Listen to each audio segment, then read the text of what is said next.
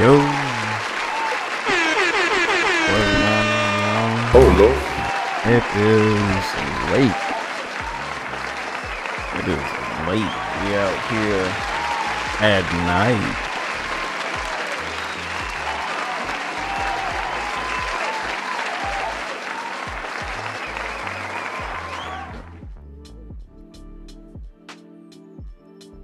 By myself repeating. Yeah, man. Hope y'all are doing well. On this fine Friday. I'm high off sugar.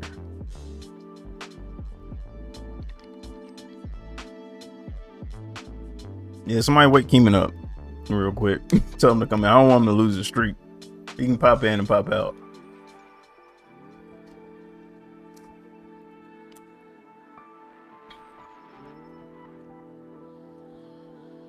There you go.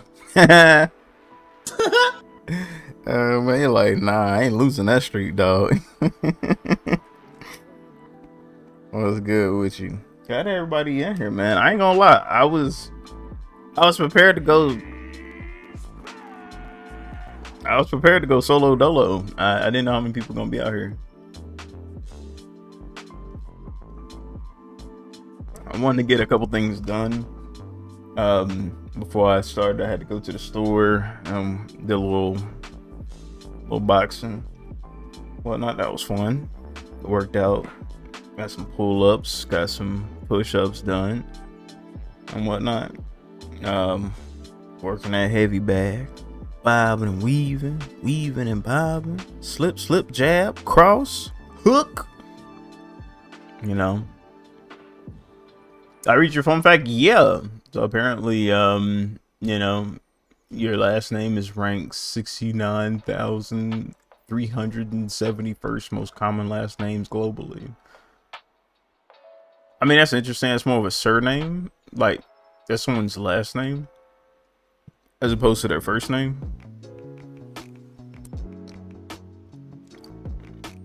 This is roughly 4,500 to 5,000 people carried it as a surname, mostly France, followed by the United States. In other regions, first name use it as a given first name. It's also less common internationally. Used about 51,000. I said 51,000, 5,100 recorded individuals globally. Yeah. Oh yeah, man, I know you long enough. I know that's your IRL name.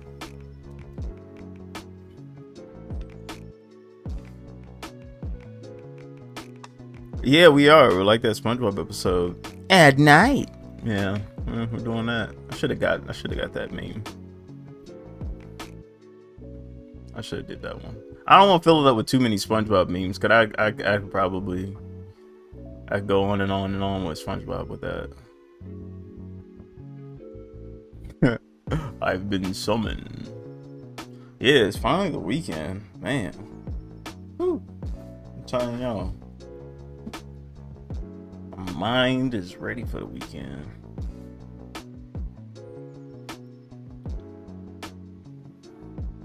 You just getting in the chair and getting your hair cut? Wait, hold on. What time? How you getting hair? Oh, somebody cutting your hair at the house or something?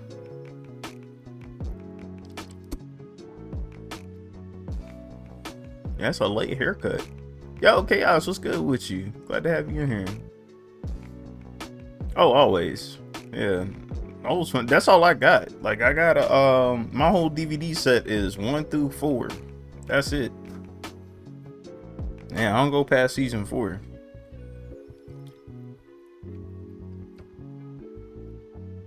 That's where all the memes come from, ironically. It's just about all season 1 through 4, I think.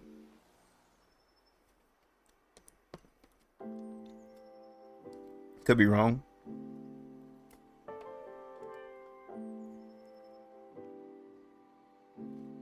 Turn this around. All right, yo, the goal is to try to get a lot done. Yo, what's good with you? Refuse the cancel on YouTube. Hey, we got some YouTube people out here, man. Okay.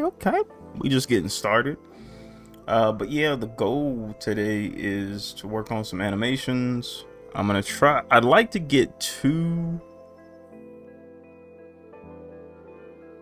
scenes done. That's the goal. So y'all saw the falling animation. There's another animation I want was kind of like a sit-up animation. So I got Brody like sitting down. He just kind of lifting up, got his phone and down. You're gonna see it in a minute.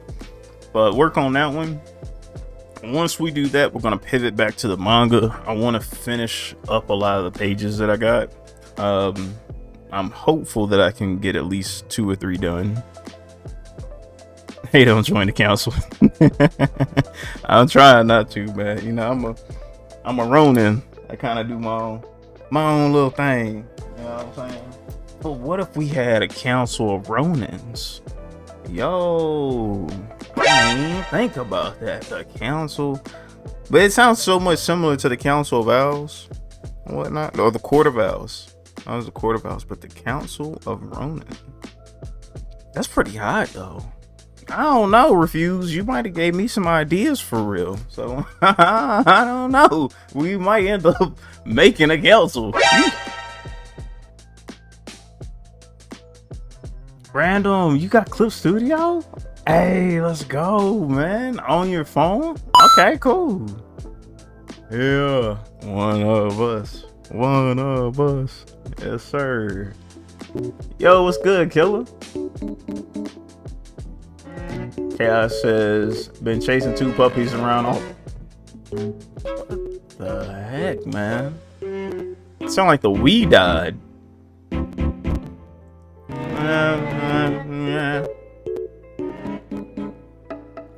But it says, been chasing 2 puppies around all day at my aunt's. It's been a few weeks since they've gotten to playing, and they're going to have a bath and sleep hard tonight. Hey, for real.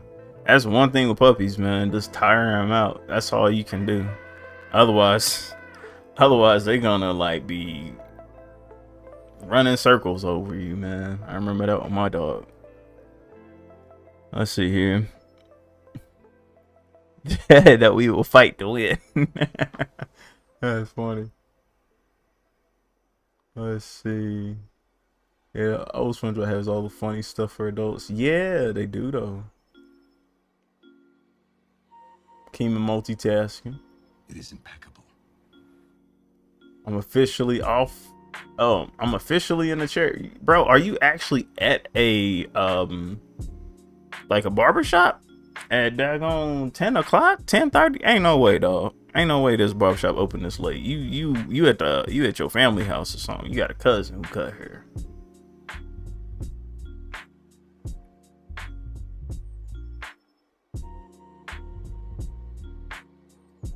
Well, my uncle has a mini Dachshund, and I have a Pomsky, and they're only a few weeks apart. Oh, sending you my Clip Studio art. Nice. We'll do what we'll do with Slice of Art, you guys. I'll probably end up reviewing it once I get ready to wrap up the stream and whatnot. Cause I know I meant to say this. I'm probably gonna I'm really try to stay up. So here's what I'll do. Not even when we're gonna end the stream, I'm gonna be cooking food probably within the next hour or 2, so I can keep myself up. So by the time I cook and I eat, then we'll watch some videos. I'll read some stuff from you guys, and now keep it moving.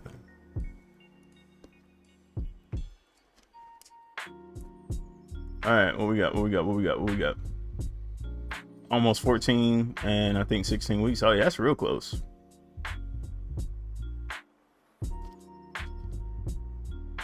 Yep.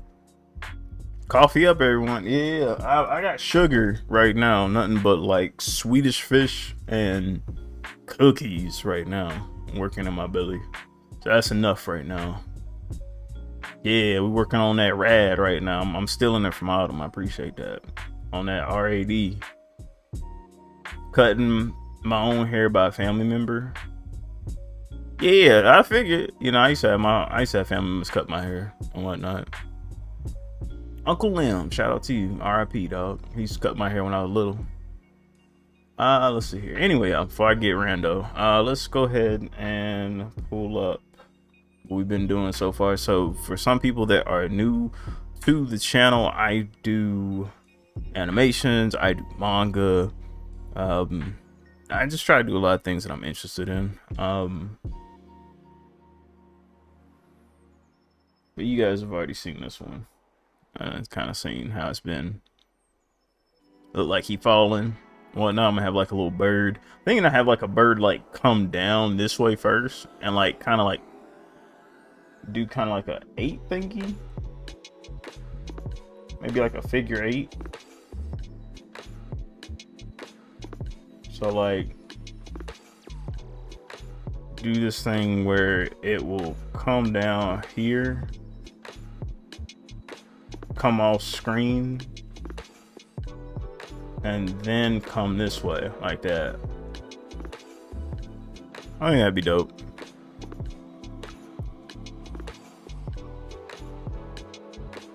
But yeah, then what I did was I worked on some this right here. Then again, I've been trying to get my inner Cowboy Bebop on with this one. So we got like a little shot right here. I don't know if y'all remember when we kind of watched the Cowboy Bebop theme. Let me see here. I'm gonna have it where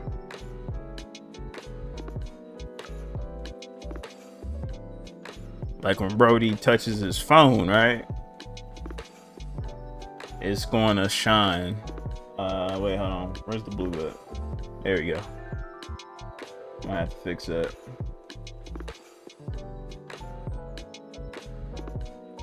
Yeah. So like you'll see like the kind of like a light hit when he's on his phone. Boomity boom. I have like some words over here. I'm like moving. I'm like Cowboy Bebop, like where it kind of spreads in that situation. And I was thinking like you can kind of see like this little table right here. I'm gonna have like a woman or a dude, I don't know, I'm just playing around with it right now with the idea. Is this one it? No. Where'd she go?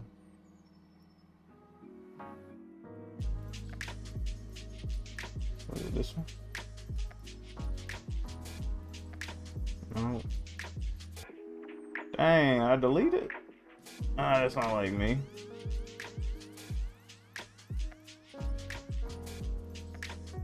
Yeah, deleted.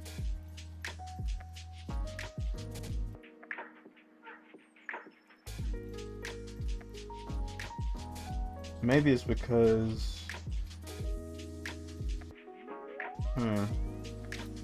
is it, where's the blue at? This is the blue. Sorry if I'm missing the chat, y'all. I have to work at AM, so I can't stay up.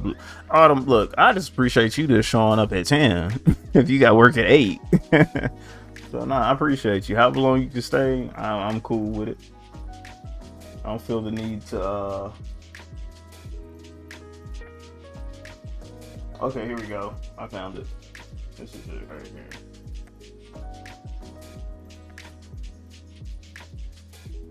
There you go. So it's like she's supposed to like come in and like drop some like tea and whatnot, and then when she leaves, it's like you have like the smoke that comes up and whatnot. But I thought that'd be pretty dope.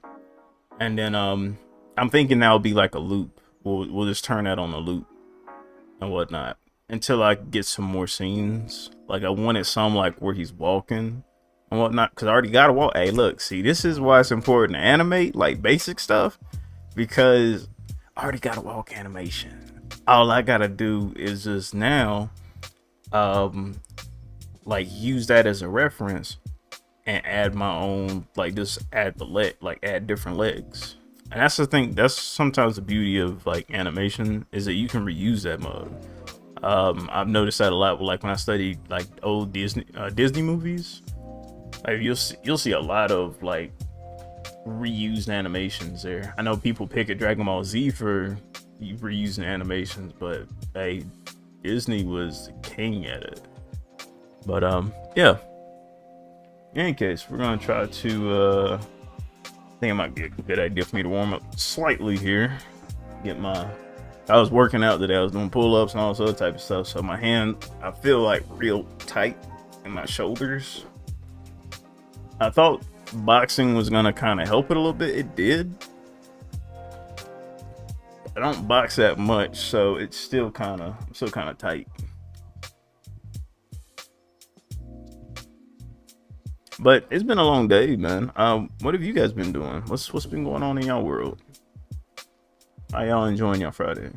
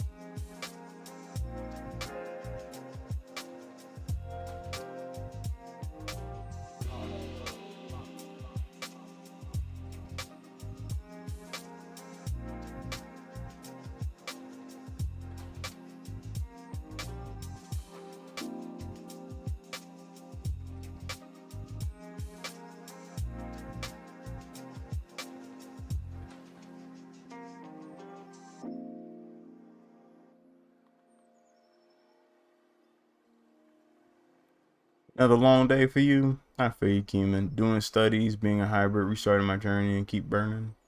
Nice. I did another 8-hour stream working on my comic.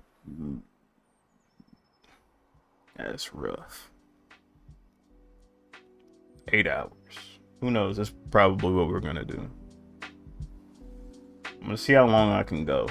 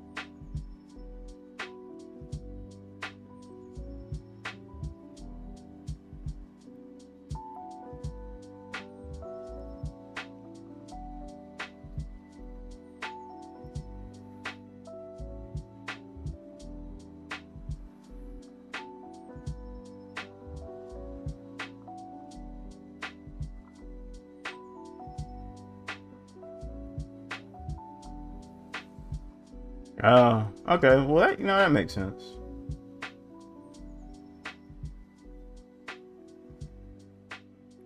Kind of like me doing this. I'm doing more than a makeup stream. I'm doing like a makeup stream plus.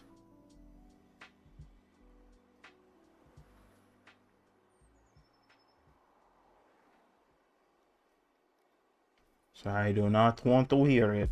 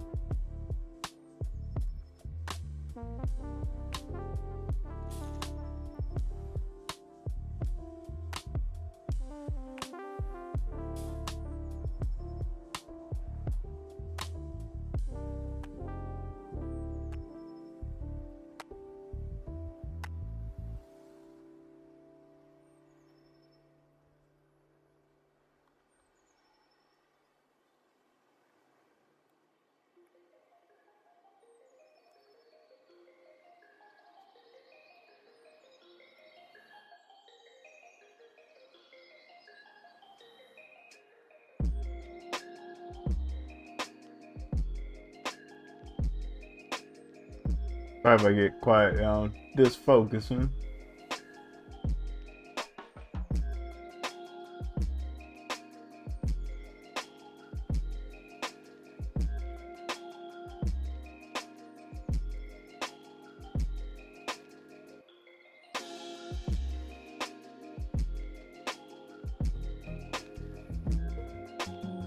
Work, work, work, work, work. Oh, catch my catch and do.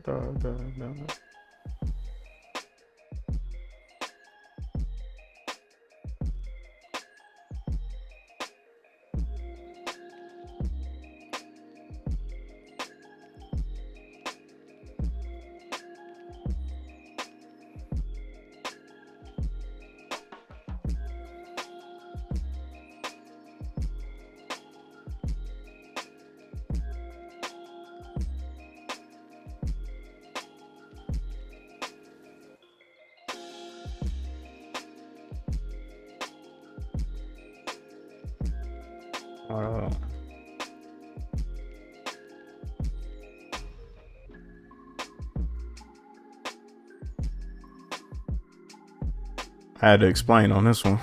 My girl saw this like, "What you drawing?" Like, "Oh, baby, you know I'm just practicing. That ain't nothing. That ain't nothing. You ain't gotta worry about that."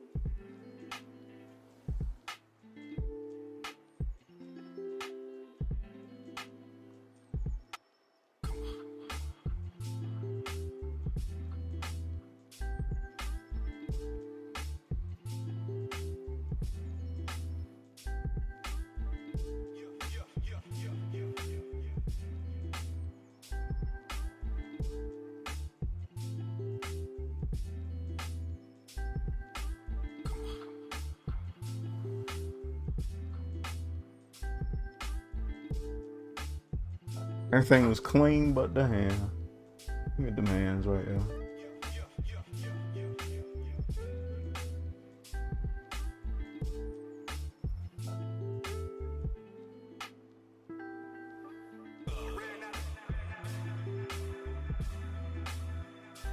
I really like the warm-up figures you do. Oh, no, appreciate it. You know, I actually got to give a shout out to Bikey for helping me remember that.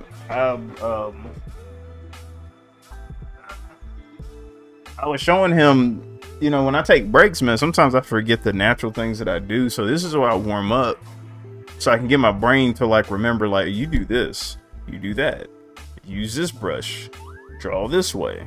But yeah, I want to say I showed it before, but usually when I warm up, I use one of these variations in most cases.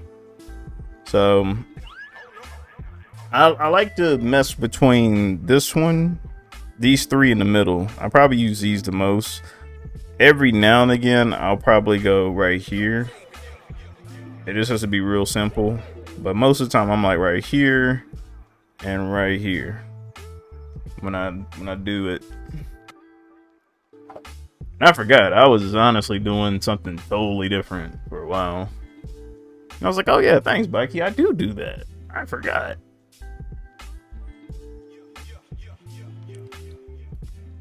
But yeah, I like especially when drawing ladies, I like using kind of like the broken torso part, because you can really get the action line in it. Sometimes I might miss it if I just do this. Don't know why my brain doesn't calculate it that well. And I appreciate that, Delon. Thanks, man. I'll be trying to make it look simple. 1 through 4 is what I use. 5 was fine, and it left me stranded. All shapes and lines, I'm not great at doing the shape stuff, but break it down, the shapes, and study. There you go. Just had last Sunday study. Yeah, for real. Sometimes it just be straight like that. And like sometimes, depending on what I'm doing, I might be a little bit more complex.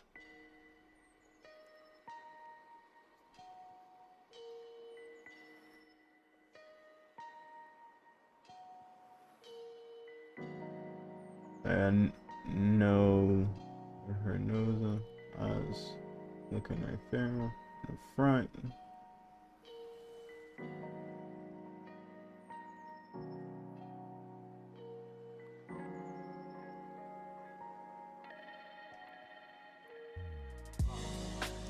Okay.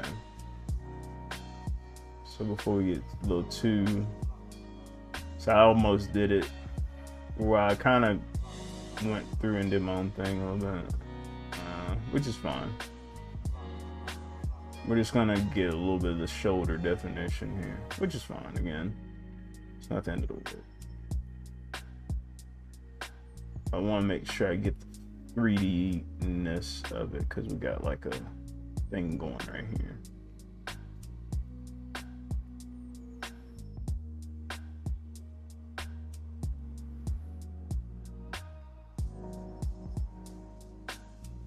Yeah, it was this one. Yeah, there we go. So about here, we got it. Where her neck is, and the collarbone.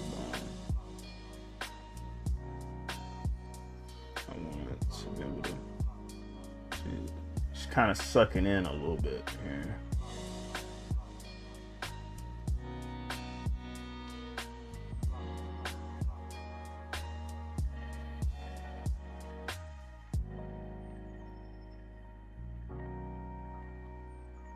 Yeah, it seems like she's sucking in right here.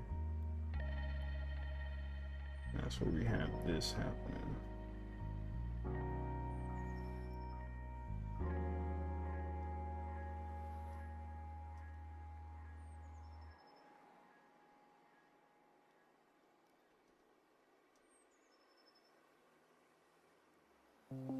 I probably can move this up just a teensy weensy bit.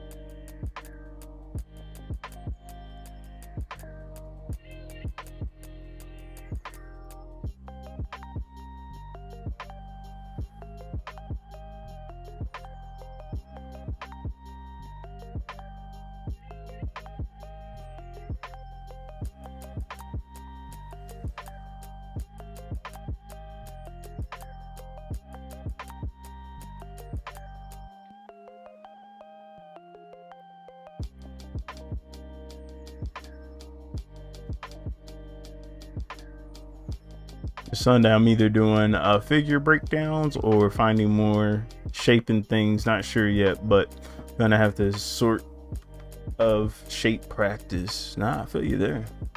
Nothing wrong with it. Nothing wrong with it at all.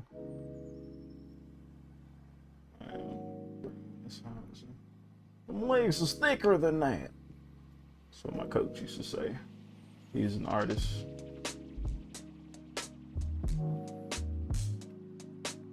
You gotta draw it fatter than that. Too skinny.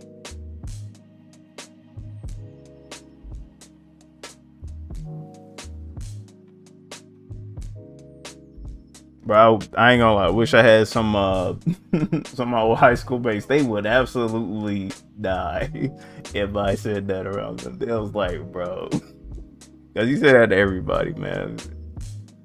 Your lines is too, you know. I think he would even go as far as like, that line is too weak over there. You need to get it straighter than that.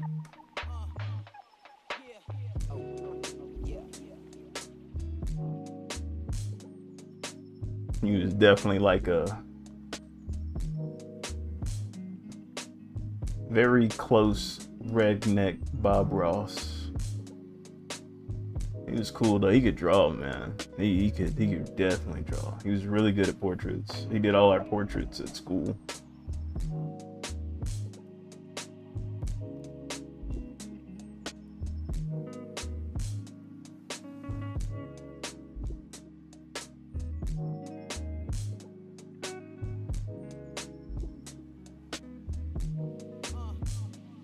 Yeah.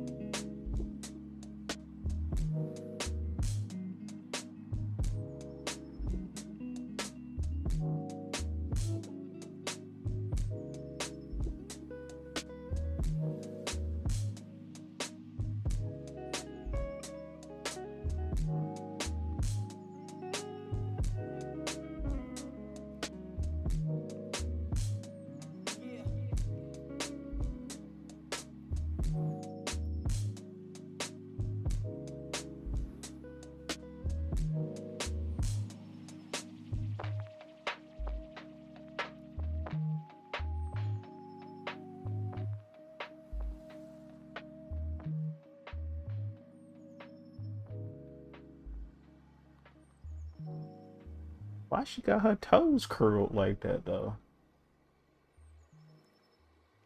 She put that LeBron James on that foot. Y'all don't see that? Stop looking at my lemonade. I don't know if y'all have ever seen LeBron James' feet, but don't Google it. Especially if you eating. My boy feet look like cracked slabs. Oh Lord.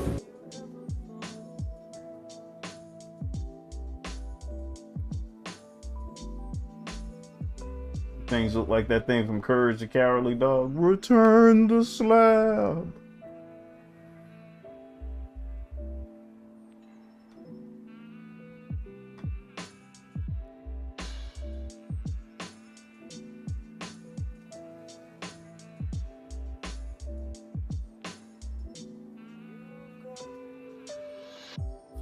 I'm going to do the shapes in the Marvel way. Nice. The only reason why I don't do gesture drawings is because I mostly know it due to being around 3D models. Plus, now I'm not using them. I can understand what, and that's actually good for me because it proves that 3D models were not a bad crutch, but a fear of knowing my potential.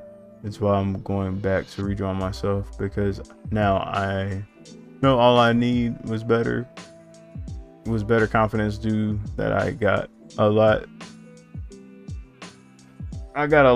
things to rework and many things to open back up. Yeah, man, that's pretty cool. Well, there are a lot in my community that wants to learn how to art better, so I want to do the basic things before for others to learn better than I ever have. Yeah, I get so many kids who want to learn how to draw, and I think it's cool to take whatever steps you feel move to, but I guess if you're gonna go into the aspect of like teaching it and whatnot, it's hard to tell someone certain things that you do that you have more of a gravitas to than there's certain things I know that I do naturally that I know others may not. But yeah, for this one, for me, I'm just going, this is how I first learned how to draw. um and I like to be consistent with how I think.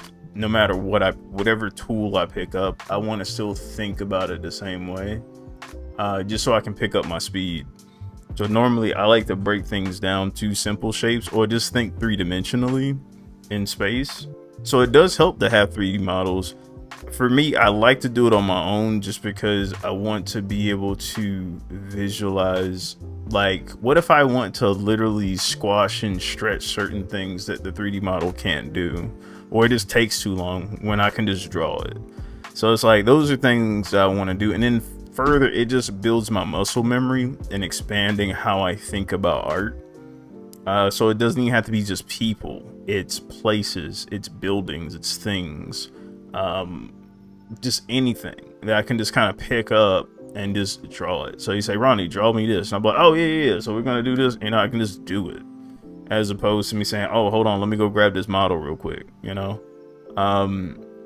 So yeah, I mean, everybody has their own thing that helps them out as far as when they get to that level where they don't need said whatever reference or 3D model. Teach his own, I guess that's the phrase for this one. But yeah, I got a couple kids, man, that I want to show them how I learn how to draw. Like, they're really interested, man, and they don't have access to things like Clip Studio and 3D models, so it's kind of hard to say, hey, you know what I'm saying, tough luck. Tough luck, little Johnny.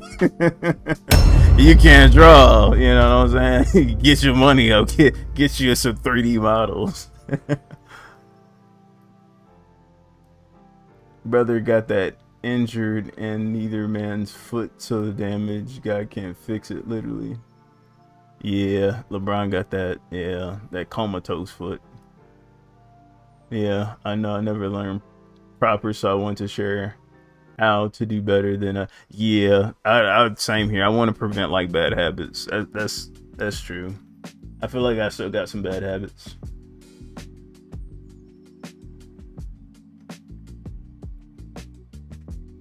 Like, my worst bad habit that I still have is just not flipping. Do you guys like flip the canvas and whatnot? Like, that's still one habit I do not do.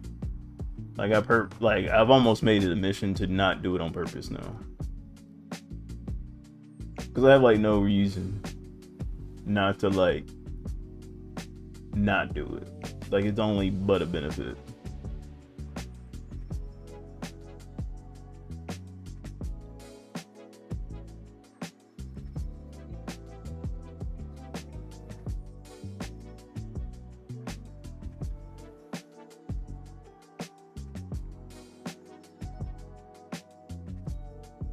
Yeah.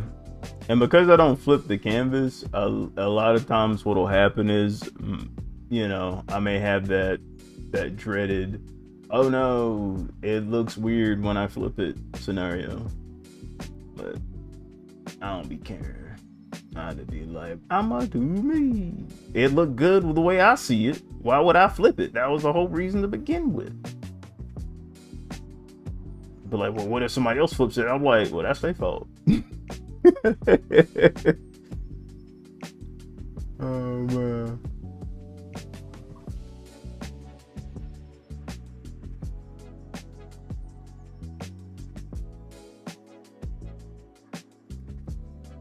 But everybody has their thing, man,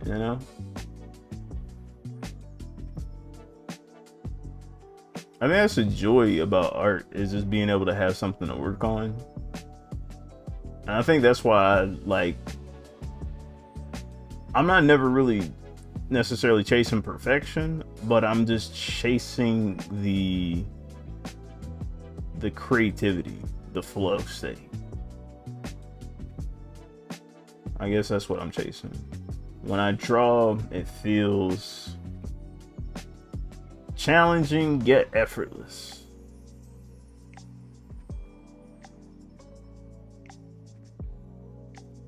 Hopefully that makes sense, y'all.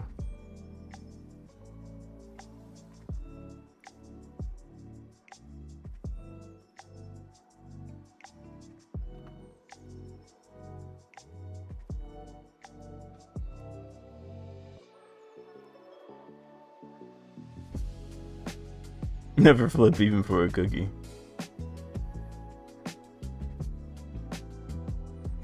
Yep.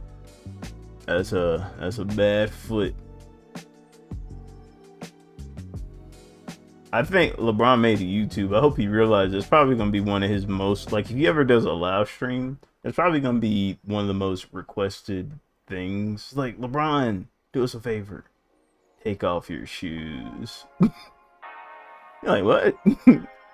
Do it.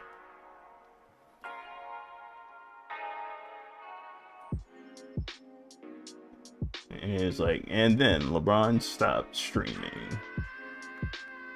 And that was the day LeBron decided to never stream again. Like, Ronnie, man, these people weird, man. Why you tell me to stream? It's like, Dad, the money though.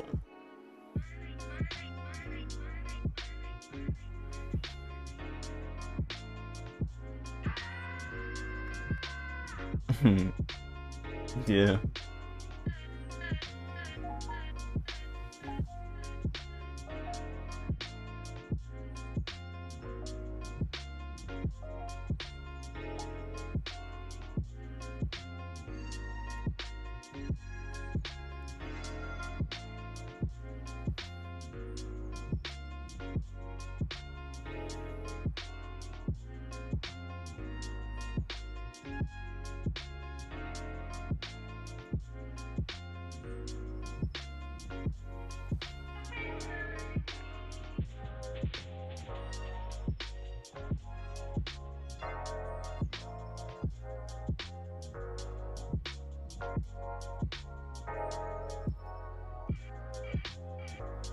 Alright, now we're gonna put the timer on it.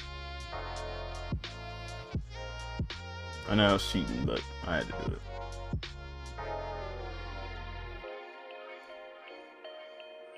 Oh yeah, you good, man? I think in the next hour I'm gonna start cooking a little bit.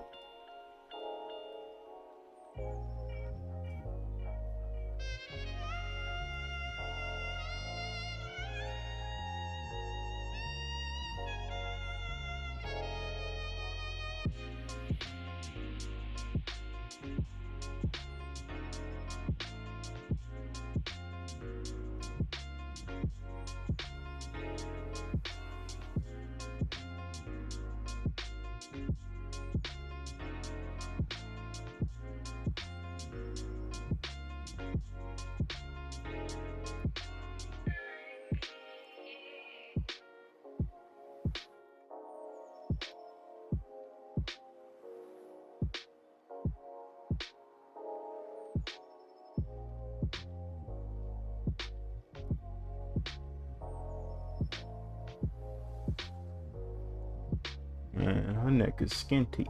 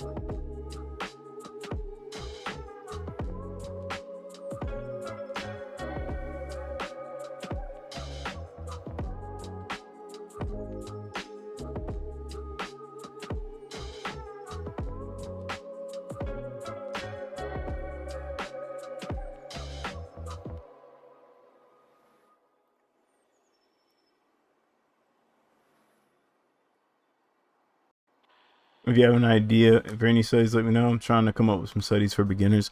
Ooh, yeah. I got some. I'll lay them here in just a second. But I would say,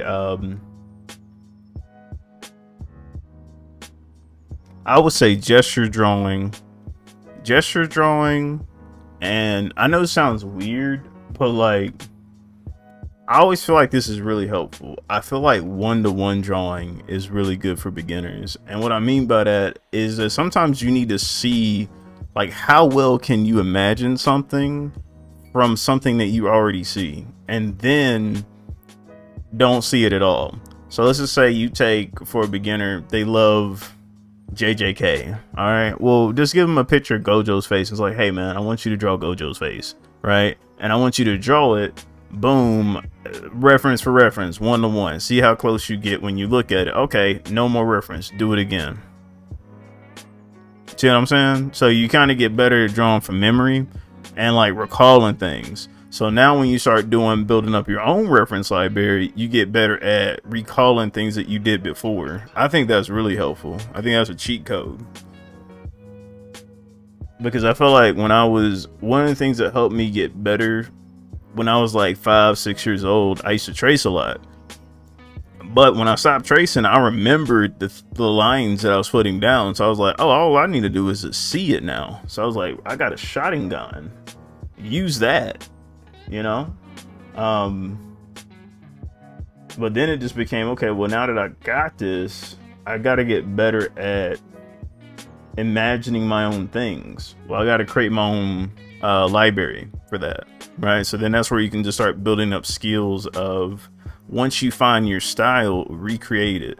But yeah, I say that's a good one, because then what that helps people do is that they visualize things that they already want to do, things that they already, how they see themselves drawing anyway, and then they can like repeat it. It's like an easy way for them to get into doing something that they like doing, right? Like if you want someone to study anatomy, find a good anime that actually shows good anatomy, and like, hey, do you like this anime? It don't even have to be anime, but I tend to find things that, you know, people like. And I hate to say this, Chaos is I know you won't take it this way, but stream, y'all don't take it this weird, but think about it like when you're training like a dog, right? Usually the most things that get them activated is things that they care about.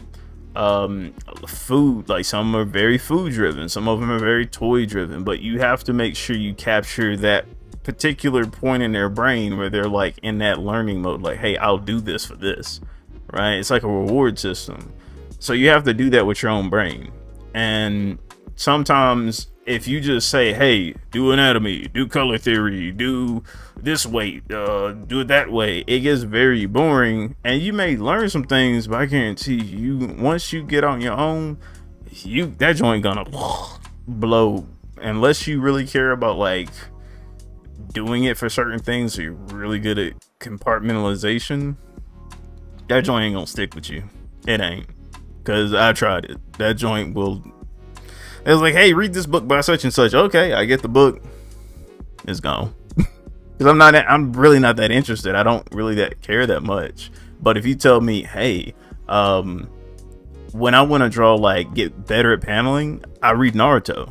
When I want to get better perspective, I read Bleach or Naruto. You know what I'm saying? I'm not going to read an anatomy book or a perspective book. I'm going to read the results, right? And then backtrack. Yeah. So it's like, if you can work your way up with that, like I'm gonna work with some children, you know, either some children or some people who, you know, I mean, they're like fresh at drawing. I mean, just this is so like elementary to us, but just even learning to do things on repeat, like drawing squares, right? And you'll be like, oh, this means nothing, but it's repetition. Repetition builds that thing in your brain to know what a square is, you know what I'm saying, or what a triangle is. My bad habits that I have is that I had an on and off switch. If I could teach the kids anything, is like, hey man, it doesn't have to go off. It can always be on, you know? But yeah, I would love, man, I would love to have like the opportunity to like teach. Like that was honestly my thing. I wanted to actually teach art, but to be quite honest with you, it's hard getting a job as an art teacher, and even doing that, it's like you don't get paid that much. You don't. It's not. It's not worth it. It's just not worth it. But yeah, certain things are like memory building exercises, and then other things are like, you know, things where it's building blocks. You know. So yeah, I would say stuff like that. So definitely the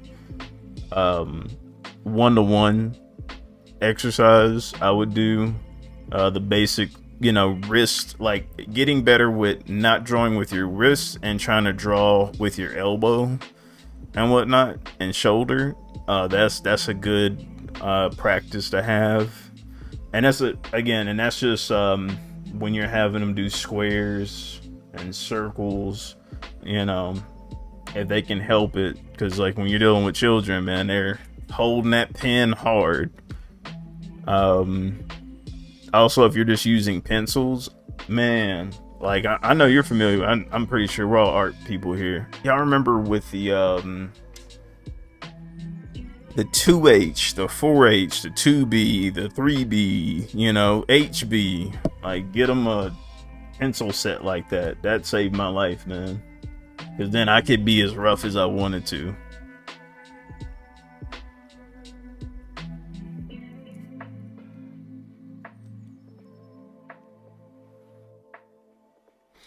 Yeah, like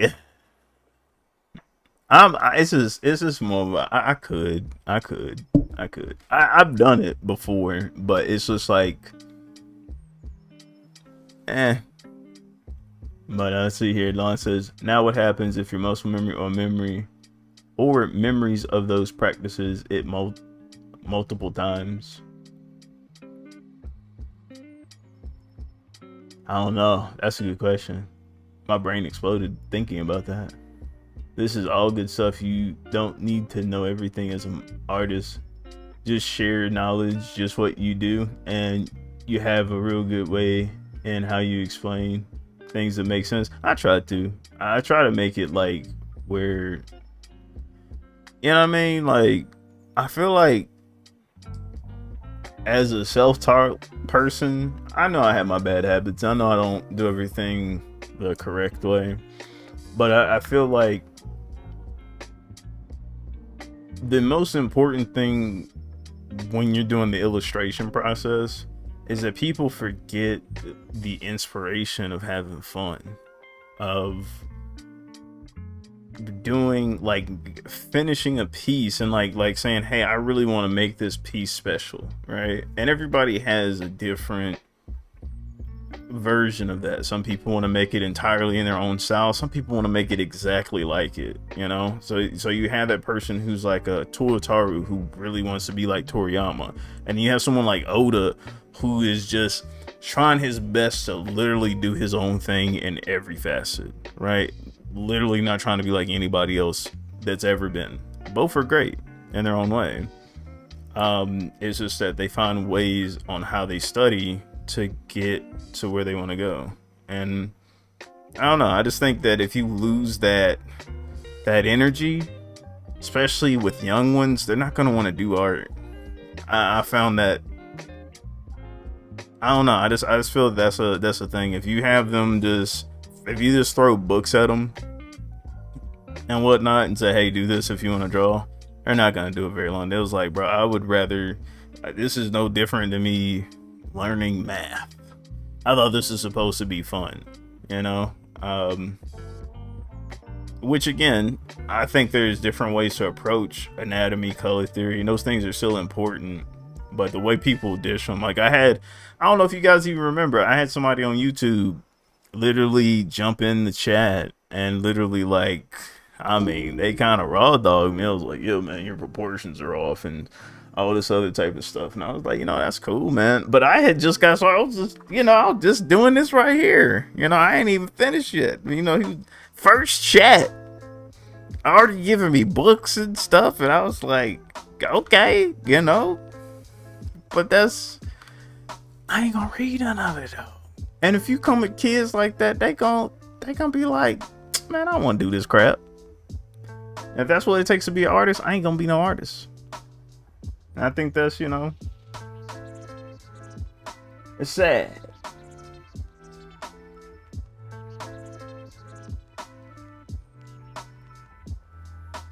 Also, thank you for taking the time for this. Oh yeah, I love these type of conversations.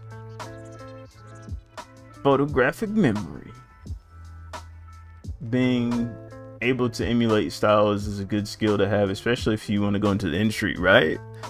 And that's the thing, is just like sometimes being able to know how to replicate is more of a valued skill set in the workplace a lot, especially if you want to be an animator or you want to be in like an assistant to a manga artist, because people don't think of those things, or an assistant to a comic book style. Those are good entry points if you just know the basics of emulation. But then also having that alternative where you can still do your own thing. I think it's good to do both personally, but I don't think it's wrong to focus on one or the other. I don't think there's a right answer to that. You get what I'm saying? I just think both of them have their value, and both of them have, they can have some noticeable weak points. They can have some noticeable ones, but it's not terrible.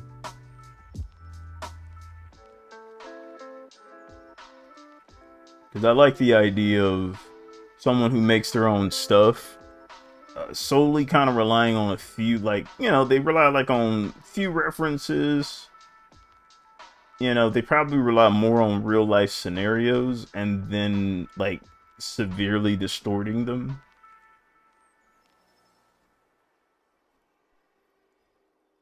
And then others are, using something that either may be a trend or, you know what I mean? Something that's very popular.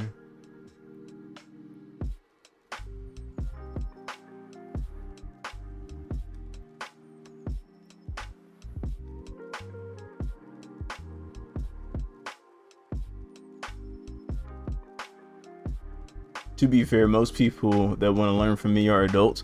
Hey, and I think it's dope when artists are even adults too. I still feel like the same approach is necessary, just because you throw on books, they're gonna be like, bro, I ain't got time for that.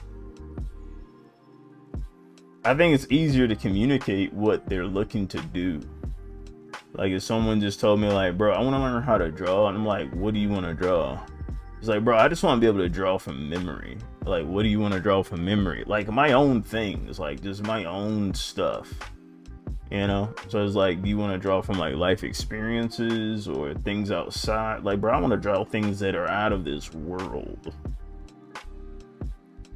And I'm like, well, I think it'll be a good idea for you to understand what the world, how you actually could visualize the world, and then distort the crap out of it,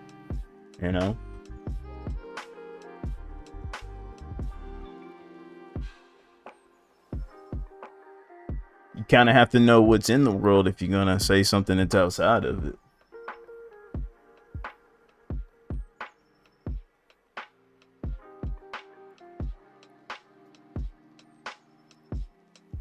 Here's something that I use: 0.5, 0.7, 0.9, 2B. Now I have HB pencils, but I use them, the 0.5s as H, 0.7 is HB, 0.9 is 6B. And when I really want to lighten a sketch, with 2B, or either in red or blue. But in all my time, the only I use a HB is 4H, and 4H is usually how I start.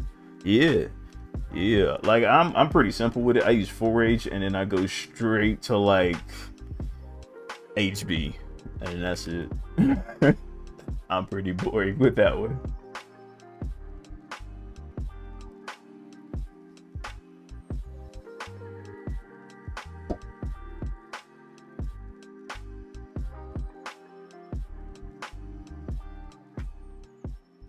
Just want to provide a space and time to play with my own skills, relearn good habits, and teach those who want to go along. Yeah, yeah, yeah. That's a good thing to have. Nothing wrong with that.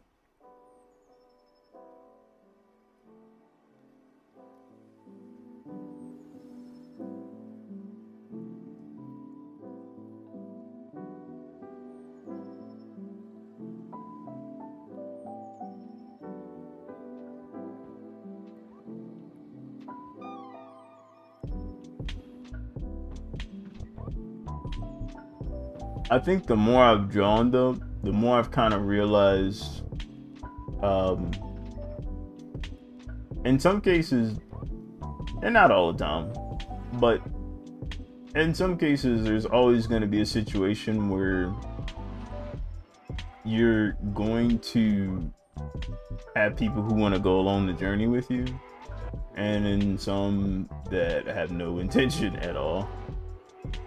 What I mean by that is like just the way you want to teach art and whatnot.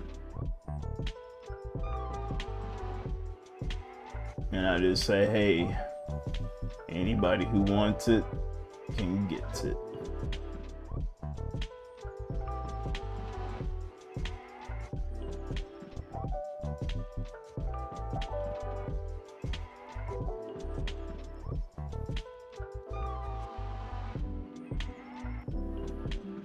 Yeah. Yeah.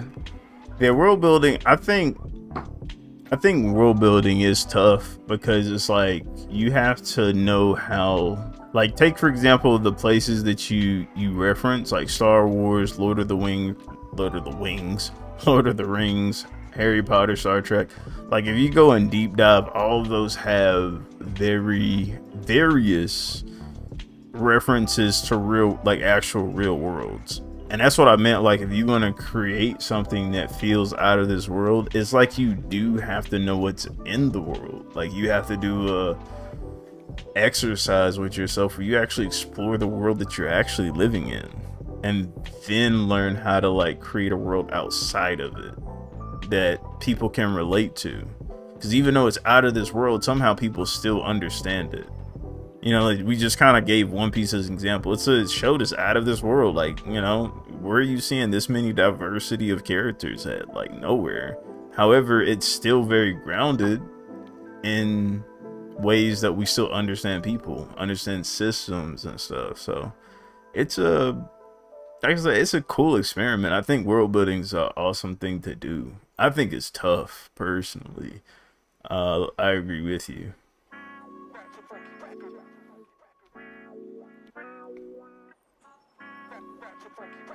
I just use point 0.3, point 0.5 color lead, point 0.7 to for pencils, but I also have dip pens and various ink. I need some dip pens, man. I need some. I want to brush various ink colors and nibs. Something that use a big ballpoint when I want to scribble. Yeah, I love those. Also, weird fact: if you really want to go super pro, basically try drawing a skeleton and all the other parts. Yo, I did, man. That was interesting. Like, have you ever tried drawing a skeleton and then building off of it the muscles and then building like I will say this: when you want to do it for fun, you really do learn how tendons work, and you learn how like muscles like move and contract, like what bones they're connected to and whatnot, and why they do certain things. It's really cool. But it's just like one of those things where I don't have the patience to go from bone to muscle to, like, you know what I'm saying? Like, it's like a thing I think about. So yeah. So even I do draw like bones and whatnot, like I'm familiar with the bones that are even in here. You know what I'm saying? It will go like this.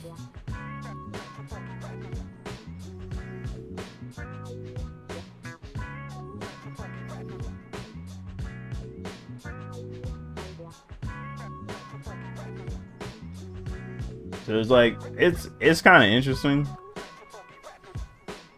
Like if you want to do like bone studies and stuff, it's really cool though. I like it.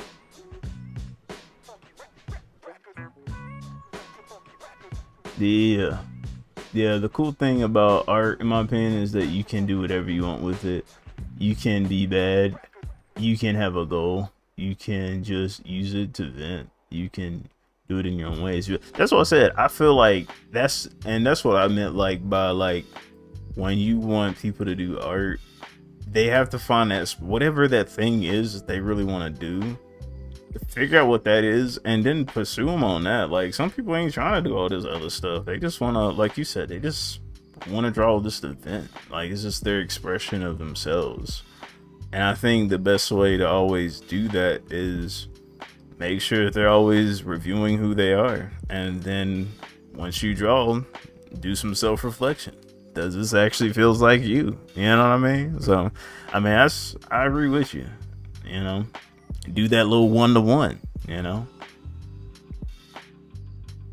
I had to draw skeletons for medical college. I wasn't the greatest artist then, but it was fun. Yeah, I didn't have to do any. I don't think there was ever a time I actually had to do skeletons. I don't think, but I just wanted to. Want to see them bones and bones and bones and bones.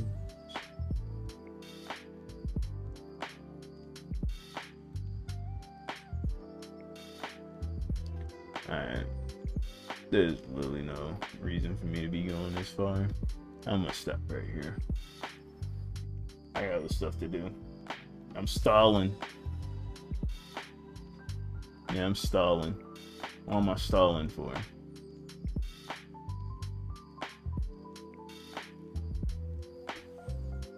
Okay.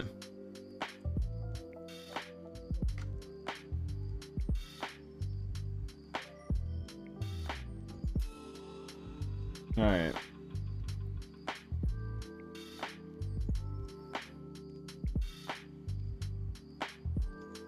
We're gonna take this back here.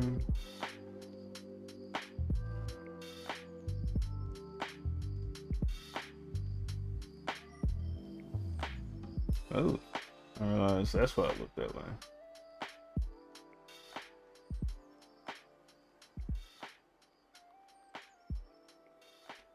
Learn something new every day. Okay.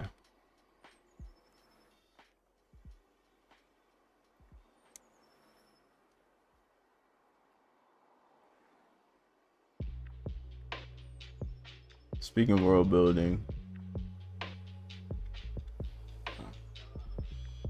Speaking of world building, I got so far, got the planet, the food, the language, the laws, pretty much the species and the habitats, and I just need to put them in the books.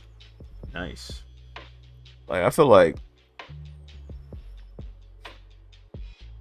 yeah, I don't know. I feel, it's crazy though. Trailblazer is probably the book where I would do like expansive world building off of it, just because I'm taking a lot of references from Kingdom Hearts and how it was done. So I would need to do some studies once I really start working on Trailblazer. That'll come when it comes. But yeah. Languages though, I'm gonna put it like One Piece, man. Everybody speak that English, and I don't know, I'll probably do it for comedic relief maybe in some places, or where it really, like, I don't know, it's like a plot device maybe. I don't know, we'll see.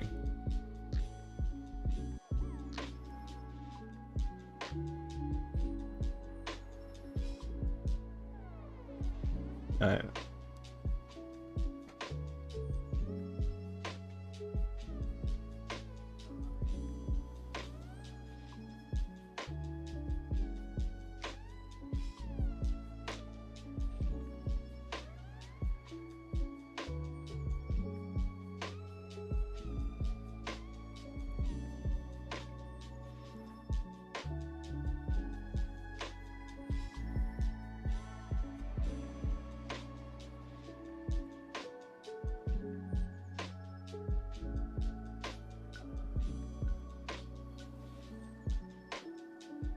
Hey, I feel you.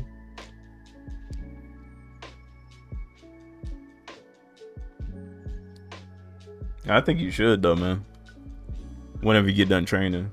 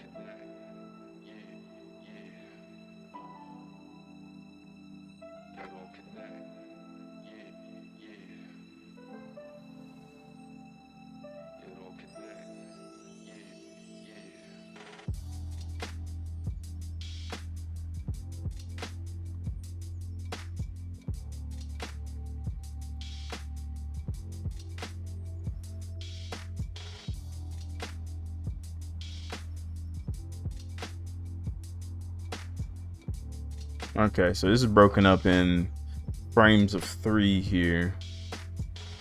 You guys looking down on the bottom right.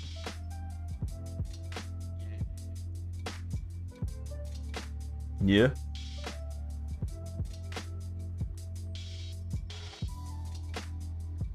Alright, we gotta do some in between in here, y'all.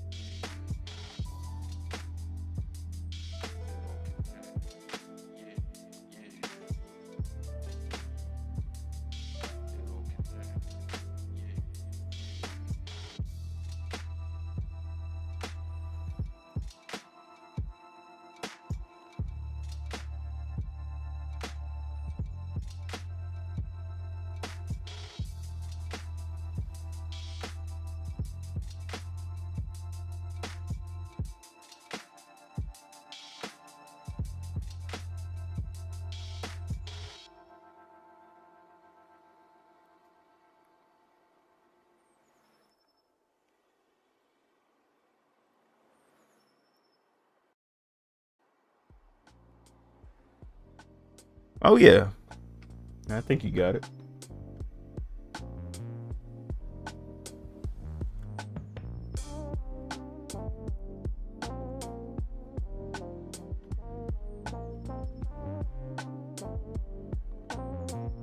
I think if you just make the video and then like you don't have to upload it right away, just you know, you can always make the video, hold it in a chamber, look at it, maybe even give some of us the video, and we can all look at it if you want to also do that too. But you know, we got you back, bro. Definitely want to see. I feel like you do really well with the 3D model department.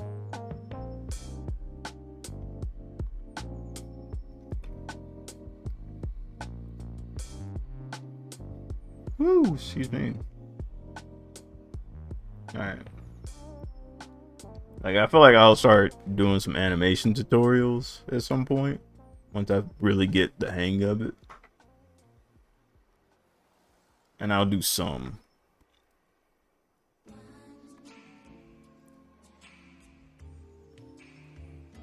Because I kind of feel the same way about that, like you feel about.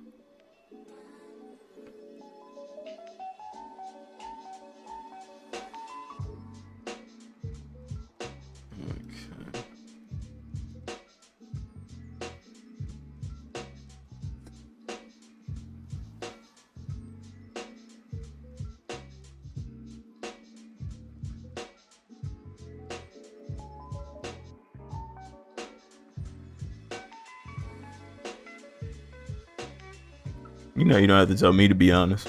You gotta tell me to tone it down, bro. Oh man, I'm gonna be honest. Alright, what carries more weight? Traditional.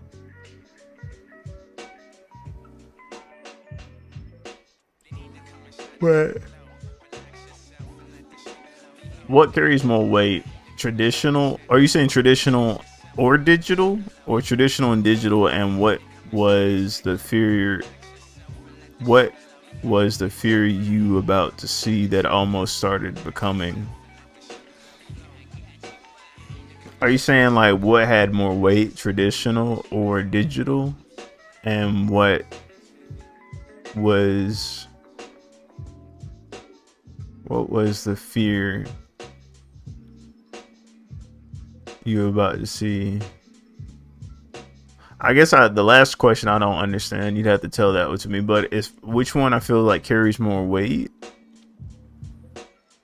Like, what do you mean? Like, which one carries more? Like which one matters more? Like, does digital matter more or traditional matter more?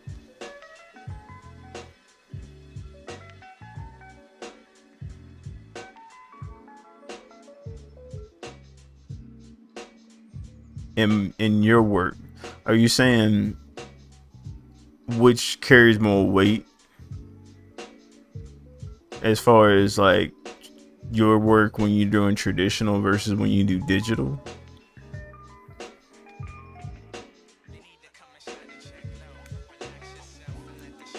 Well, I think that's a little hard because I mean, for me, bro, I've only seen you do work like mostly digital. I know you can do things like traditional. I would probably say digital, just because the space that you're in and how you're choosing to like upload and show your work, you can't. You know what I'm saying? Like you can't avoid using digital. You know what I mean? Like traditional in your sense, you can use more like as a study or like a starting point. You get what I'm saying? But it doesn't have to be the starting point. You know, it doesn't have to be. It's like more like an auxiliary item as opposed to the main course. Your digital is like you're kind of like your main course and whatnot. Much like mine, like digital, I'm using it like it's the main course. Now, could I use traditional? Sure, but right now it doesn't carry any weight in my drawings.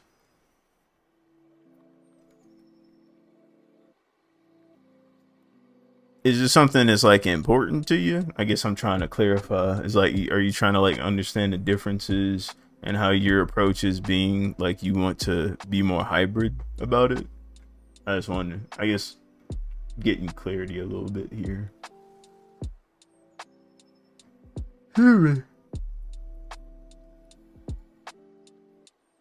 Might need some coffee here in a minute, yo. I feel it coming.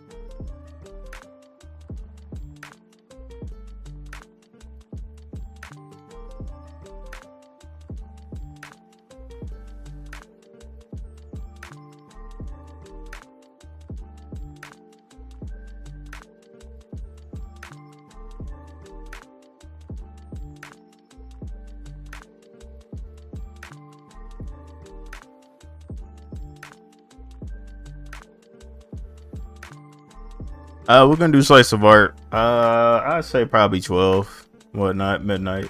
We do it midnight. Zero, what's good with you? Oh my gosh, it's been a minute, man. Hope you doing well, dog.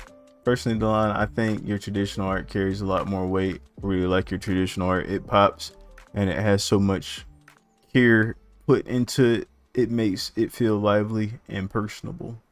Yeah, yeah. I haven't seen his traditional work in a good minute and whatnot. I guess the reason why I said it carried more weight, I guess to me, just because I'm used to seeing him do it more. But traditional in of its sense, like we're just saying traditional and digital. I still think traditional matters more as far as a base point for everybody and whatnot, because it helps you. I still use my, my sketchbook when I'm drawing, but like I still feel like when it comes to like me making manga or like me doing work or studying in other cases, I kind of use it like a luxury item, man. I ain't gonna lie. Because I end up and maybe I'm talking about the logistics. Maybe I'm not saying like from an emotional standpoint. I guess I'm being more like I don't know. I guess I'm adding like logic with how I'm pronouncing this, but I'm thinking about like what you're using to equate for how I see it, I guess. I don't know. But yeah. So I missed it before. What was this commission? Oh yeah, it is for someone. They're doing a music album, and I'm kind of helping with a little like an animac and whatnot. So it's kind of like an intro to the album. It's more like one of the, how can you say it? Because I don't want to say it's like the best song or not, like, but it's kind of like one of the theme songs and whatnot of the album. There's really like two. I'm having a lot of these visuals, these key visuals that I'll use throughout the whole album. Some will just kind of light up a little bit more than others. Just because I know they'll probably get replayed more. The reason why I said that is because Autumn felt my traditional work has less soul and more frustration and satisfaction. Oh man, I guess I couldn't see that because I'm not reading it that way. She also noticed that my digital work can sometimes overpower what I express traditionally. I asked her and Keeman because they both saw potential in me doing both. Autumn pointed out that I seem to have more fun when I draw without 3D models or other tools. That's a part of why I consider myself a hybrid artist. I want to grow in both areas. Yeah, and that's why I tell you I try to go to my roots when I don't use 3D models for stuff, because that's how I enjoyed art and whatnot. Sometimes when I get 3D models, I can use them, but it's like sometimes I'm trying to get that right pose, and sometimes I'm trying to like, how long would it take me to put this 3D model in, get it to, I gotta jank it around so it could do the pose I want, compared to me literally just drawing it, so I'd be thinking about things like that. But yeah, I can see. But yeah, again, I guess I'm thinking about it from a logistical standpoint, from getting to point A to point B. I love traditional, but there's certain spots where I feel like digital shines. And as far as like traditional, I feel like nothing beats the feel of it. I still feel, one thing I will say as far as the weight, nothing beats the feel of graphite on paper. That's still one of the best feelings in the world. So I can't, I can't knock that. I'm just talking about the hustle and bustle of being a comic book artist. I don't think I could trade, like, as far as like when we're talking about logistical weight, bro, no. To me, that joint is, I thank God for digital, because I don't know how I would do it. I think I wouldn't have been I wouldn't have been the type of comic artist that I would be right now. I don't think.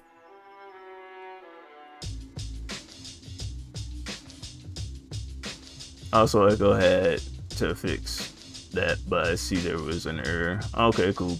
Oh, no doubt. you want to grow as much as you can, grow in all the areas you enjoy, but your work without models definitely looks like where's more fun drawing it. Yeah, it looks like art that was enjoyed when made, and you can see that in your art. I think that's why I like your traditional work so much, because you can see the fun and feel the fun that was drawn into it. Yeah.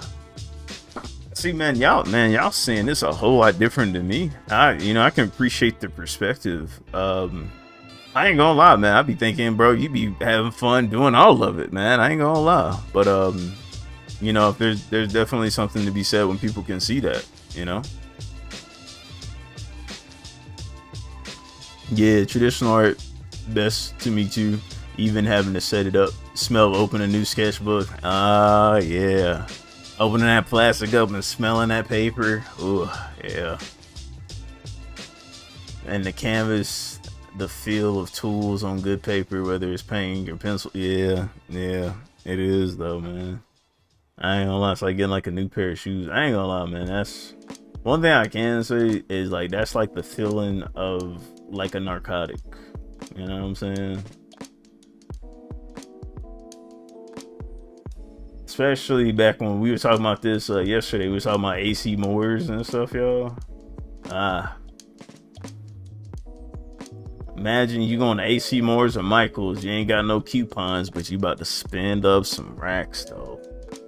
Get whatever you think's on sale. Dang, there we go. What's happening on my stuff?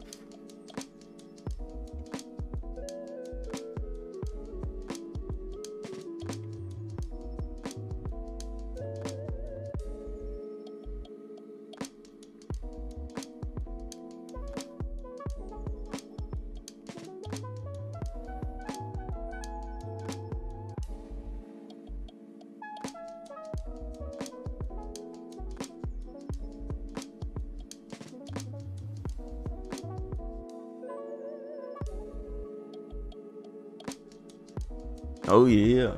Oh yeah.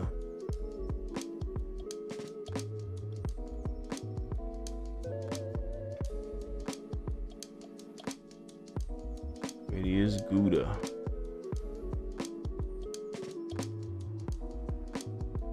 Alright.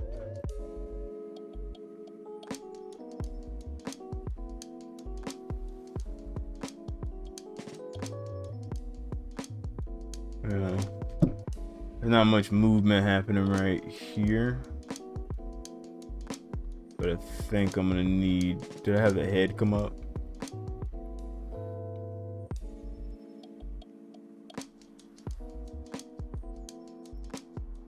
Yeah, I'm trying to picture this. Like, you come up, you know what I'm saying? You bend over a little bit, just checking your phone. You're not gonna look up. No.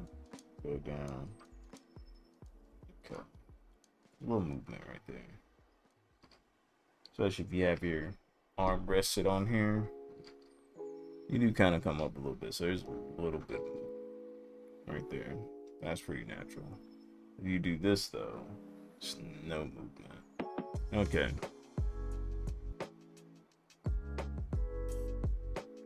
It's a little movement. Let's see. Let's try it again. Yeah, there's a little bit of movement. So I did that right. That'll work. It's like almost like a little lean forward. Yeah. Okay, cool. We learning in real time, y'all. And let's see here. The other image I had was doing this number right here. So we're gonna have to go from here to here. Here to here. So the next is just to turn this here. Okay. Having like a situation like that happening. Okay, cool.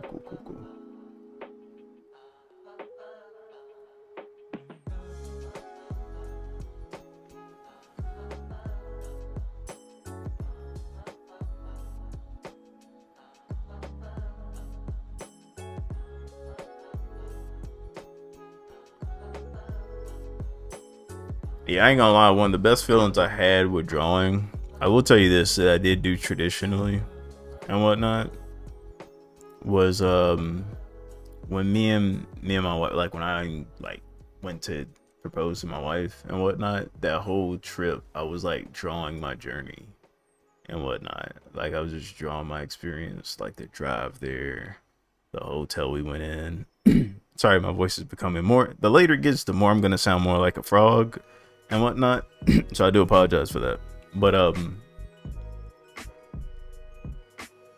drawing the journey, I would go outside and run. Like this is when I was exercising heavy, so I would go out and run about a mile or two out on the beach, and I just remember like drawing that journey and whatnot, because I'd run early in the morning, and I would like every now and again I was drawing like where I had the box, you know, to the ring that I was gonna like give to her and whatnot. You know, I draw her, me, we went on like a Ferris wheel and stuff, days that we walked on the beach.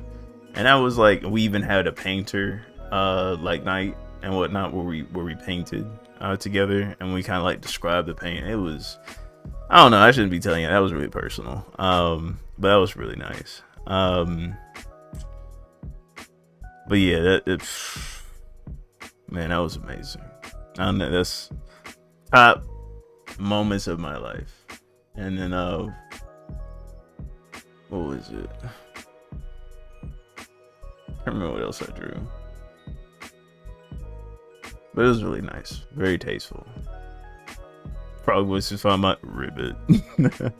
But yeah, that was really cool. So yeah, again, I definitely you know, when it comes to like the feeling of like which one feels like when I'm thinking about it emotionally, traditional is gonna top.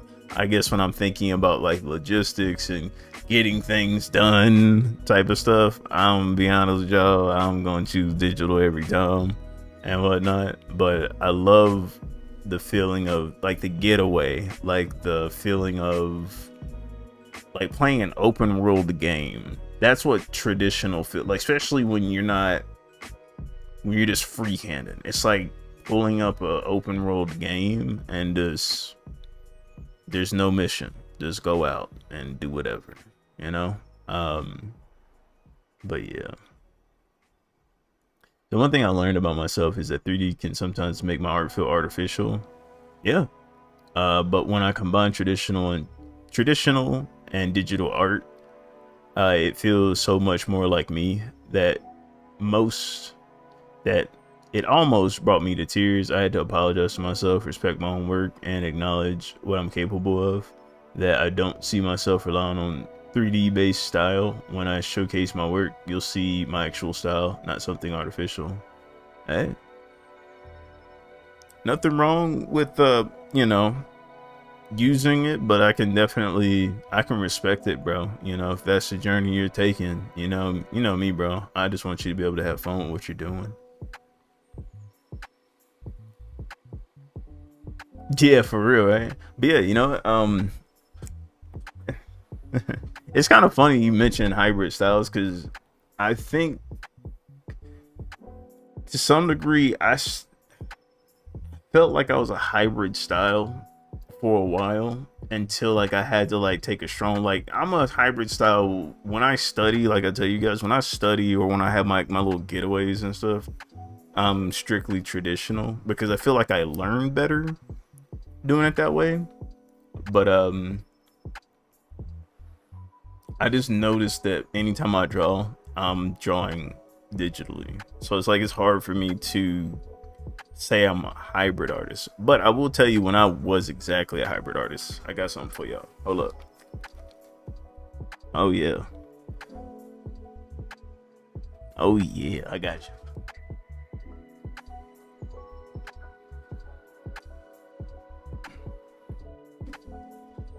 Some of you guys have already seen this. Some of you guys have already seen it. You already know what's coming. I think y'all might know. But this right here is when I used to do architecture. This is when I was in college, and our team, we made this together. whatnot. So take a good gander at this. Don't worry about who did what. We all did it together.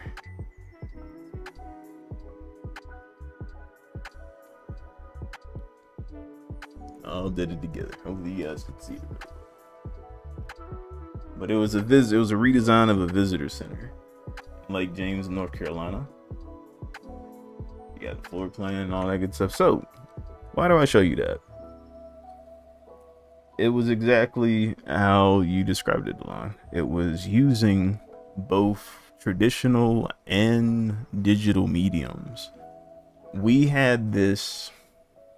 That argument, in all honesty, has been a very feuded argument for a very long time, from what I know. Back in the whole architecture school, when I was going, there was this kind of debate on tools to use. So we had a big program called Autodesk, and it had programs like AutoCAD, AutoCAD was really simple. It drew lines. AutoCAD does this thing right here, right? So where you see the floor plan, that's AutoCAD, right? Also, you could do elevations, but we didn't use AutoCAD for that, right? So there's another program called Revit, and Revit, think about it like Clip Studio. It was probably Clip Studio for architects before Clip Studio was Clip Studio for manga artists. So it was almost like you could take just the build version of The Sims and make houses with it, right? And people gravitated to Revit really quickly because you could make buildings so fast, right? And the problem that we had with Revit is things looked, just as you said, Delon, they looked artificial. And in most cases, the reason why they would look artificial in most cases was when people saw it, they're expecting a complete form of a house, and there were certain things that made it look uncanny. Like, why would you put a window there? Or why is the bathroom there? Because it looked so complete, it would always have this uncanny feeling that something's wrong, right? It didn't have any organic elements. Everything's hard edge. There's nothing left to the imagination. It is what it is. So some people would use Revit. Some people would draw traditionally, right? So we kind of felt, our team, we found a nice middle ground. We use Photoshop, SketchUp, and hand drawing. So my homie, shout out to you, Luke, he did these renderings here that you can see. And I actually went back through and I did the coloring. I did the site plan up here. You guys can see I'm terrible at doing this. I did the site plan at the top here and whatnot. And we had others that did some other drawings here, but we all drew those images and then colored them. So we could kind of get both effects of doing the traditional route and the digital route. This was a state competition, by the way, which we won. So, hey, you know what I'm saying? One of the reasons why they picked us was because they had a high degree of respect of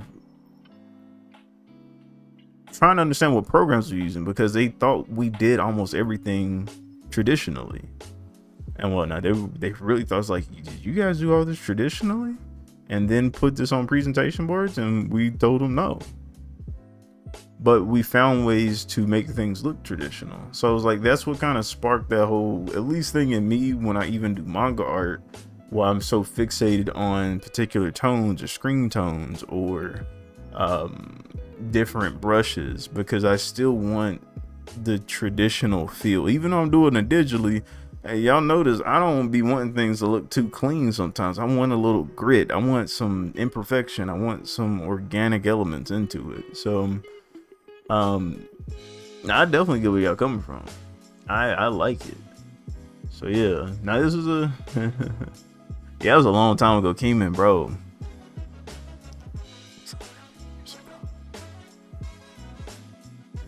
Dang, it doesn't feel that long, man. And these were some cool people, man. We busted that thing out. Like when I'm telling y'all, we worked late nights, and I was working as a manager. We used to track our timesheets on how long we were working on this dog. I was pulled at 40 hours doing this thing and doing 40 hours on the job.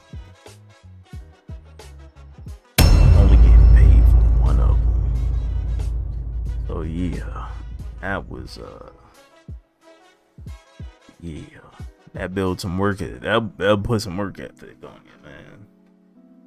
Yeah. Let me put this up before I break it.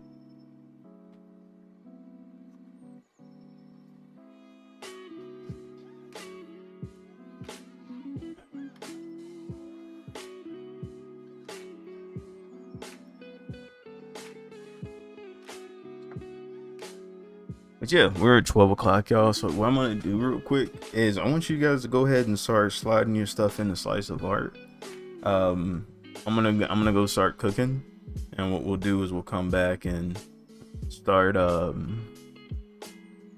checking y'all stuff out. I'll be eating, so I'll try to keep myself up. See how good this goes. What is this? Yeah, 12:07. Figured out why you're so good at pixel art. Why? Because pixel art is pretty hard. Okay, so you said you had a drafting class back in high school. That's dope. Yeah, AutoCAD was pretty cool. Yeah.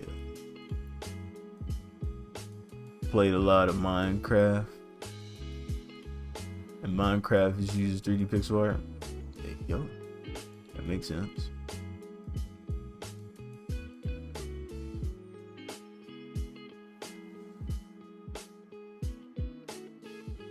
But yeah, y'all give me a hot minute to. I gotta prepare this food. I'm gonna put it in the gotta put it in the oven. I already got it laid out and whatnot. I just gotta season. You know, I gotta season my chicken. You know what I'm saying? I mean, it should be pretty obvious, like why, why I would actually like need to do that. You know, I gotta season chicken. You know, so yeah. Anyway, trying to think. Oh yeah, I'm gonna get some coffee too, because as the day gets later, the brain cells are like I don't know if it's because I'm getting older, but I've noticed my flow state used to be like right now. Like soon as 12 o'clock hit, I would be like all the creativity. It's like, bro, I can think about everything now. I don't know, maybe it's because I work early in the morning and it's like all that energy is being taken away. So we're about to find out. See what happens when I throw some caffeine on it. Throw some caffeine on it.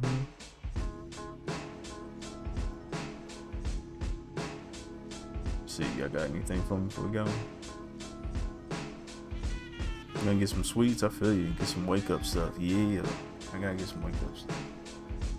Yeah, I'll be right back. I'll be in break mode and whatnot, y'all. And I'm gonna be right back. So hopefully it doesn't take me no more than like 5-10 minutes and whatnot, and I'll be back. Alright. Where's the break back? I ain't did break in like a long time. Oh, here we go.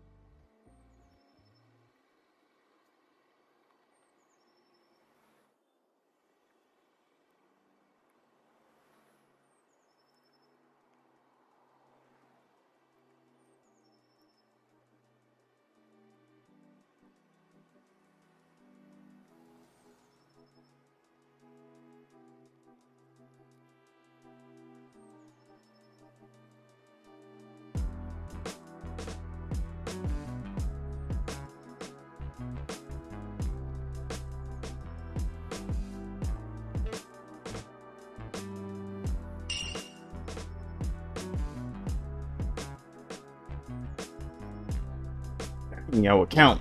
Shoot. I was hoping y'all wasn't count.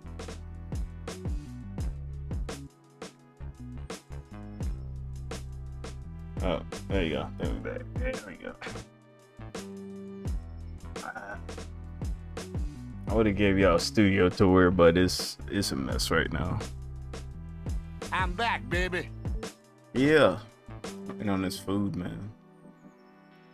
Ooh, I got some stuff in the microwave, whatnot.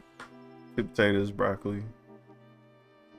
Chicken's almost done. I went and did the dishes, whatnot.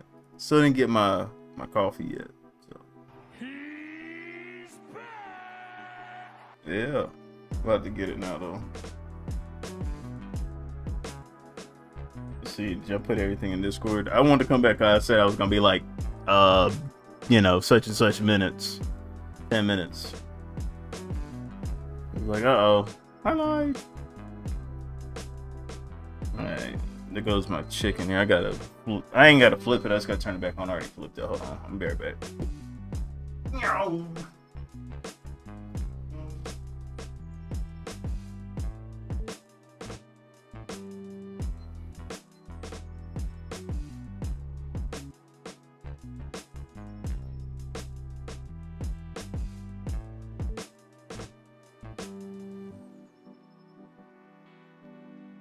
NANI?!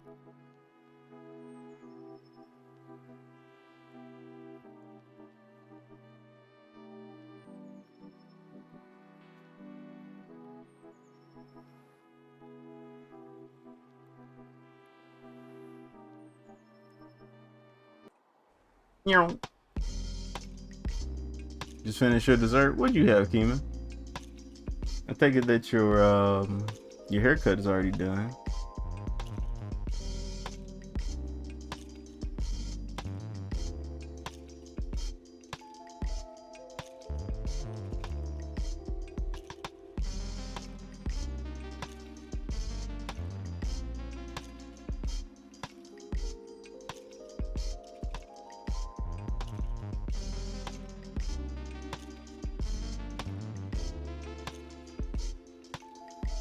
Both of y'all. Hope y'all submitted too. I'm looking now. I gotta add a completed work section. Alright. Had to get tough on y'all. Appreciate you, Keeman. I see y'all stuff here. Hold on one second. Trying to get this one. Food straight.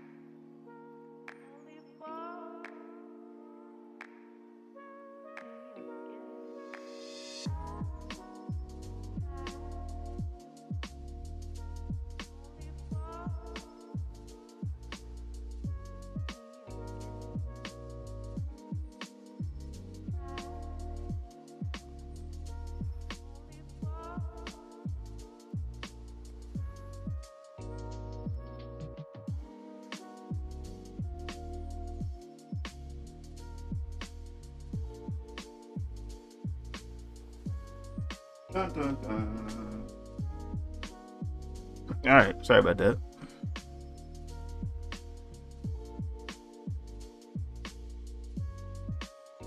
Yeah, we are doing one submission. That's what the pen is up there for in the chat. Yeah, you submitted 2, he submitted 3. Oh, like, dang. Come on now. Come on, bruh. Let me go ahead and so I'm gonna do completed works. Sorry, I'm working on that coffee. I actually had to do coffee. Thought I had some other stuff, but I don't. And that was irritating.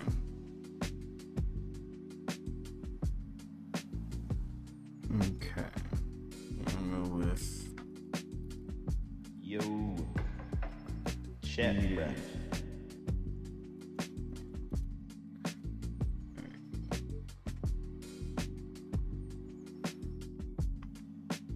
yeah, hold on one second. I'll check it here in a second. Okay. All right.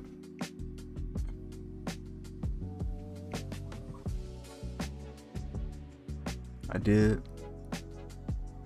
Did I said you could add 2? Or I think was this like, was it a comparison thingy and whatnot? I think that's what it was.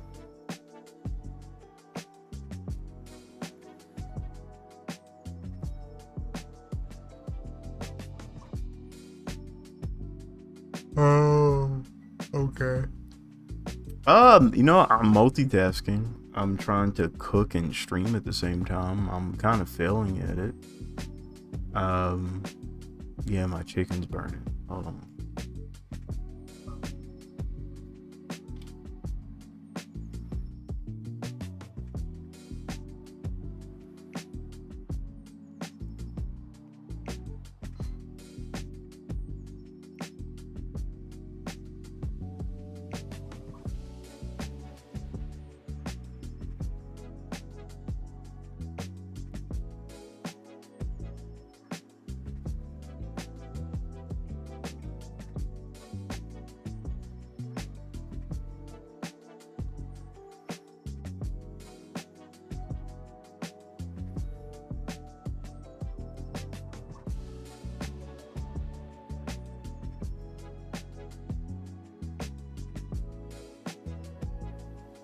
All right. I stopped fire from happening.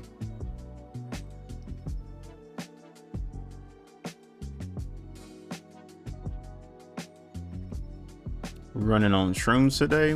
No, I think if I was running on shrooms, either 2 things would be happening. Either 1, I won't be here. I'd probably just be on the ground somewhere. Or 2, this stream would be highly efficient. But yeah, anyway, what we're gonna do is go ahead and go to Slice of Art. Check out what you guys got going on.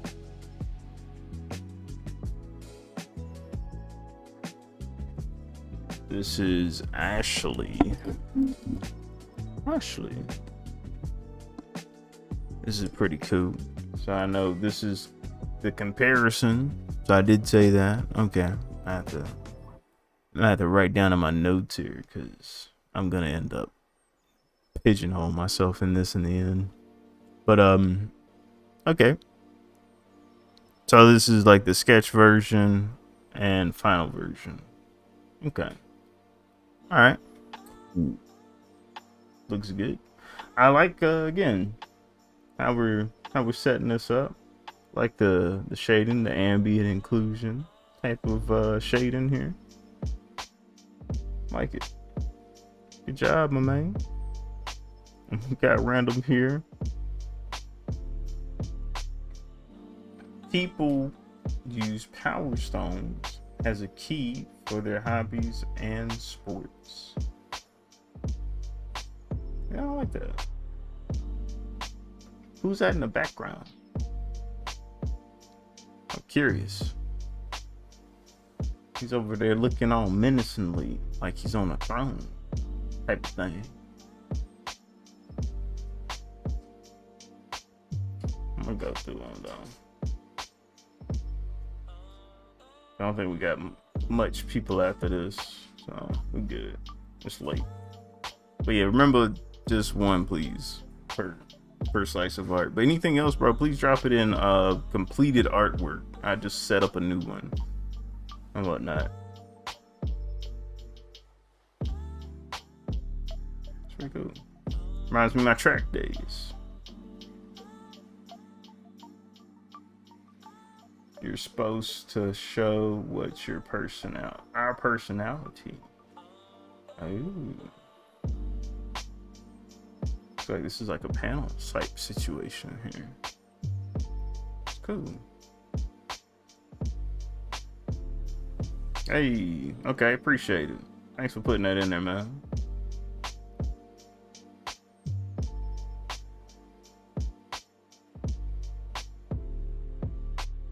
For the sake of this here.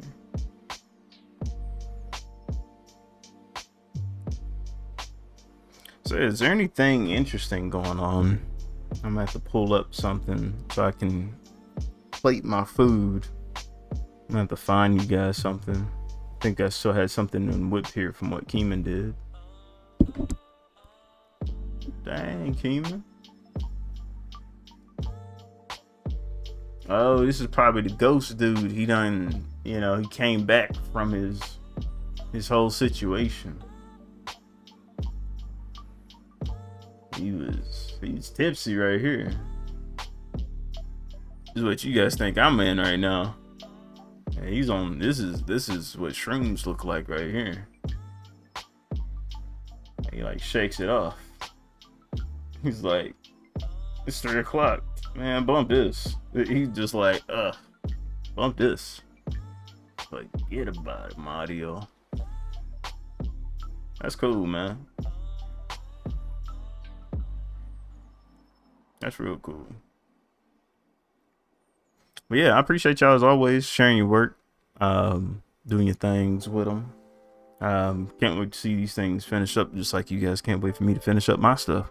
I feel like I'm taking a little bit longer though.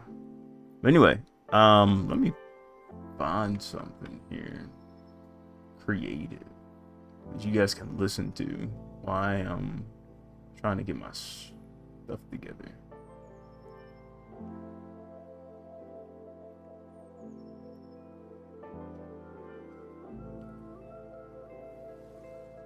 What about that comment? What about that comment? Oh, hey, y'all remember we did that personality test, the little Naruto thing yesterday? Yo, like guess what? I had my wife take the same test. Guess who she got?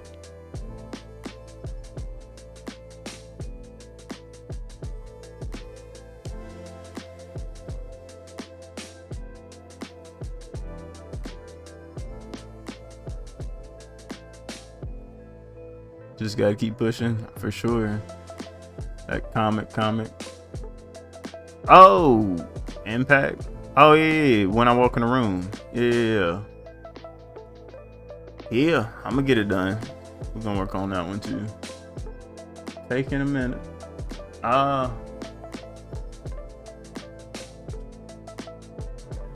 See if I can find something.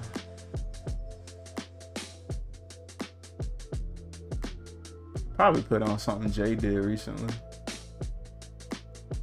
So it won't take long. I just need like 10 minutes. I could just put on some.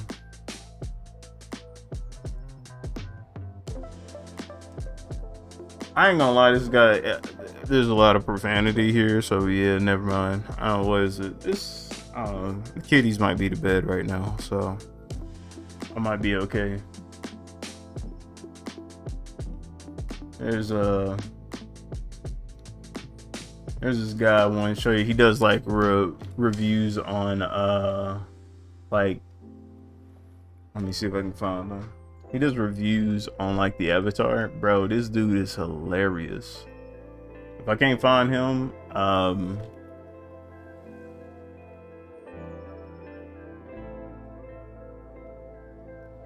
if I can't find Brody,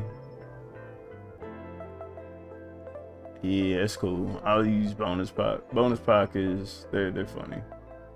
Y'all seen them, but they got some latest episodes. I don't think I showed y'all.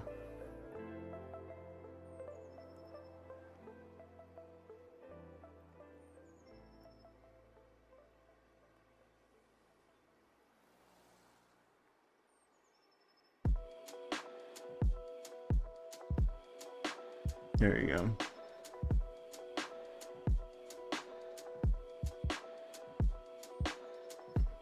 Yeah, I'm gonna keep it safe.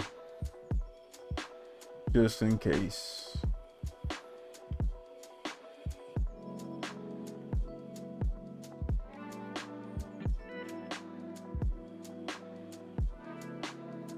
Trust me, I got y'all.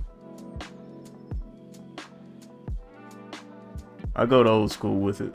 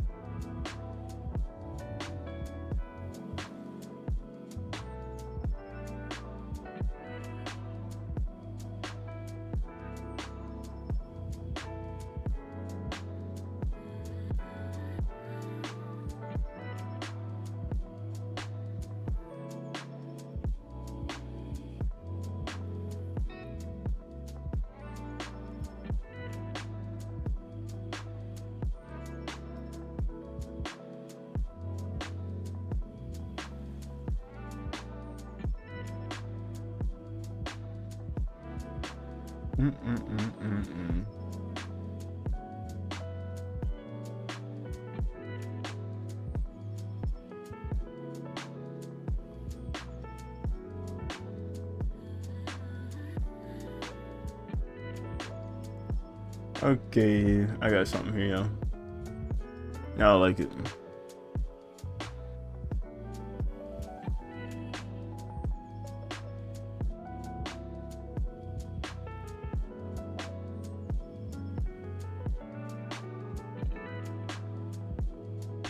Yeah, there you go. Here's my reaction. There you go. I know who this is.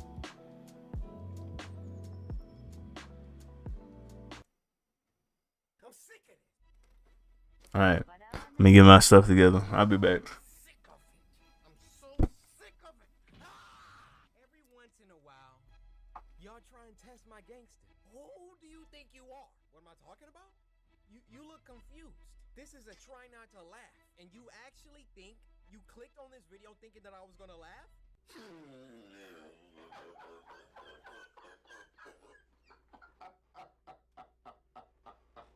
See that laugh?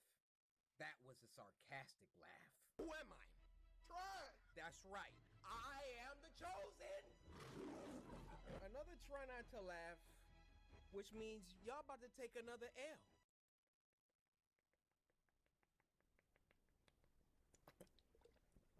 Water be hitting different when you dehydrated. I asked you guys on Twitter, first of all, clap it up. We finally reached 1 million followers on Twitter. We grinded for this, took years and years of trying to get you guys to come from YouTube to Twitter to follow me. But we don't got no time to celebrate. I already got 2 mil in my sights. Go ahead and follow me at Corey Kenshin. But I went to Twitter and asked you guys to send me the funniest TikToks of 2020. And if you make me laugh, you get a shout out. If your junk is corny and I don't laugh, blocked. Also follow my Instagram at Corey Kenshin as well. Your boy photogenic. What can I say?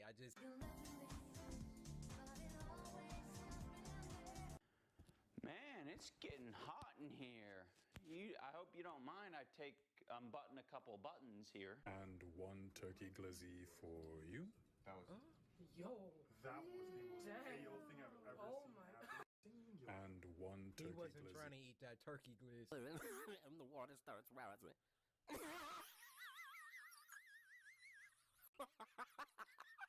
How poor are you? Bro, oh my. Sick to my stomach thinking about how I'm built just like this. Yo.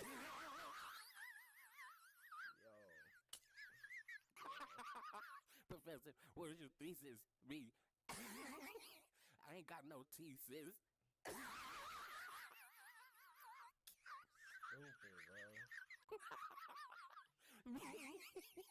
Me. Relax,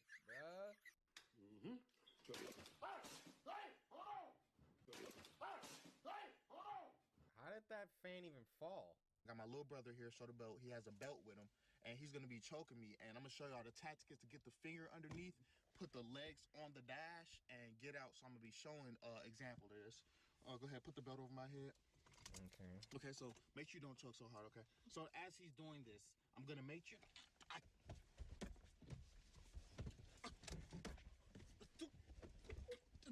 Okay. Okay. Okay. Dang, dude. I said not so hard. Your brother about to be a serial killer. He was enjoying that. Things I hate about females is when they be like, "Hi, ugly." Like, who the is ugly? Who the is ugly? Oh! Megan Thee Stallion songs is the funniest shit on the planet. Have y'all heard them ad-lib? Oh my goodness. I can't take it anymore. Eating a burger with no honey mustard. Eating a burger with no honey mustard. Eating a burger with no honey mustard. Eating a burger with no honey mustard. Eating a burger with no honey mustard. Eating a burger.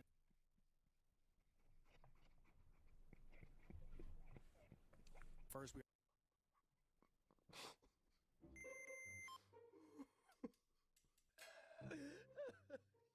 Said the Home Depot 7s.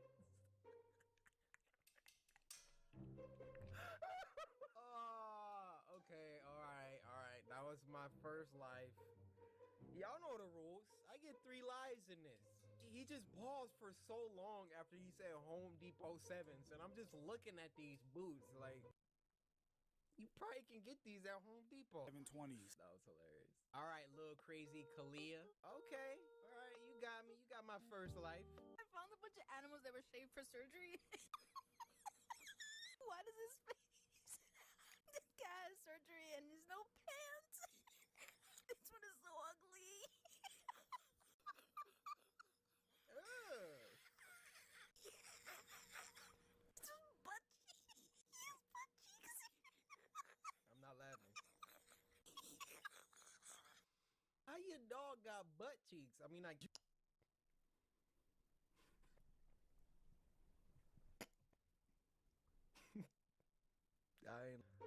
Skylar, you got close. All right, video haven't even started yet, but this caption about to make me laugh.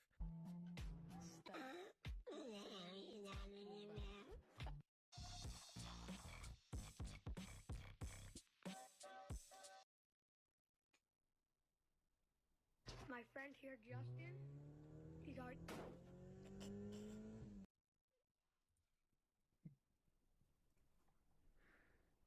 My friend here, Justin, he's already...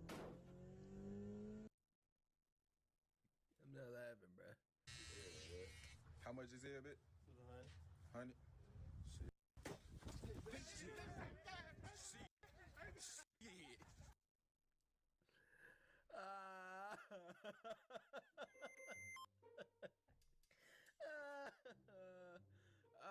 Little Luna, why?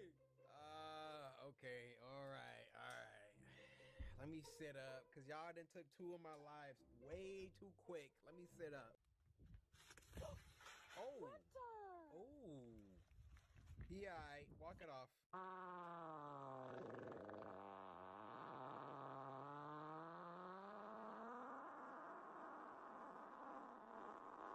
Yo, go change your drawers immediately.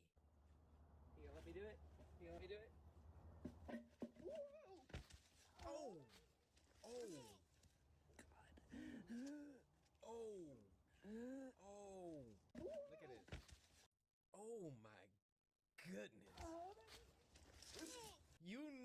somebody hurt when they on the ground.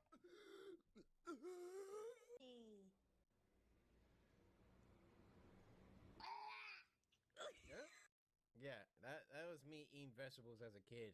Look, look at this one. He look like Bobby from.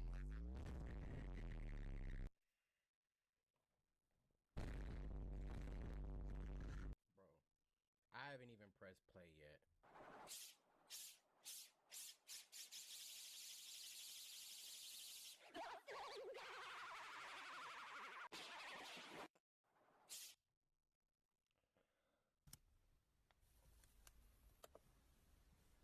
Bro, what?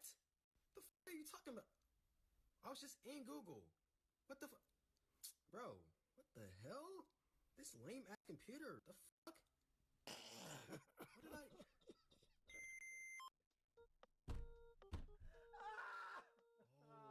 Oh no! No! Why was that? Why did I even laugh at that? What? Oh! Everybody's done this, first of all. I know I've done this probably like 20, 30 times. You're already on Google and you're like, oh, I gotta go to Google. And then you type Google in and you're on Google. But why did I laugh? That was way too y'all got the dub like way too easily this episode. But all right, I guess for the rest of this, I could just keep taking L's. Shout out to you, Just on Another World. I can't stand you. Please enjoy this video I found in my Snapchat. I think it's really funny. Happy New Year. Please enjoy this video I found in my Snapchat. Who sent me this? Martin, listen. Listen, Martin. You did this to yourself. I don't. It's nothing else I can do for you.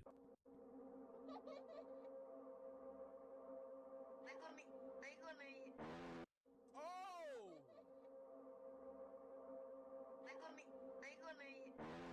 Thing bleeding to the, you know what I mean? Walkie slush. That thing bleeding, P. Walkie slush. Y'all never knew the guy in the background, that was actually me. See, listen. Walkie slush. I told you that was me in the. Ready, boy?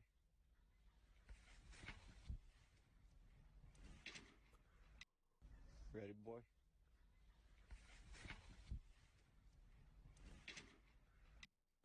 Ready, boy?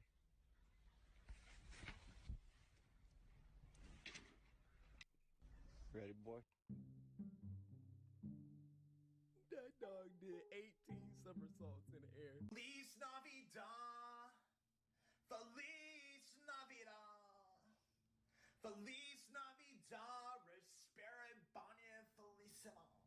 All right, so the replies stopped loading on my computer, so we're gonna do it on my phone. All right, you're not even gonna notice anything. What? I need my stimulus check, yeah. I need my stimulus check, yeah. I need my stimulus check. Give it to me, give it to me. I need my Hey. stimulus check. Give me the stimulus. Okay. Give me the stimulus. Check. Give me the stimulus. Hey. Dude, it's not letting me scroll down anymore. Oh my gosh. 23.5K replies, and they only let me see like 100. I think I literally need to record it the day that the tweet goes up, because they're not gonna let me see, like, I know there was some other different ones.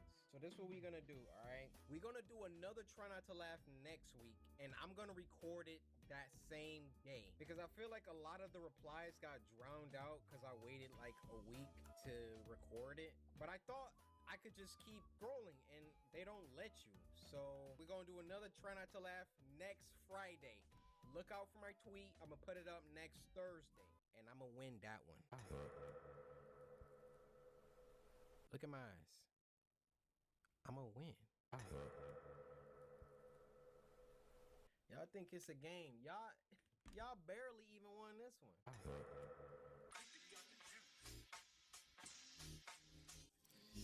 Cause my name is Curry Kinchin.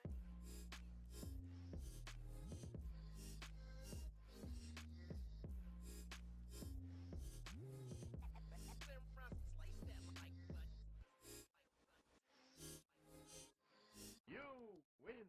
Perfect.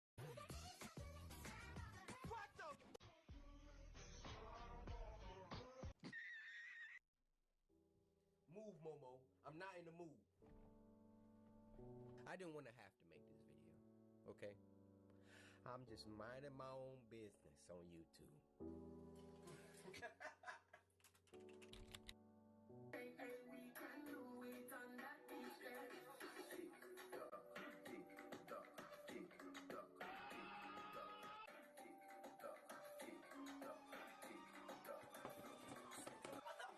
Let me watch a little Vsauce.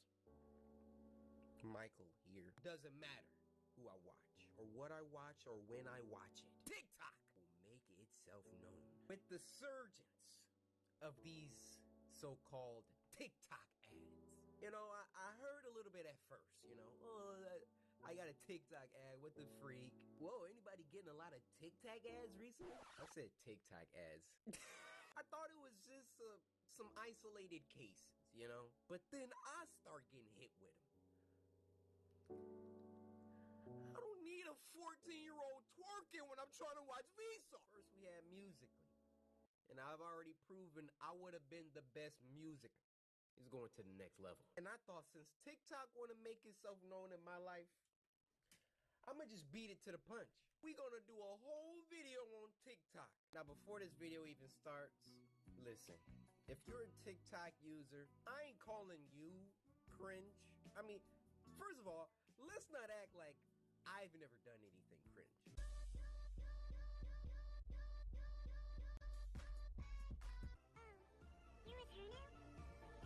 Okay. I guess I'll just have to show you what you're missing.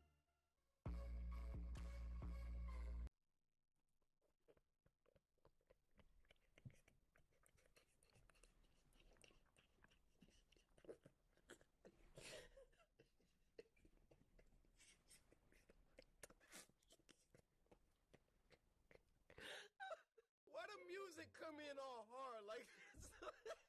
Oh well.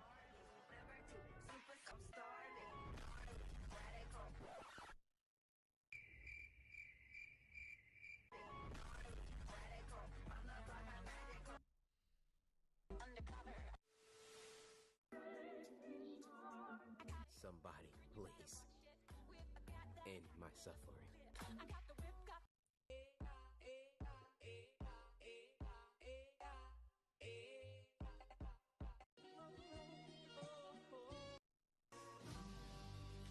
Where are your parents? Where are your parents? Parents, this is why kids don't need iPhones. I remember when I was growing up, first iPhone came out. I wanted one so freaking bad. It's like, Mom, it plays music too. Remember how revolutionary that was? You know what my mom got me? I still got it. Hold on a second. Bruh. Look at it. Big fella. You see this? You freaking see this? A Boost Mobile. This thing couldn't play music. I couldn't play Tap Tap Revenge with this. But most importantly, I wasn't able to make Musically or TikTok videos with it. Nah, those things weren't out yet, but you get my point. Plus, you know, when I was on the phone with somebody and I got mad. What you mean you ain't coming over, girl? I bought the popcorn. Oh, okay. Oh, so your mom said you can't come to the movies tonight. Yeah, hold up. Even though you said in the second period that we were gonna go see Saw tonight. No. Don't even worry about. You can't do that with iPhones. Now, she goes by Twerk Queen. Tell me this girl ain't 14. Twerk Queen? I respect your hustle. Get your followers, girl. All I'm saying is, let me catch my daughter doing something like this. She gonna be in her room. Twerk. Door gonna open. Twerk. What the freak are you? Daddy, I was.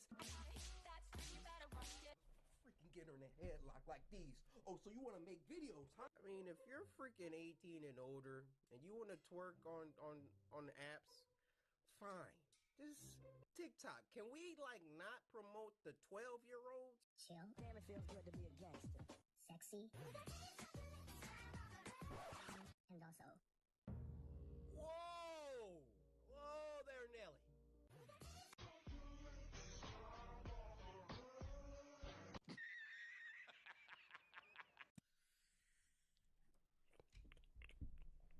TikTok, look what you're doing to our children. My man at the bus stop clearly uncomfortable making this video. Clearly. But he feels pressured.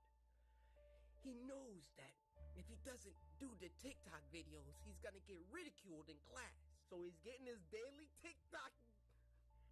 dose of TikTok in at the bus stop this morning. Looking around, making sure.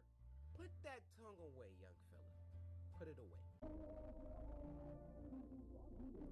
Nah, this man got a full beard. This man got a whole beard. Ain't no excuses for you. I don't want to see no cringe from you, sir. I don't want to see it.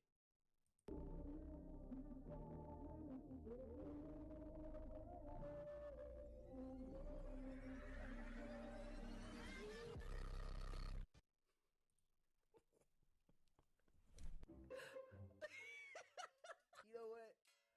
I'm like, that was fly. That was funny. I mean, what if we're dangerous?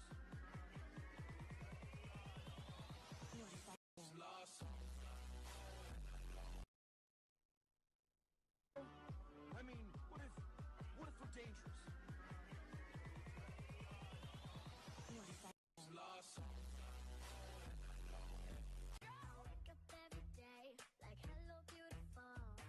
You know, Right.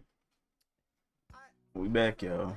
Finally. like, you know, okay. Finally. It's like if somebody want to get up there and like just voice over something, that's cool. If we Y'all just enjoying some Corey Kenshin? the TikTok cringe. At the top, it will be like the 12-year-old twerk. And then we got the ones where it's like they pretending to be ugly. They be like, my skin is so acne. Then they do the little reveal, you know, and they be like, oh yeah, I'm so freaking hot now that I wiped this lotion off my face. The ones where like they're doing the memes, and those aren't bad. And then I feel like the ones at the bottom where they're literally just singing and they're not doing nothing extra. Okay, maybe they just want to voice over something. That's cool. But why the only ads that I get personally got me on the freaking FBI? FBI, open up! Yeah, I'm trans. Thought you figured. Now you call me a girl, and now I'm triggered.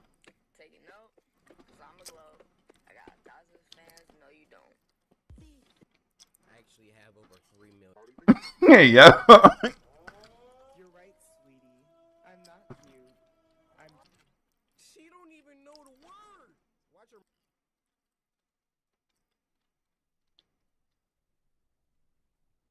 And sing the song.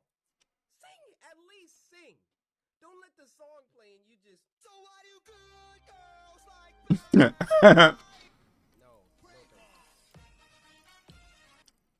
This is somebody's entire grandma. Yeah. On TikTok. For real.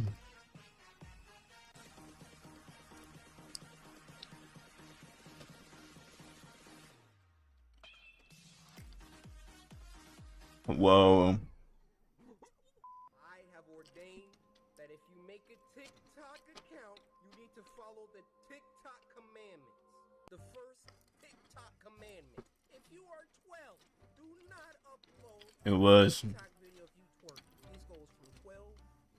If you live with your parents, you're not allowed. The Yeah. second TikTok commandment, thou shalt not upload a voiceover when thou does not know the words. You downloaded that song. You knew that you were about to try and voice over it, and you knew you didn't know the words. Thy third TikTok commandment. If you're over the age of 50, we're not saying you cannot have a TikTok account, but Grandma, we're gonna need some wholesome content from you. Oh, yeah. Cause this. You're a victim. We both timed that awesomely. Done.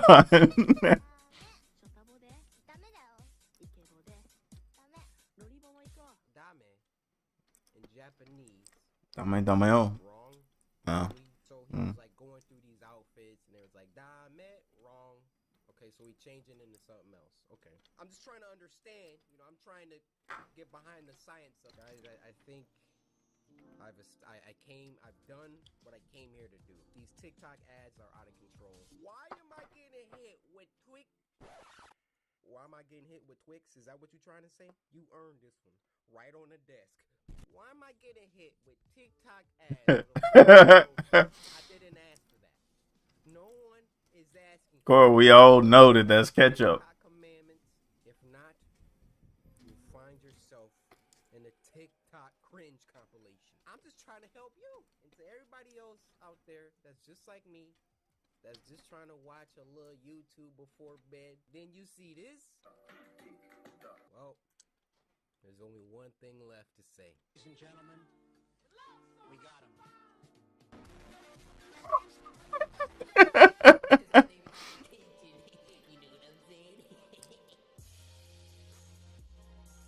Oh yeah, this is the OG outro. Oh man.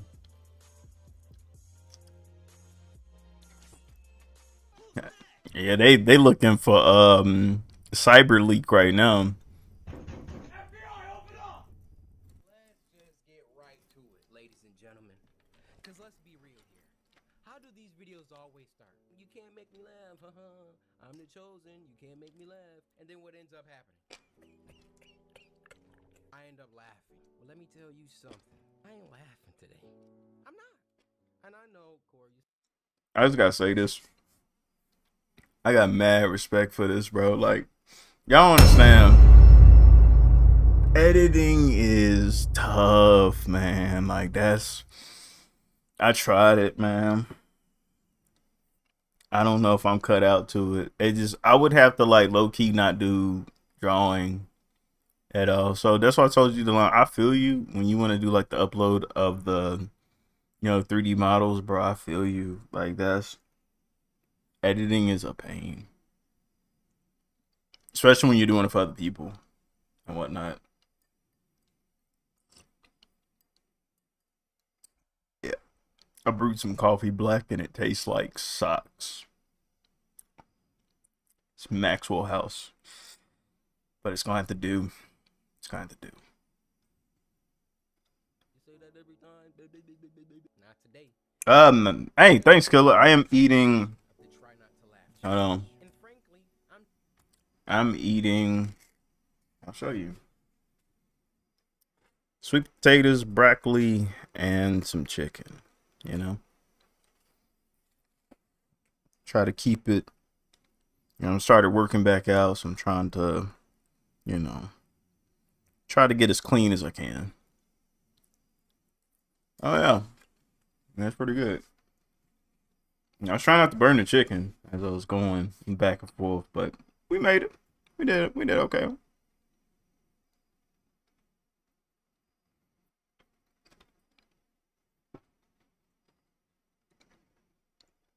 Yeah, it's just tough, man. I like streaming a lot easier, just because it's just easier for artists. But if I was gaming, I'd definitely go like do a Corey. Mad respect to Corey.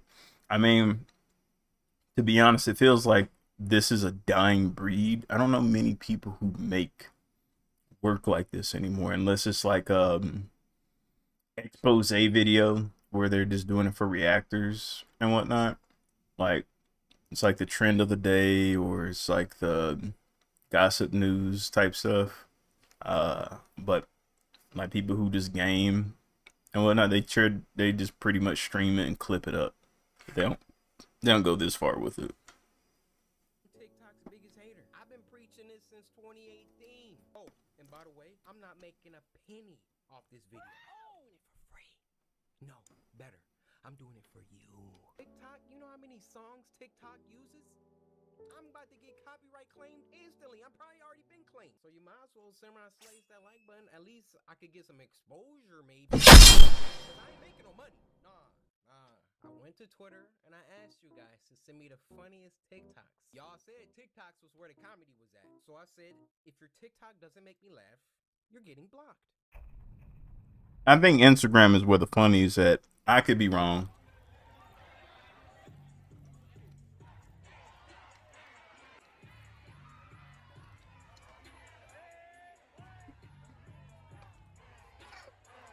I just try not to laugh. Let's see what happens. That was funny. 80s, nope, you're not getting blocked. That was funny. I'm just the chosen, that's all. Why don't you take showers? People shower because it's a trend.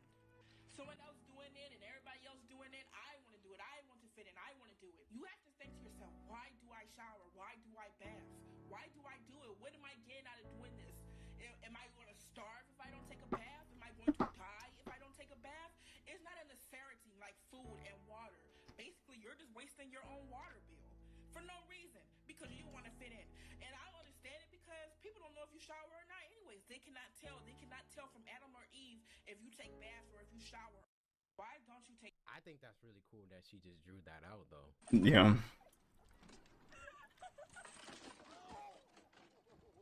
See you later. Oh my gosh. You out, bro? Hey. Yo, I actually saw this video on YouTube. These dudes made this when I came back off my 9-month pregnancy. Can't believe some of y'all thought I got a girl pregnant. Come on, come on. I'm too smooth with it. Corey Kitchen is back. What? Corey Kitchen is back? Who's Corey Kitchen? What? Yeah, check him. Check him. You mean to tell me you don't know who Corey Kitchen is?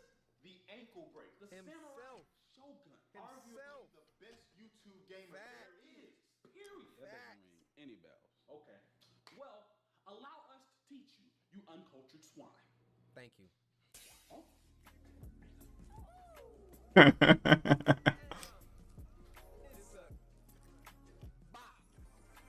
Oh, I thought you said see you later.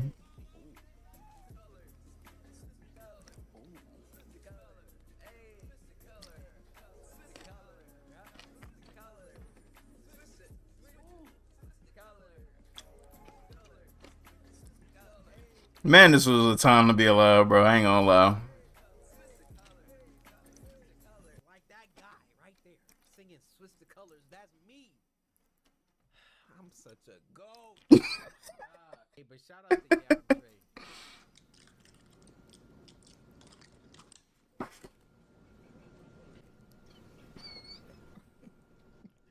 Bro. Not when I'm eating, man. How you gonna get snatched up like that?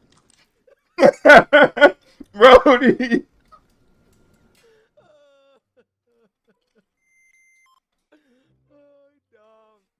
Brody literally got, dang, I laughed too. And where are you from? Who are you with? Are you a bit nervous? All right, Malachi. Good luck.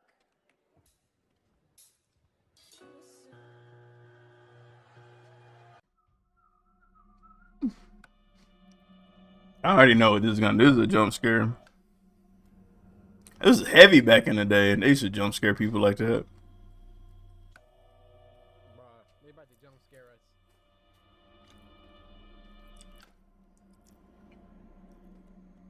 Oh my god! I freaking knew. That was a good one. Didn't laugh though.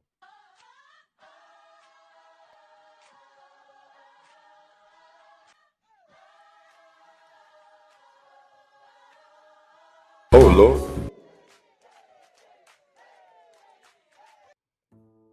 That's messed up. It is messed up. Bro, gone.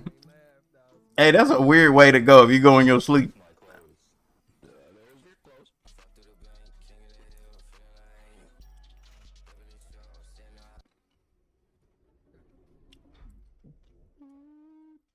This is funny. Like, I'm about to box you. All right, class, before we finish off today, does anybody have any questions for me? Uh-oh. Oh, Billy, go ahead. I never hear from you. So, Mr. Cyclist, let's just say I have 200 bullets, and I load them all up. And let's just say, for fun, I load up another 200 bullets. Now, hypothetically speaking, let's just say there were about 31 kids in here, and the doors were locked. How many rounds would I be able to let off? Well, Billy, you could probably kill us all, hypothetically. Just the answer I was looking for. I'm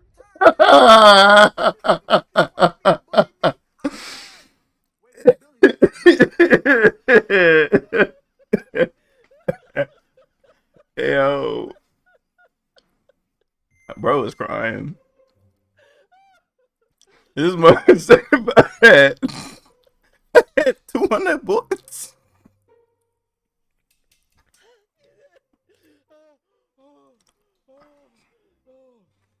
And I load them all up. That's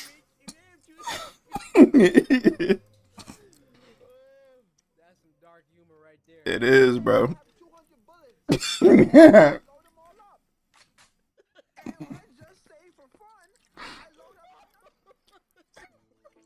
Tropics GFX, you got me, bro. You got me. You got me. Yeah. Don't feel bad. I'm not laughing again, though. I think I got one left.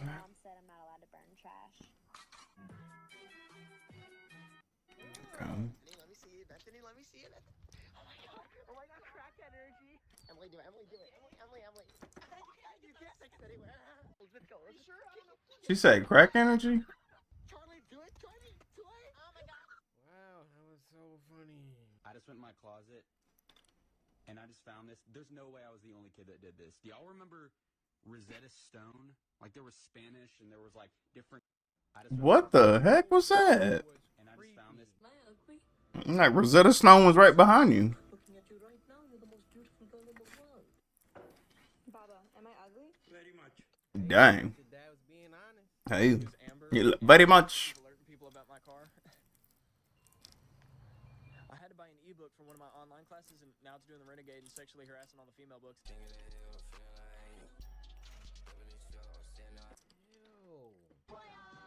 Yeah, get him up out of here.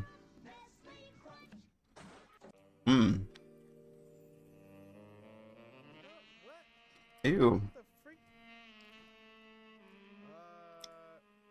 See, this is why. Oh, chill. TikTok commandments. Somebody get their uncle off of this. Nitro Camden? Well, I missed that. You heard about the Nitro Camden streamer situation? No. What's up with that? Yeah, right? Bro, that was crazy.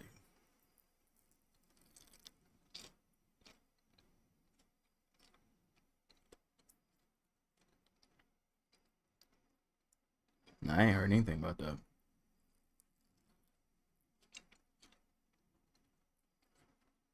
Only thing I've been hearing about news is like basketball and GTA.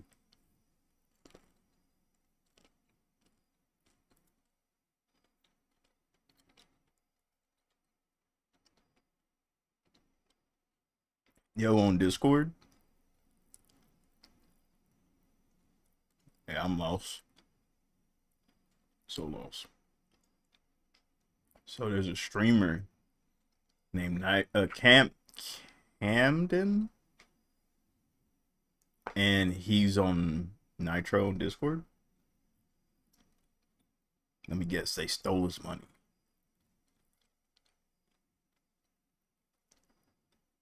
Or he was leaking the entire GTA thing.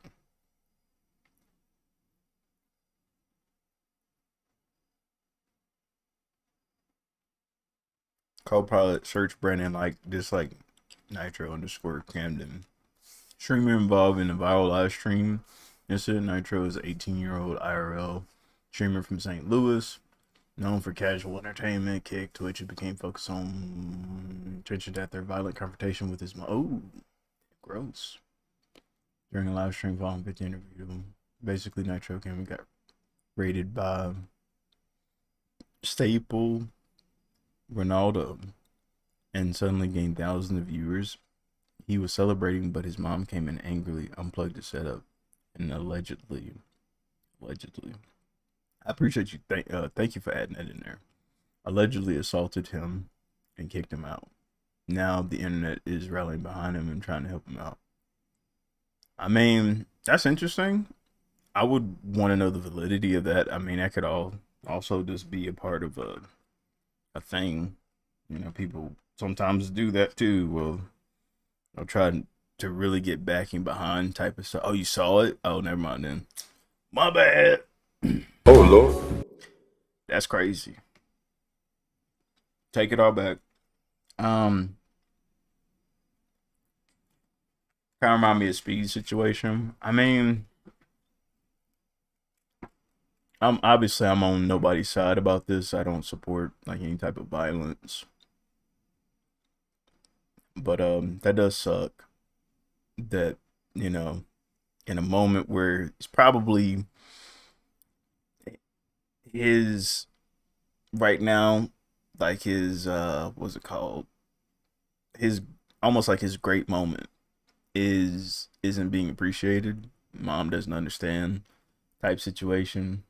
What it means for her. It's because to him that's like winning a lottery. Like that's like if she won a lottery ticket. You know, she don't understand how big that type of thing was.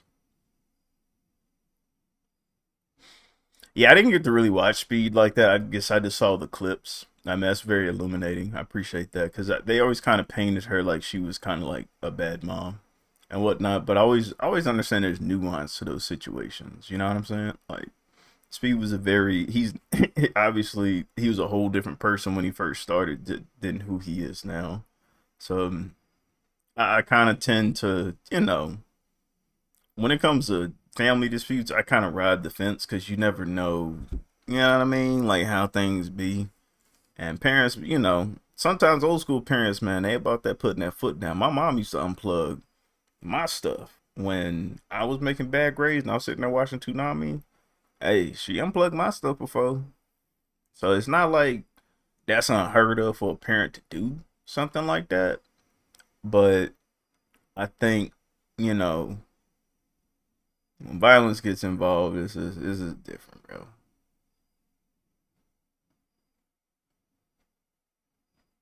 She liked the Legos and Transformers. That's crazy. He was 18. Yeah. That's tough, man. I hate that happen. Situations. I mean, he's 18, he's young. He's probably gonna regret that. In that situation, if that's something that he did do.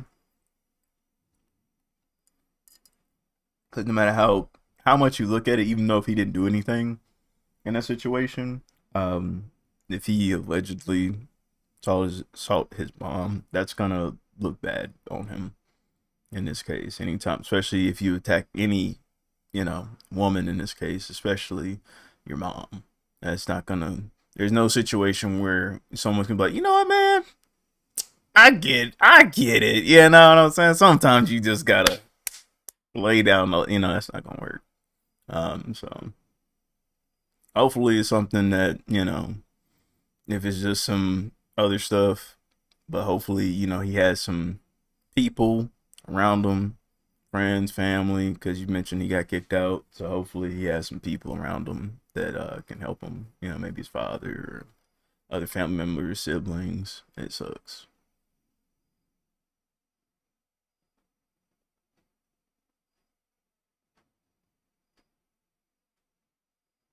Even took everything from my room. Dang, she was elbowing him in the back. Oh, dang, of the head, choking him and all types of stuff. Oh, okay. Maybe I misread this. My bad, bro. I'm thinking he was going after her after the you know what I'm saying? After she unplugged it. So like what was like the steps?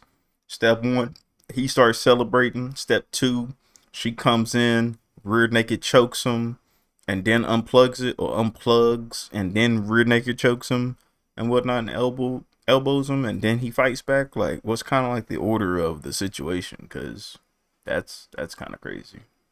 I don't know if I want to show. We got YouTube here on the other side. I don't know if I want to put that on YouTube. To be honest, you can tell me though.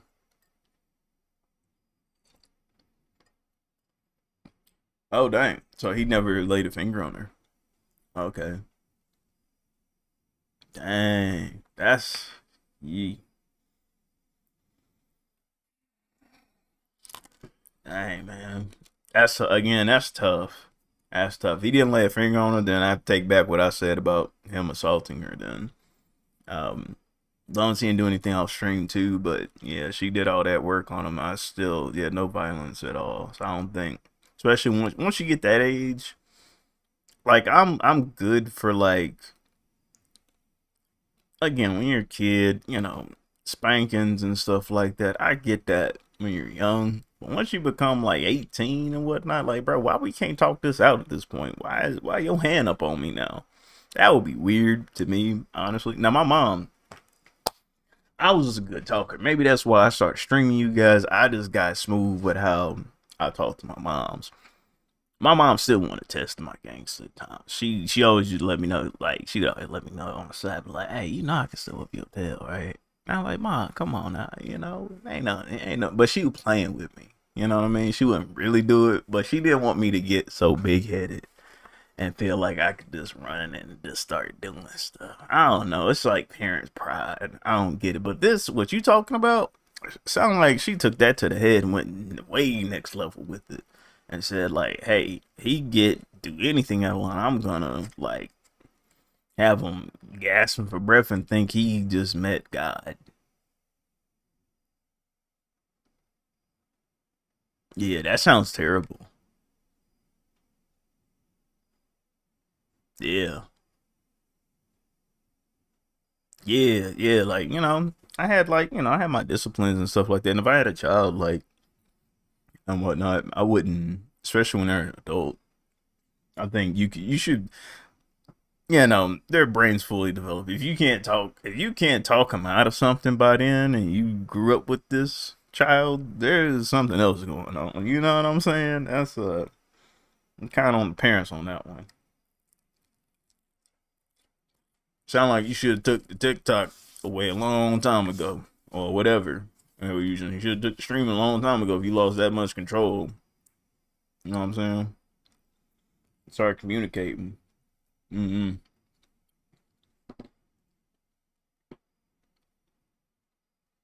I was just saying this earlier. And 15K people, man. And you know, hey, bro, I hate to say this, man. You know the denial is gonna be strong on that one. You know the denial is gonna be strong. No, it was nothing like that. I was just playing around. Yeah, he's popular because of drama. Yeah, that sucks. That sucks. Hopefully he can use it and spin it into a positive thing. People can really get to know him for who he is and whatnot. I don't know what type of content he does, but by him screaming and yelling sounds like he's like a IRL type of streamer, gamer type guy and whatnot. Could be wrong.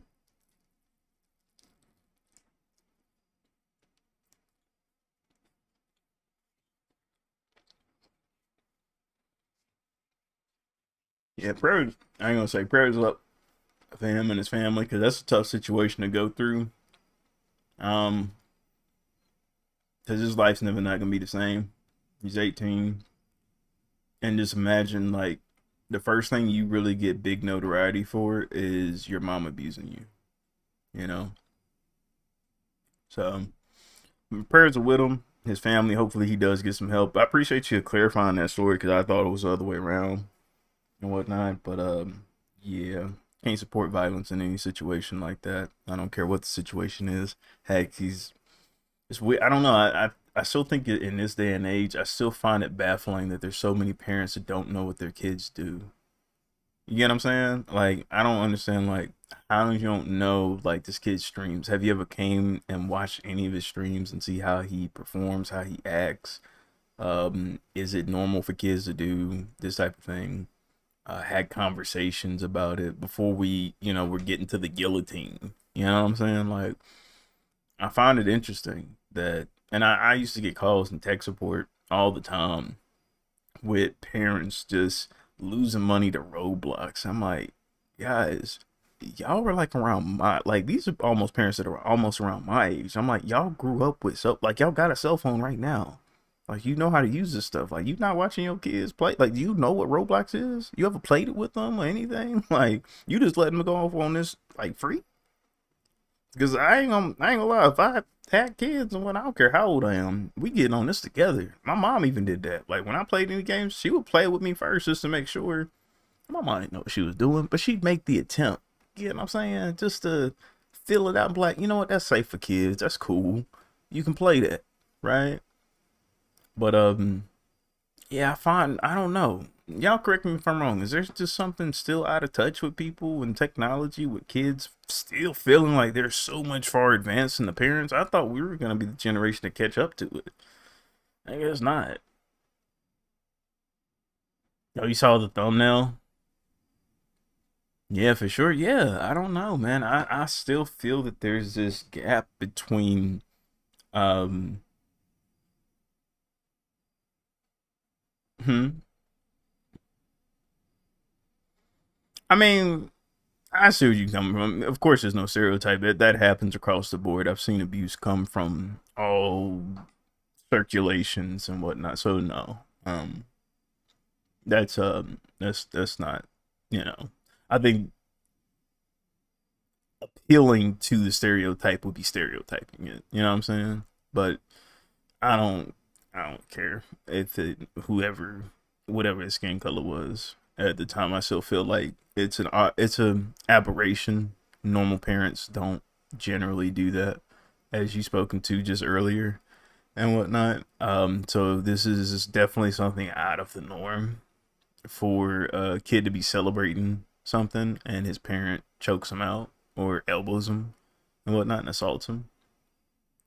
But yeah. Because my mom, if she saw me celebrating something being loud, she probably would have,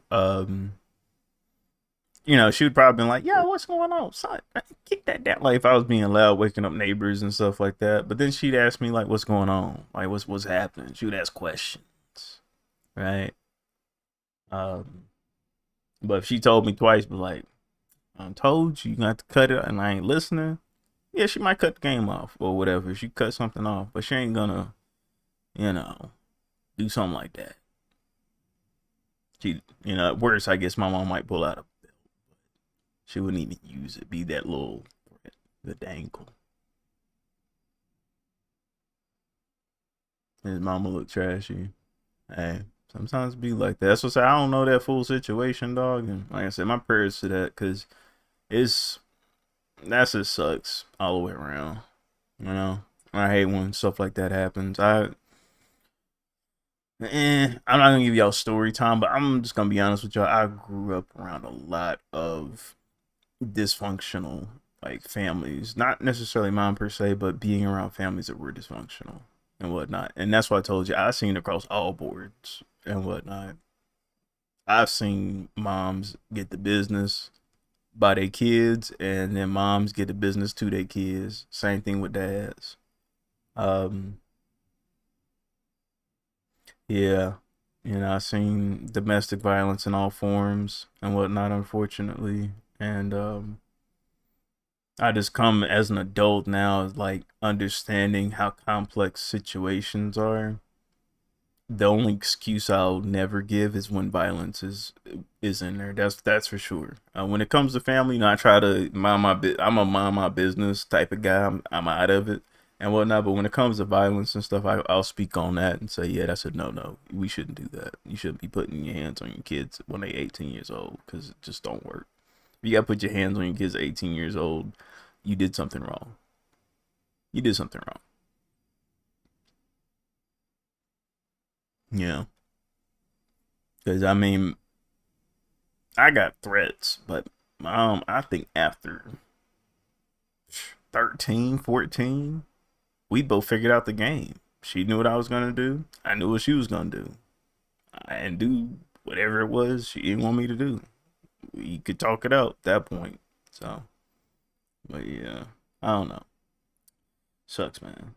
Anyway, I'm gonna try to get to another positive note. I'm almost finished with my food here. I wanted to watch more of this rest of this cork and see if I'll laugh at this episode, and then we're gonna go back to drawing, y'all. Lighten it up. He was so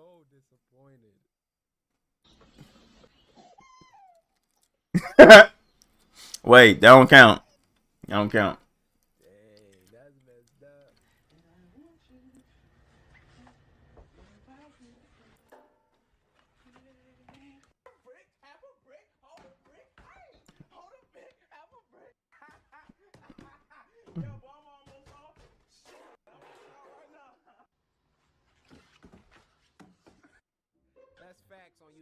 USPS. Yeah. They go up to your door. They don't even knock. They just No. start filling out the tag. And they gone. You're going 69 miles over the speed limit. I need to see your license. Sorry, sir, but I don't have one. You don't have a license. You need one to drive a car. Oh, I know what the confusion is.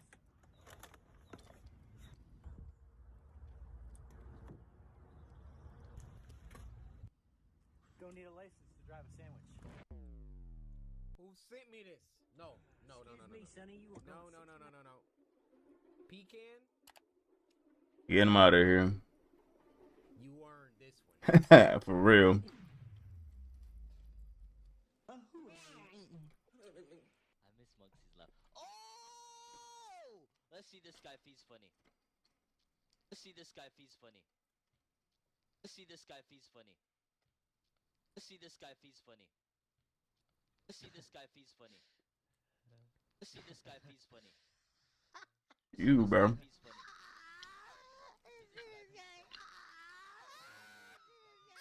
no, this is about to start getting bad. Damn. I try to avoid that at all costs, man.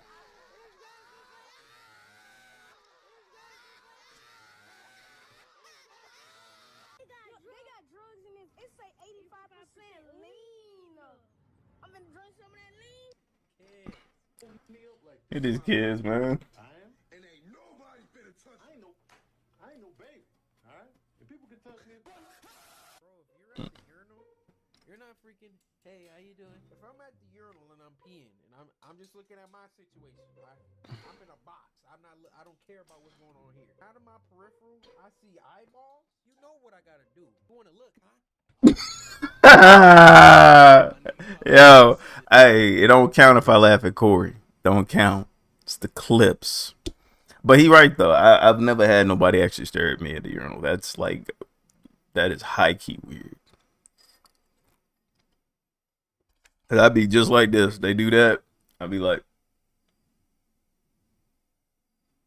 and I'm not breaking the stare until they do. You know what I mean? Like, as soon as I know that they actually staring at me, I'm not breaking. I'm like, and then once they go back, you know, I'll go ahead and do my situation. Cause I don't know, like, why you in my space for real, bro? That's never happened. Yeah. But I need you on this track, bro. All right, bet, let's hear the beat.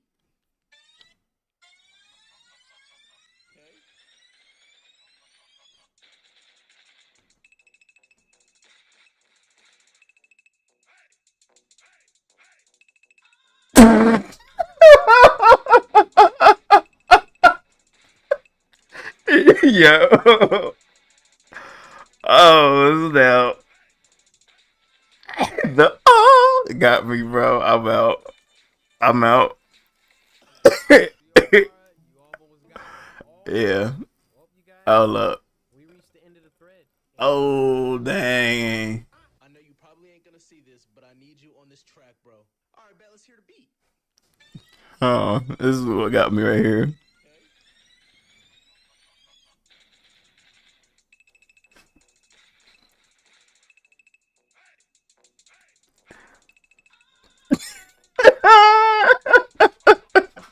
Yo. Oh.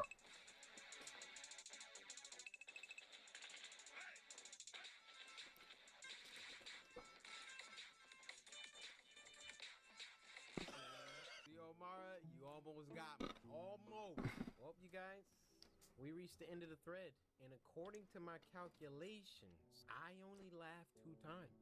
I might be wrong, but I feel like I actually won that one. We laughed. I lost. Sucks. Corey. I'm gonna lose to a previous video. I think I even watched this one. That's what's sad. I should have been able to summons it up. You got okay. You getting sleepy? Cayman, bro. You are not obligated to stay, bro. This is a party I had humbly accepted that it could be a party of one. And I'm okay with that. It's cool, brother. I want you to I want you guys to, you know, Be on the healthy side. Get you some sleep if you need to. I'll still be here. Grinding. You know, doing that situation. But yeah, this is fun. Hey, get them noodles in, man. Watch me hit that million. Yeah. Trying to do it without like breaking anything in my vicinity, because I got like the screens and all this other stuff. I can't really milli rock like that. Space is too tight. All right. Set it back up, y'all. I am ready. I am energized. I got my, I mean, this was a cup of joe. I mean, the coffee, it is a cup of joe. It's like I took some socks, some old socks, and I boiled them in water, and I'm drinking it. Oh, yeah. And for sweetness, I added almond milk. So socks and almond milk. That's what this is. Yeah, an after dark stream came in. It still is dark. We're in the in dark phase. We just got started. It's just 2:00. Oh yeah, before y'all go, I meant to tell y'all. My wife actually, remember when we did the Naruto challenge and I got Shikamaru? I was curious what you guys got. If you did take it, cool. If you didn't, but I had my wife do it. I was saying, guess who she got? Just take a wild guess.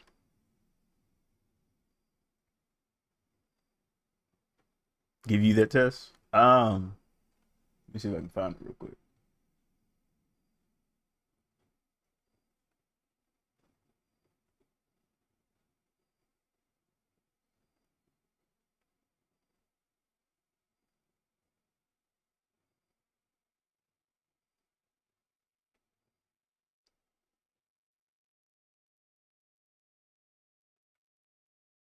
Let's see. I had ChatGPT pull it up for me. Here we go.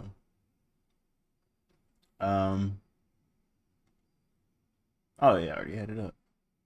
There you go, dog. We know who you get. But yeah, just to spoil it, my girl, she got Shikamaru too. Look at that. We just happen to think alike. We both chill people, man. I had to give her props. I was like, you are also the smartest woman in the room. Or the smartest person in the room. But yeah. That made her laugh. She don't even watch Naruto. That's the crazy part. I had to kind of rephrase some of the questions that she could like understand what I was talking about. So I was just like, that's cool.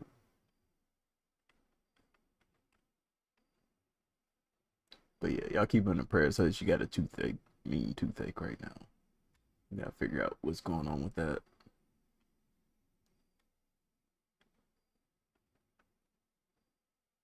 Okay.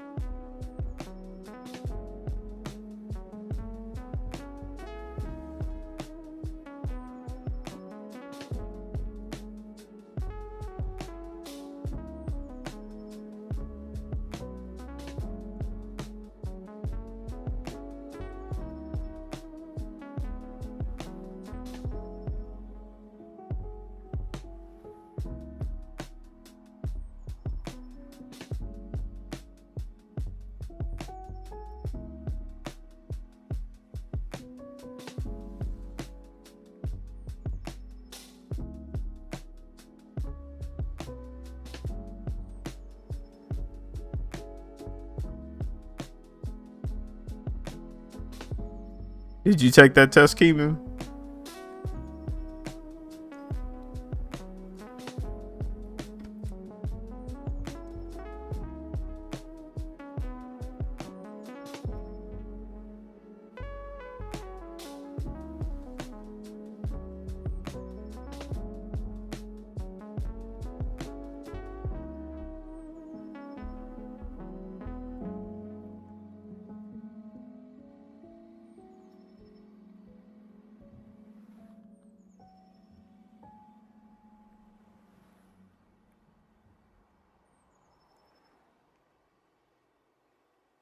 Oh yeah, no pressure. I was just curious. I wanted to know what everybody got. I thought it'd be funny. Cause now I feel like I gotta draw like myself if I were Shikamaru, but like in my own style. Like I do me, but I do all Shikamaru garb. Which Shikamaru got some. He had actually some cool. He had a cool fit in the first one. Boy, they gave him the tuning outfit. I thought it was pretty hard.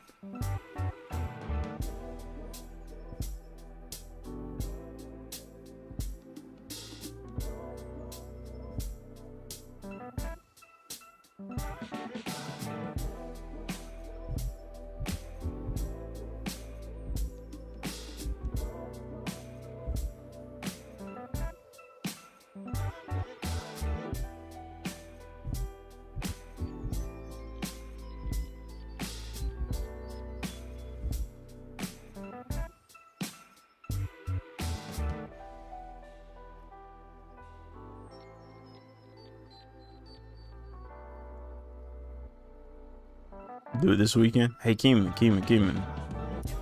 I want you to hold on to your butts real quick. Look at me. Would you look at me? Look at me. It is the weekend. Today is Saturday.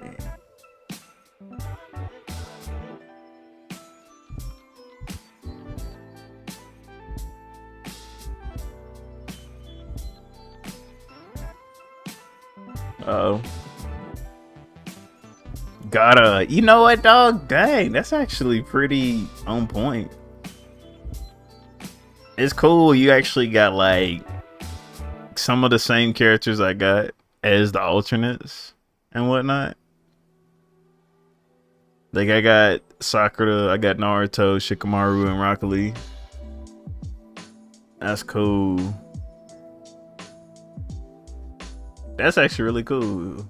Yeah, look at you being the youngest Kazekage too. Yeah, that's cool, dog.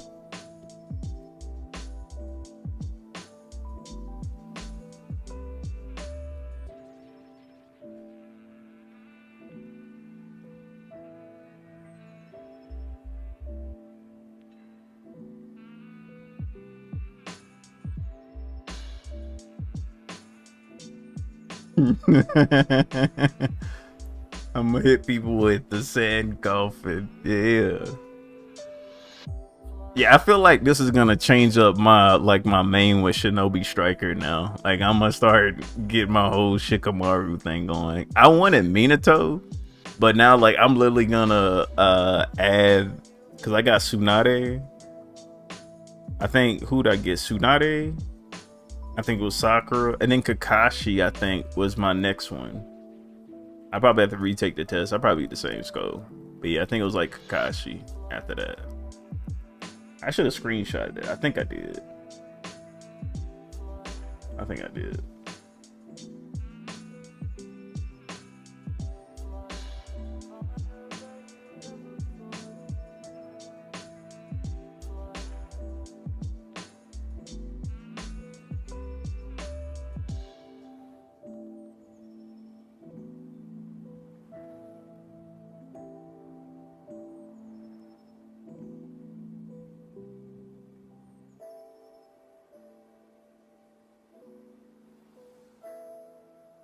I didn't. Oh well.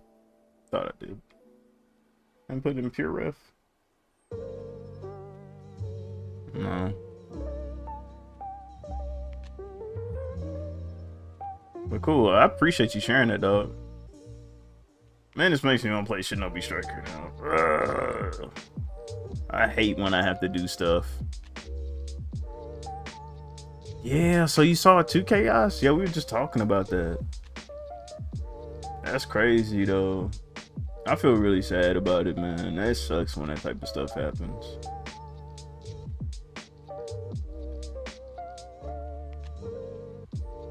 Hope Brody's okay.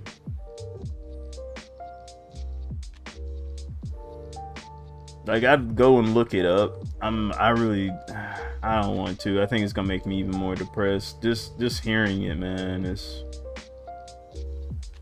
just sad, man.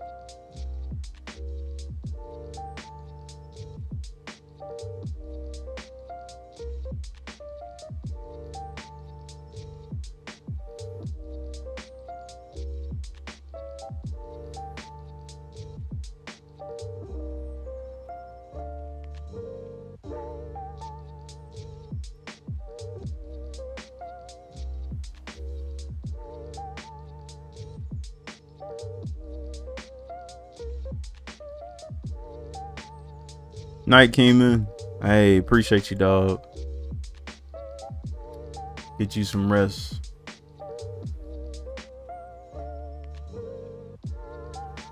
She went too far, and I hope she has the day she deserves. Yeah, for real, man. Can't, like I said, I can't prove no violence, man. There's always, I was just saying this earlier. If you were there, I was like, you got 18 years to raise your kids up, man, for them to understand stuff. You can't get across what you want to them without doing something like that. Heck, I mean, even putting your hands on them in any regard and whatnot. I think you miss something for real. Like, how you gonna and on stream and not know it? That's the other thing. Like, how people not know what streaming is? Just knowing what could happen. I was just saying, this is like, it's crazy how much in this day and age that parents are still like, they don't understand what their kids are doing. Like, they have no idea. Like, what's streaming? What is this stuff? I'm like, bro. It was only 10 days after he turned 18 and he was still in high school. And TLDR, his crime was too much noise, which I get, but it was too much. The violence was called on stream. Yeah, that's why I agree with you. Because again, with mom, I was thinking, what would my mom do? She definitely would have unplugged if I wasn't listening. She told me, hey, turn that down and whatnot. Would she have unplugged it? Heck yeah. But it wouldn't have been. At most, she would have been yelling. You know what I mean? Like, hey, I told you to turn this down. You think you gonna put on for your friends or something like that? Not in this house. Click, and that would have been it. I had respect for my mom. I wouldn't have did anything weird, called out her name. I know what the business was. Look, I chose to not listen to her.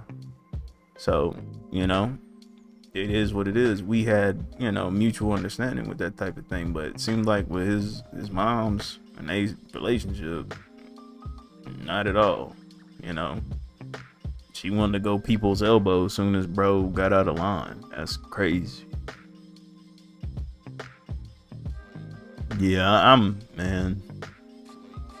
Yeah, like looking back now, God rest her soul. My mom was like, she was very strict, but like she now, like me looking at it, where I'm at the vantage point I am right now, like, dang. Hey Jay, appreciate you, dude. Thank you for joining the stream. Showing love, dog. Please, hey, nah, appreciate you, dog. I'll be seeing you out here grinding. Don't think, hey, keep doing your thing, man. I'm still watching you. Keep doing it. That's how you be doing your reactions, man.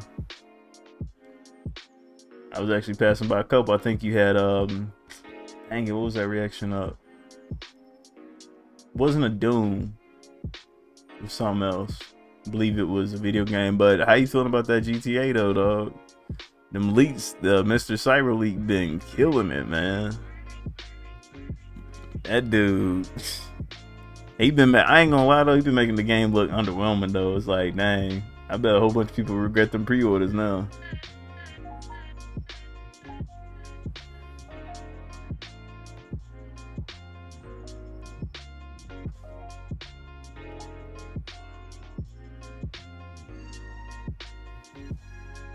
Yeah, like I don't know, man. I just feel like if you can't read, like there's got to be a better way to reach your kids at 18. You not get like, you know, when you young, you ain't know no better, and you know, your mom gotta sit you on the lap and tap you a good time so you can figure it out. Okay, I get that, but bro, once you're like 18, you're like, y'all ain't figured out how to talk that joint out yet.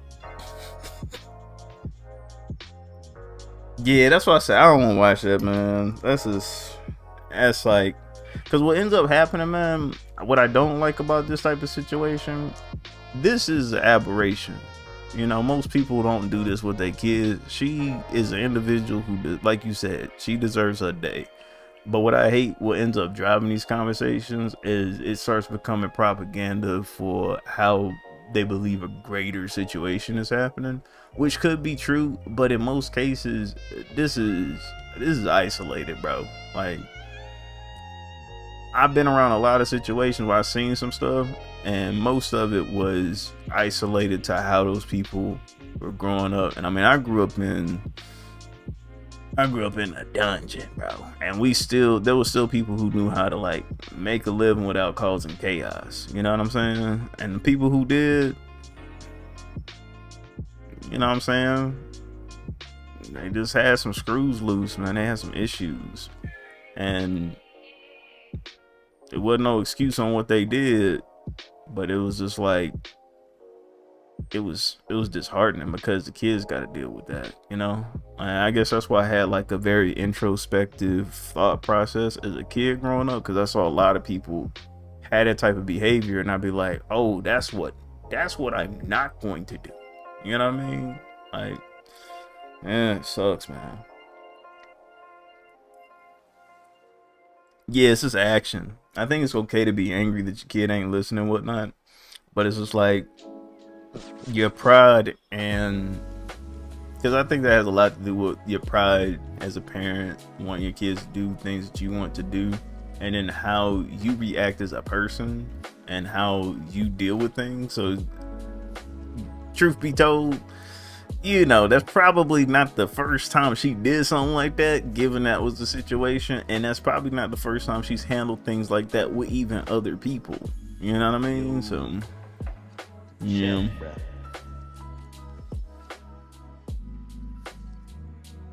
Yeah, y'all let me know if it's uncomfortable for you. But I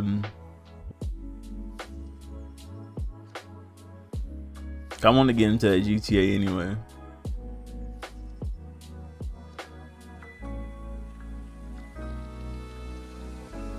Yeah, no, thanks for the update. Yeah, I was trying to mention it earlier. I don't even want to put it up on YouTube. They probably gonna flag it anyway and whatnot. But yeah, like I said, my prayers are to the families and whatnot. Hope Brody is safe and okay. He has you know, some people he can kind of depend on in those type of situations, and it looks like people are trying to reach out to help him. So I think that's always dope for communities to kind of see that and help him out.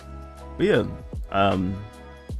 still working on this animation, you guys. I know Jay, you in the chat. I've been working on this animation for tonight. I'm gonna try to finish this scene up where he's like looking up. Well, he's gonna like look down and then kind of look up at the waitress that's handing him his tea, and I think that's where I'm gonna end it.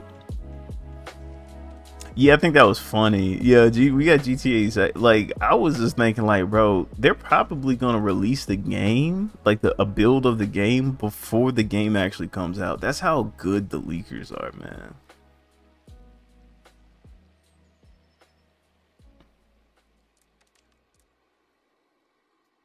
I think you showed me. I think this is a guy. Yeah.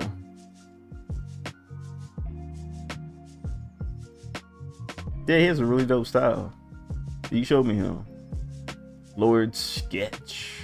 The King from Queens. That's a dope name, man. Oh, dope like title. The King from Queens. Yeah, he's got a cool style. I like it. I'm not logged in, but I think I'm following him. Yeah, we get GTA 6 before GTA 6. I mean, the way it's going though, for real, I think we're not gonna get another GTA, you guys. I think this is the last GTA, which I think was always gonna happen, but this kind of hit the nail in the coffin. They're gonna like do something totally different. Like they're gonna do a game that nobody knows about, and when they release it, nobody will know. Okay, they're not gonna risk that again. But this has definitely changed the whole gaming platform for sure. And I knew it would. I don't know if I said it on stream here, but I said it. I was like, when GTA comes out, bro, it's gonna change how we look at gaming, period.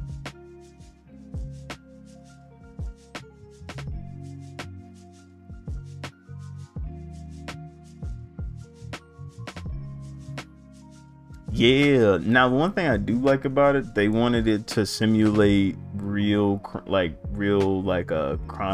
type stuff and whatnot. Like even like you having like gas in your car. So like for example, I think it takes like 45 minutes to literally travel around the city. So if you were to get in a police chase, you would theoretically run out of gas. So there's going to be situations where you can't theoretically play, you know, I'm going to run around and just get away from the police. You eventually they're really making it hard for you to get away with crime, which I like. I like the survivalness of it because it is going to breed creativity. People are going to find a way and whatnot to get away with it. Because who knows, you'll already have like, maybe you have another car at another hideout and you drive that car until that car runs out of gas and you get to the next car and you get in that car and go. You know what I mean? Like, there's ways around it.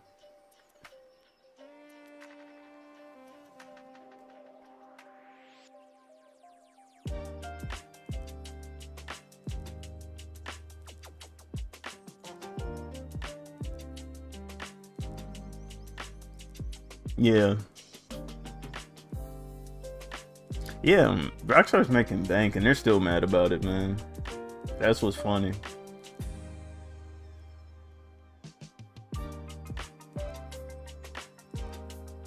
I think they should have known this was gonna happen. I mean, if I was in that department, I would have been like, y'all know this game getting leaked, right?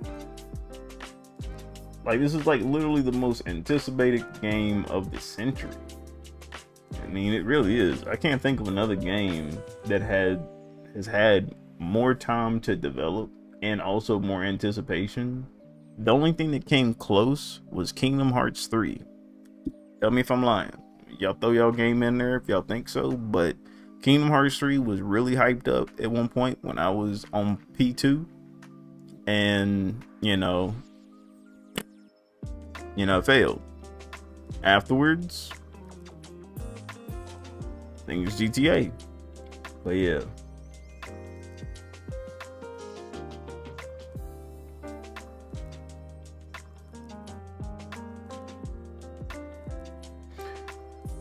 Yeah, it seems like we never learn our lesson though. We never learn our lesson, man. They just switch it up on us. Yeah, they got a release date, but bro, I ain't gonna lie to you. I'm kind of underwhelmed if that.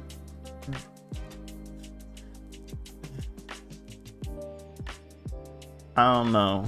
I hope it turns it back around too, but I'm like, why is it that people keep missing the sauce though, man? It's like they don't know what makes the game anymore. They take the magic away and add the transactional stuff to it. It's just, ugh. It's just bad.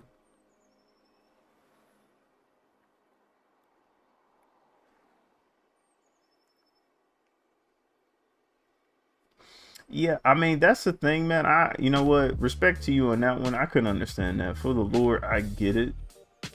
But I felt that the execution wasn't the way I wanted it to be when I thought of Kingdom Hearts. And its story and how it was developing. Because just hear me out. Hear me out. sometimes the way I thought of the lore, I thought of it was a sense of they could throw this stuff out here, and when they did it, it would give them more time to like come up with different versions of the game, right? Because I would have like again, to me, this is how it felt. They would come up with the most random situations. I'm like, wait, hold on, Sora's who? Like that type of stuff. Oh, so okay, so he's this person, but not this person, but this person's a nobody, and this person here is doing like, it's like they kept adding this just so they could add another game, as opposed to it just being a part of the story for real. That's just how I took it at times. Yeah, and that's why I feel like the gameplay suffered. I feel like if they would have just kind of focused on the game itself, as opposed to thinking, oh, we just shove this lore down and then just throw a game together, people will buy it. Because they got away with Birth by Sleep. Birth by Sleep, I feel like they got away with Birth by Sleep, and I think it was Kingdom Hearts 2.5. I feel like those two particular ones they got away with. And then they added all these other ones. I'm like, I don't know. It just lost me, bro.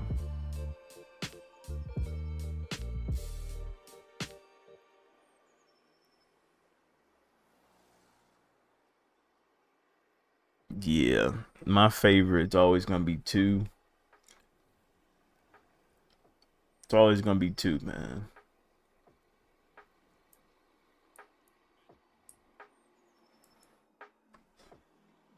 Hold on 1 second. I need to check on something real quick. I'm gonna be right back. Hold on.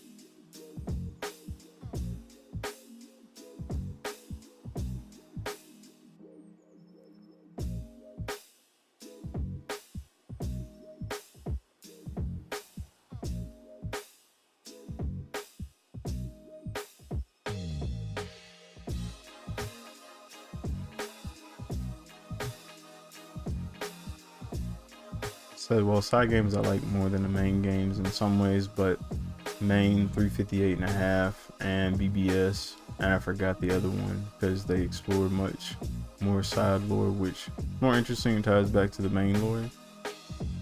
I mean, I seen the hype, but the only thing was it quick time even, and they only fight.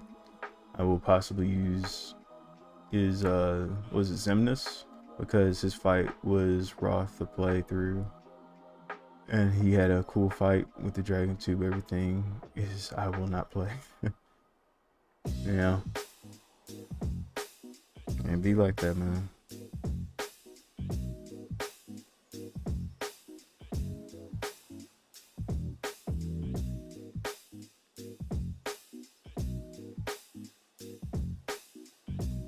Screw guitar, dude.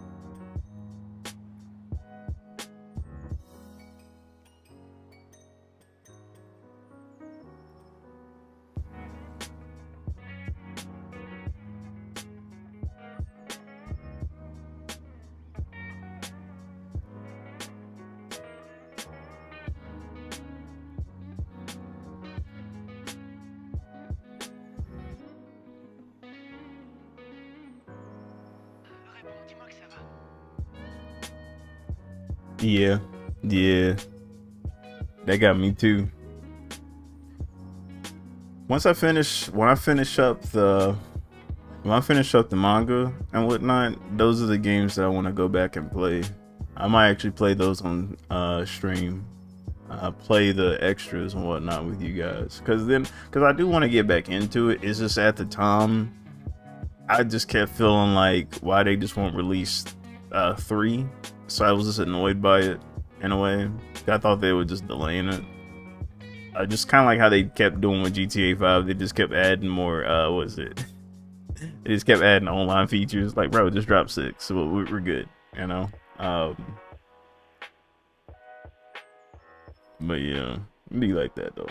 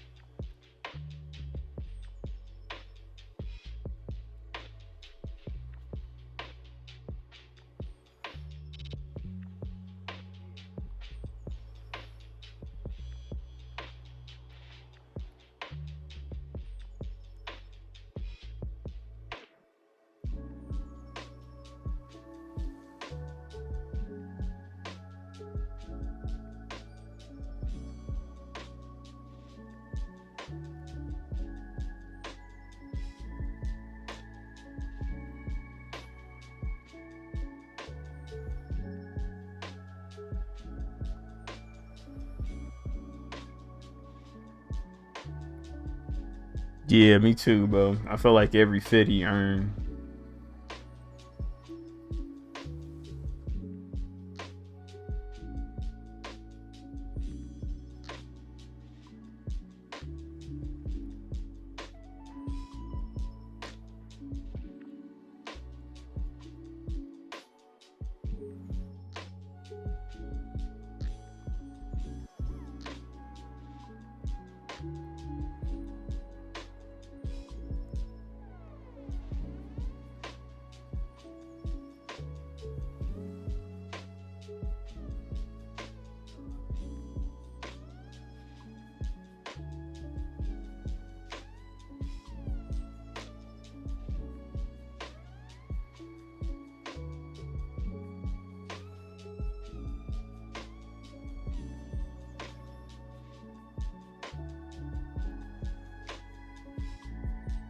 You know what we could do? Instead of me playing, I could literally could watch it while we're doing this.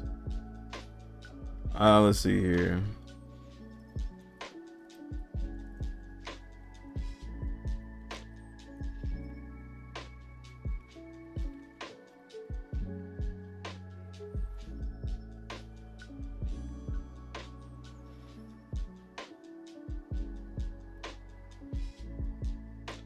Sheesh. Yeah, this is probably pretty good. Let's see how good this one is.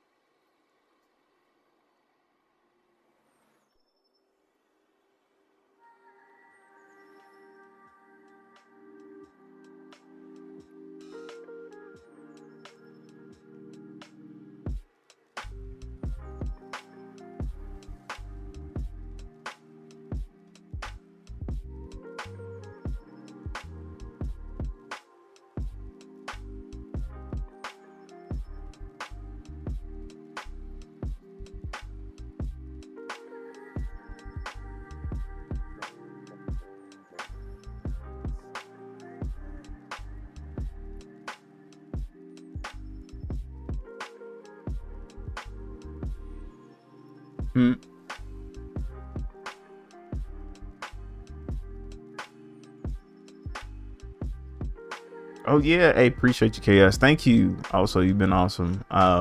Take it easy. Have a good night. Let's see. Let's check it out, dog. Let's see what we got. Good.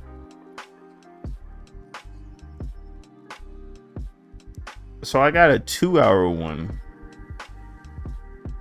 Good lord. This is 6 hours.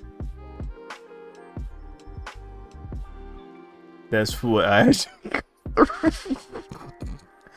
All right.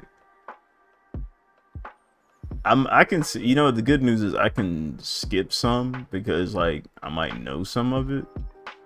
I think I'll get to the ones where I'm like, I don't know that.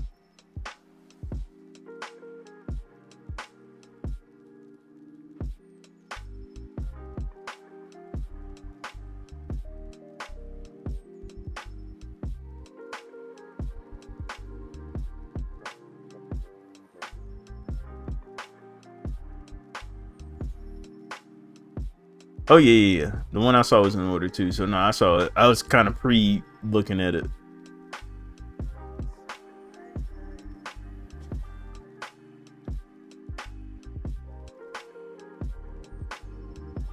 Can you hear it okay?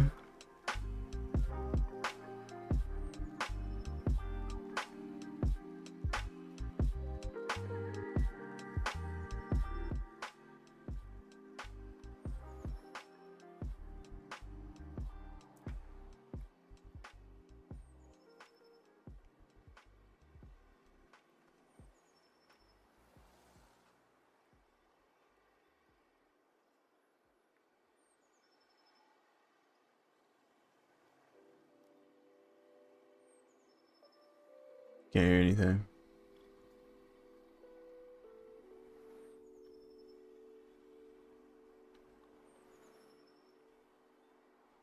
Hold up.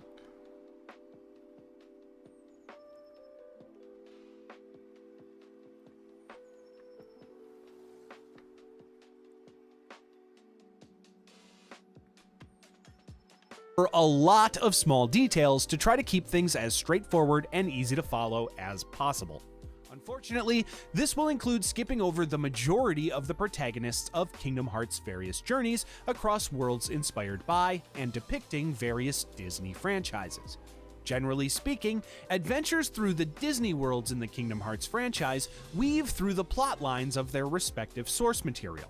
So I'll bring up the plot-relevant details as they occur, but if you want the full Disney experience, you'll have to play through the games yourself. Also, while I'll be covering the mobile games that have actually been released, I will not be covering the story of the upcoming Kingdom Hearts Missing Link. While the game's beta has revealed some preliminary plot details, I'm not going to touch that story until it's completely told.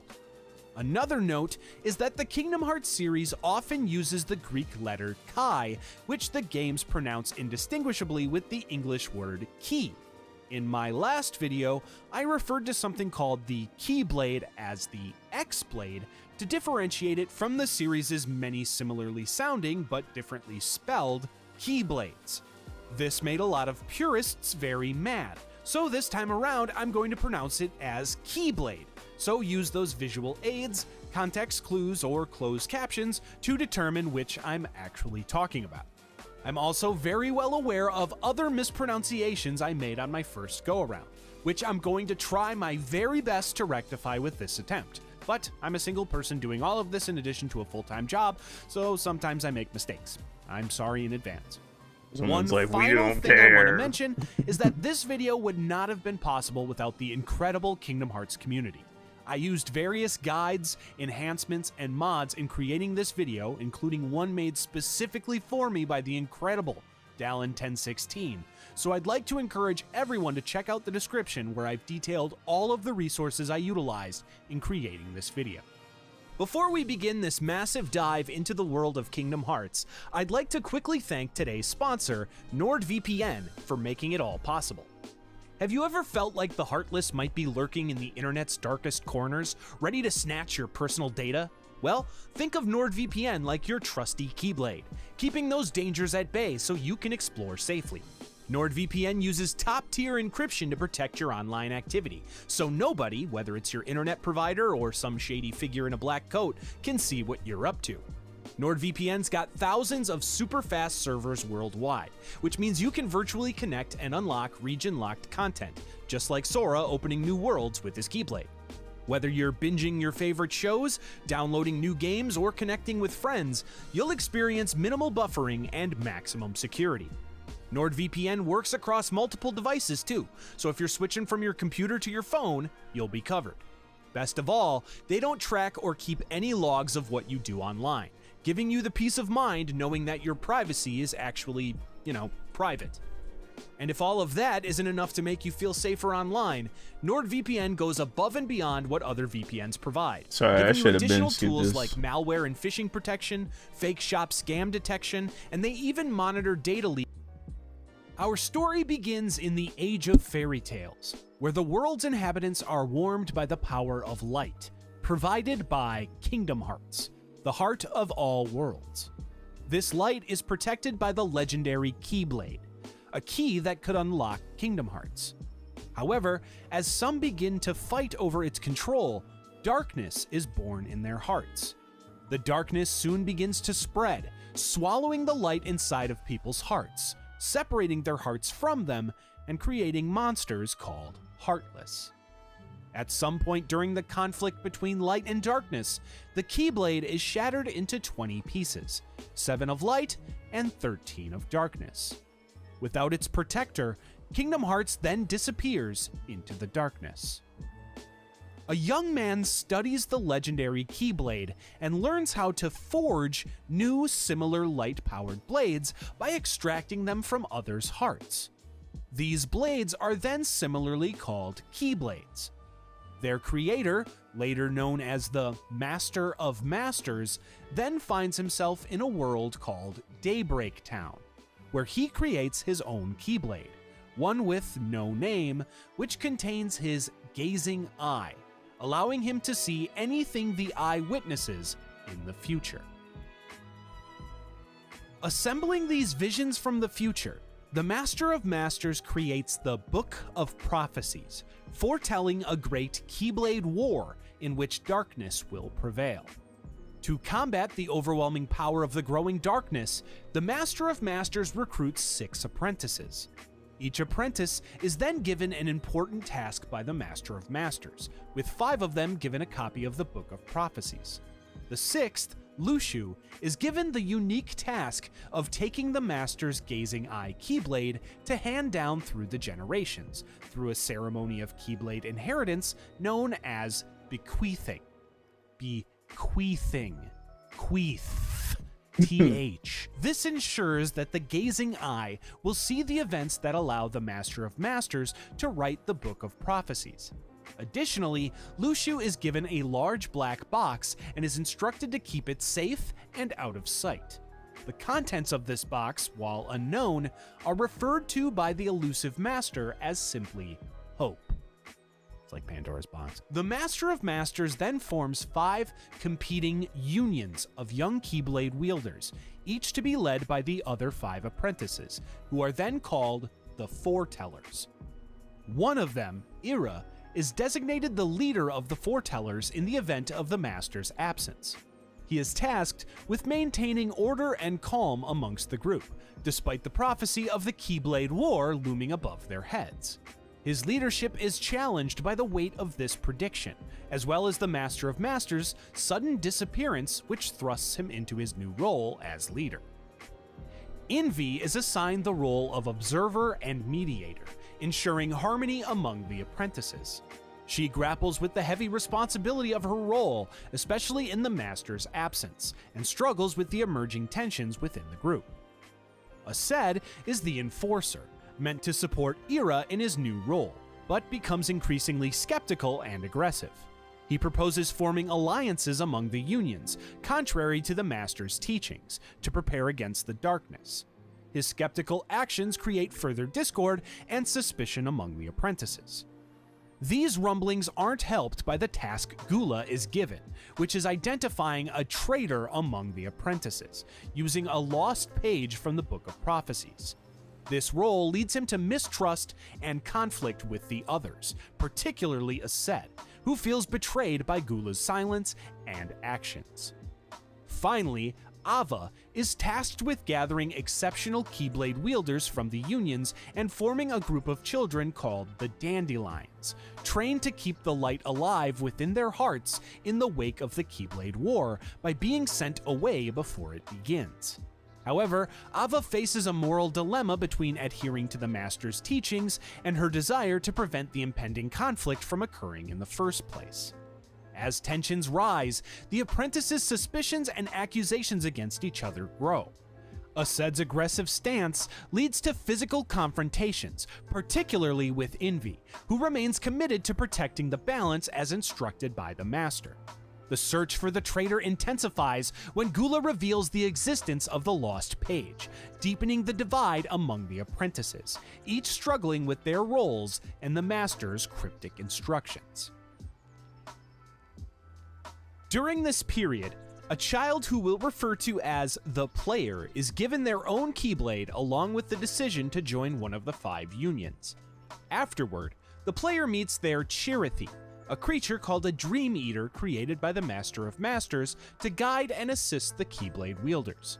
The player quickly learns how to use their Keyblade to fight the heartless creatures of darkness, collecting fragments of light called Lux in their wake.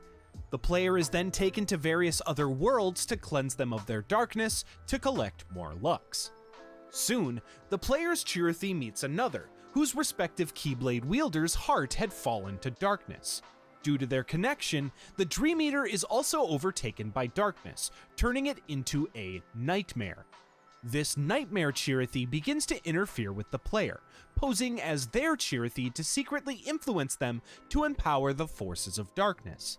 One night, these dueling Dream Eaters influence the sleeping player's dreams, showing them a vision of the Master of Masters speaking to the foretellers inside Daybreak Town's giant central clock tower. The next day, the player meets another Keyblade wielder and a member of a different union named Ephemer.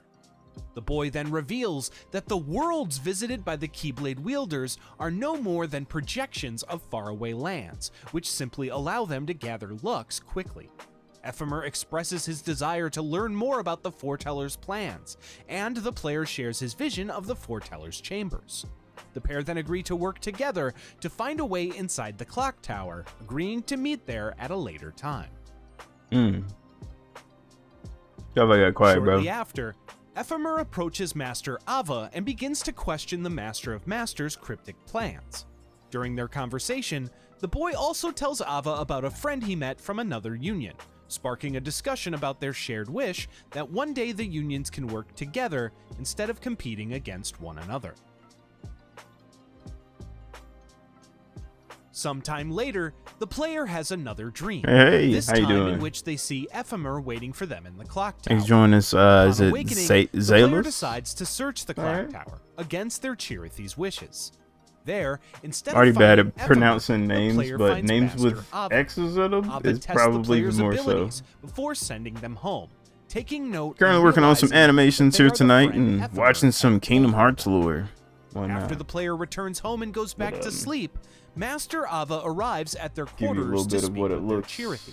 what I'm going After for the here. Dream Eater denies showing the player the vision of Ephemer, Ava reveals that Ephemer had fallen into an unchained state and is now in a different realm.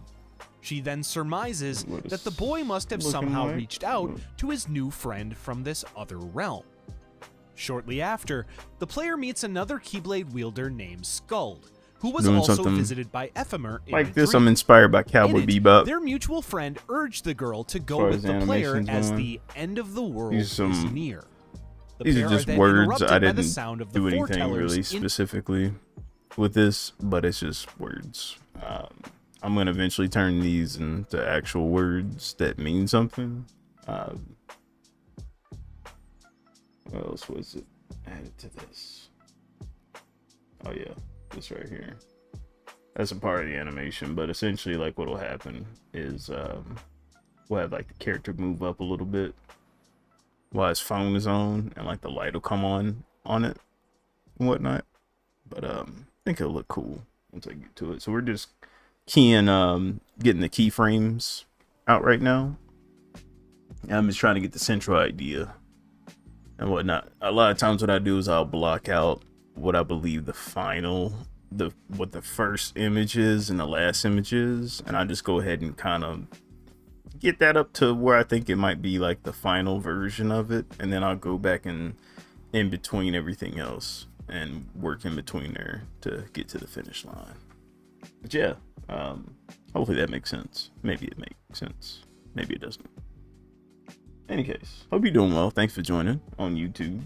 I'm also on Twitch here, so if you see the chat goes up on the left side there, you'll probably see some stuff happening there too. Let's see, where are we at?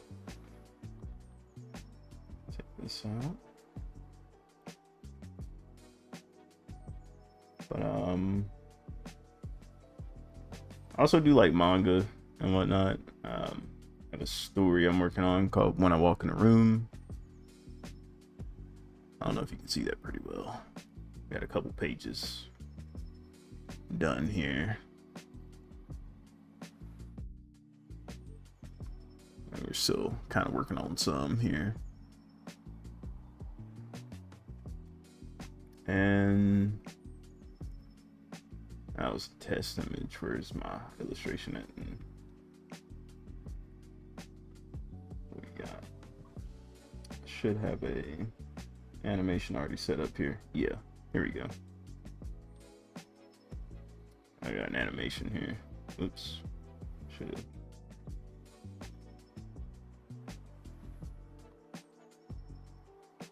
There we go. The animation of somebody falling here. Should have probably brought that out a little bit more, but can't wait to finish this one up. This is pretty cool. I'm gonna have it go in slow motion. So right now it's like he's falling very rapidly in this regard. But I'm gonna have it like stop, go in slow motion, and then kick the intro with it. And that's where we have like the first scene that you saw earlier. Was the idea.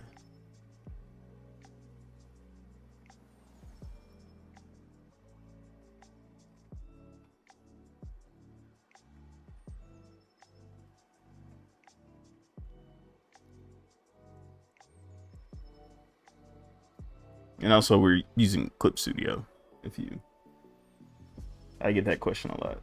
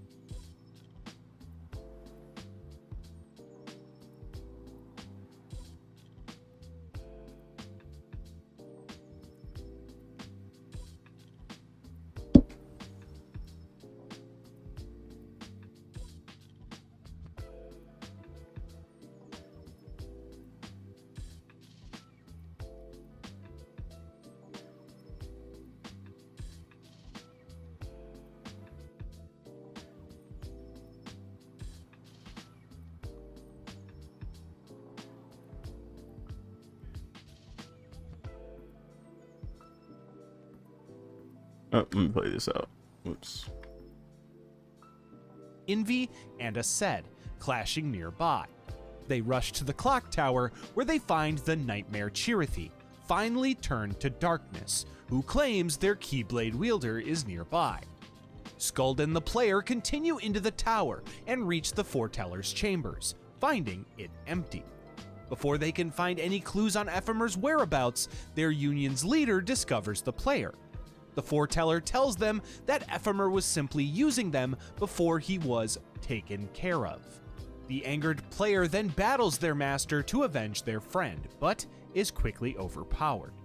Suddenly, the player finds themselves back in the sewers beneath the clock tower, and their adversary is revealed to actually be Master Ava, testing them once again. The foreteller explains that she created the vision to test the strength of the pair's hearts. She then tells them about the purpose of the Dandelions, revealing that she chose Ephemer to be the leader of one of the 5 unions after she and the other foretellers are eliminated in the Keyblade War.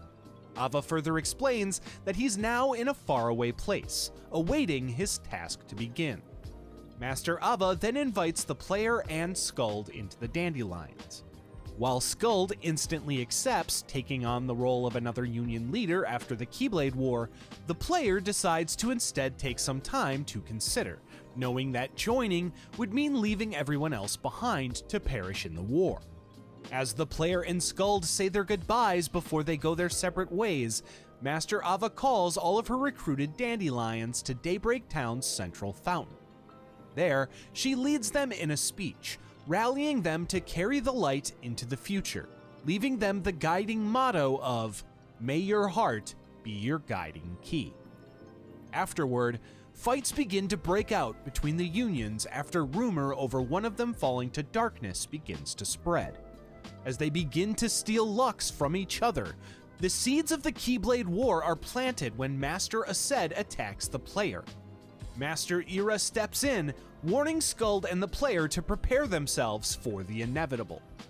The player then passes out, dreaming of a vision of the impending Keyblade War. When they awaken, the player finds Skuld, who reveals that Master Ava has disappeared, leading to further chaos among the unions. The pair decides to talk to Master Gula about where Ava might be, and he reveals that she's likely searching for Luxu, who disappeared at the same time the Master of Masters did. Meanwhile, Ava finds Luxu, and he reveals his task to her, instructing that he cannot change the future, as his job is simply to watch it occur. Ava asks Luxu about the lost page, confronting him about being the traitor it predicted. Luxu tells her the truth, but she refuses to accept it, prompting Luxu to wield the Gazing Eye Keyblade he was given by the Master of Masters before the two duel. Elsewhere, Skuld decides it's time to join the Dandelions in the safe realm, asking the player to come with her. While they decline, they do agree to consider staying out of the Keyblade War so they can join the Dandelions in the new world. The two say their goodbyes and split once again, leaving the player to decide to stay out of the war. A returning Nightmare Chirithy, who then claims to be born from the darkness in the player's own heart, quickly taunts this decision. The player then fights off the darkness-fueled Nightmare, severing the bond between the two. As the Nightmare Chirithy disappears, it warns the player that it will see them in another dream. Meanwhile, another Dandelion, and one chosen by Ava to lead the unions, begins to search for the player. This Dandelion, named Strelitzia, had been secretly admiring the player, and hopes to convince them to join the Dandelions before it's too late. Searching in an abandoned house, Strelitzia is suddenly attacked, and the book given to her by Ava with the instructions on how to lead in the new world is stolen. After this unknown assailant leaves, the weakened Strelitzia's heart is then released as she disappears. A few days later, a massive war between the unions and their respective foretellers is raging on at an area called the Badlands. On the battlefield, the player is forced to fight each foreteller one-on-one, including Master Ava, who warns them to join the Dandelions and go far, far away. The player then collapses from the efforts of their battle, and their Chirithy protects them as the Keyblade War rages on around them.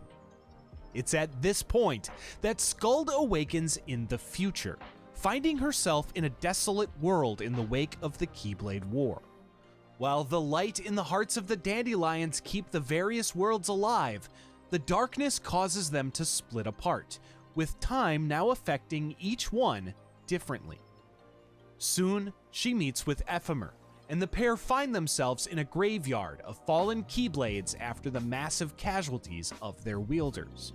Skuld and Ephemer realize that they are the first two of the 5 Dandelions that will arrive to lead the unions. Aside from the 5, every other Dandelion's memories have been erased, as part of the Master of Masters' plans to begin the world anew. Skuld and Ephemer then meet the third Union leader, a young man named Ventus who isn't sure as to why he was selected. The three then meet number 4, another young man named Brain, who, unbeknownst to them, was left a copy of the Book of Prophecies by Master Ava. The four then see the 5th Union leader, but not the one Master Ava had intended.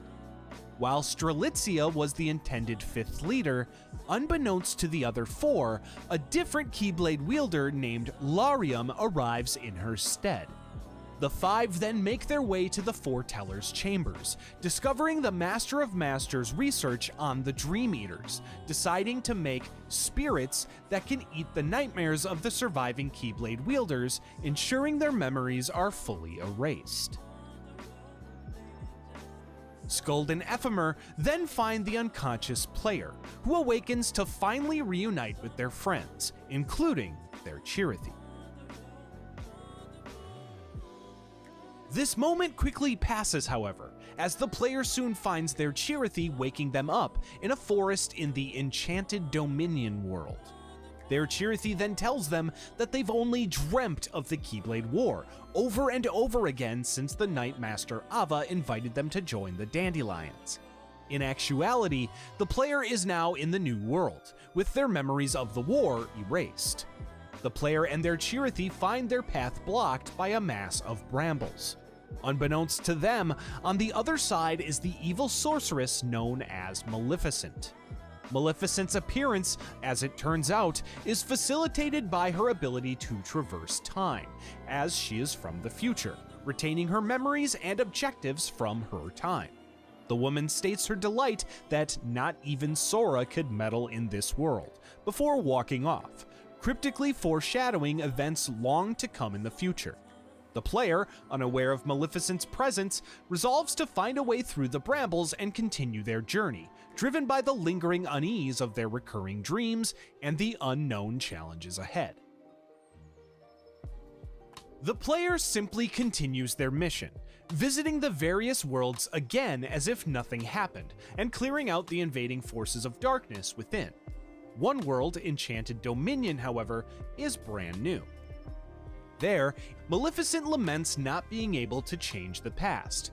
A manifestation of darkness appears before her, claiming that she is there to erase her defeat in the future from happening, where she tries to collect the 7 Hearts of Pure Light. More on this much later. Darkness reveals that the Master of Masters foresaw this, and explains why Enchanted Dominion never existed before the Keyblade War.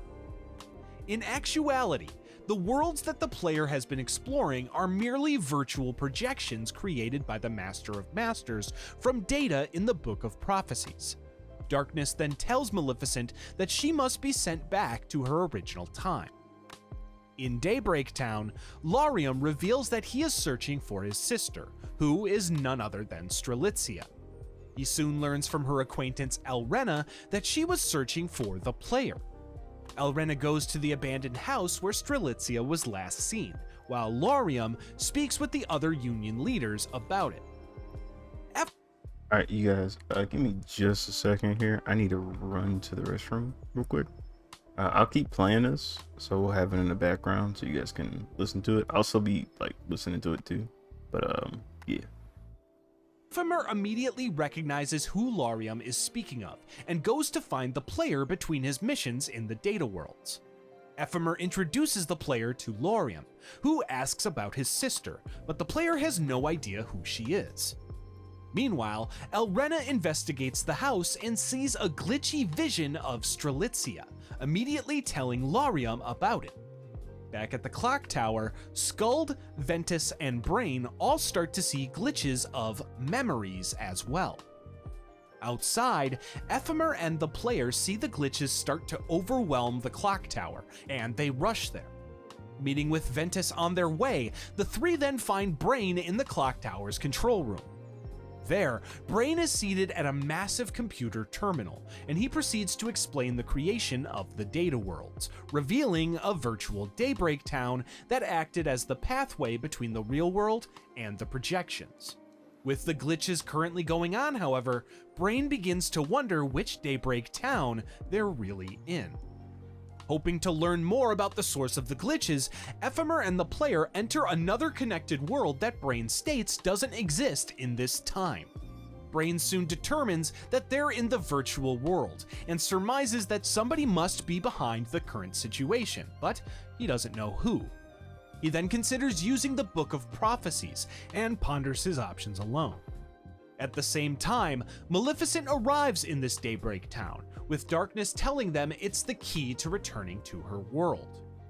The Darkness then tells Maleficent to go to the Clock Tower, where she'll be able to return to the real Daybreak town, where she'll be able to take an incomplete lifeboat back to her time. While Maleficent realizes the speed of which will separate her heart from her body, the Darkness confirms that she exists in the Book of Prophecies, so she must be able to find a new body in the future. Brain reads the Book of Prophecies, finding the list the Master of Masters created of the Union leaders Master Ava was to recruit. Brain then shares this note with Ephemer, revealing that not only was he not supposed to be the original recipient of the Book of Prophecies, but also that Strelitzia was supposed to be a Union leader, with Ventus's name nowhere to be found.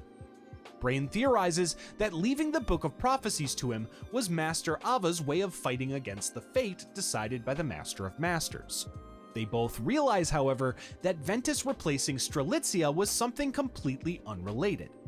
Skuld and Ventus then arrive, and Brain questions them, confirming their suspicion that something is off with Ventus. Brain then decides to reveal to both Skuld and Ventus that the latter's name wasn't on the Master of Masters list.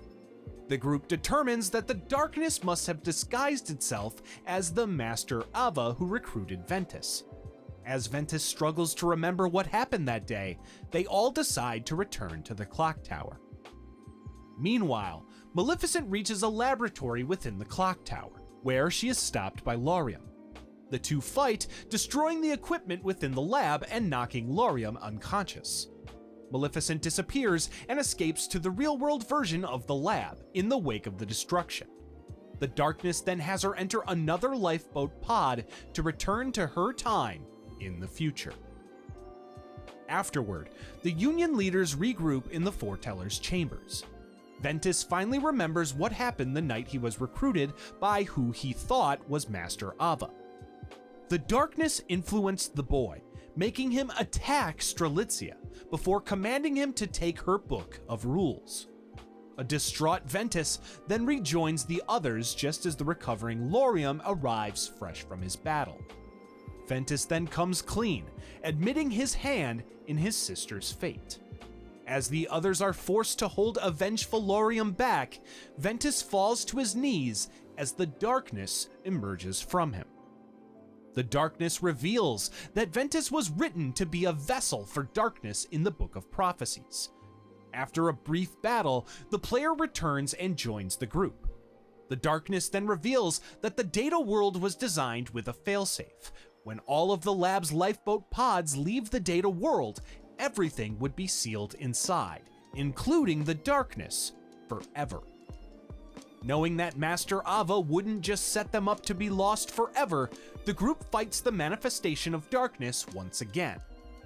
Afterward, Ventus awakens and realizes that if their adversary is pure darkness, that must make him pure light. He then uses this knowledge to change the Darkness into a physical form his friends can defeat. After a flash of light, however, the Darkness is left alone in the lab in the real world. There, the Darkness is suddenly joined by Master Luxu, still alive and observing the events. Luxu is carrying a figure in a white robe and places them in one of the lifeboat pods. The Darkness claims that if Luxu loses it, he'll defy the Master of Masters' orders, but Luxu states that he needs to plant this seed of light for the future.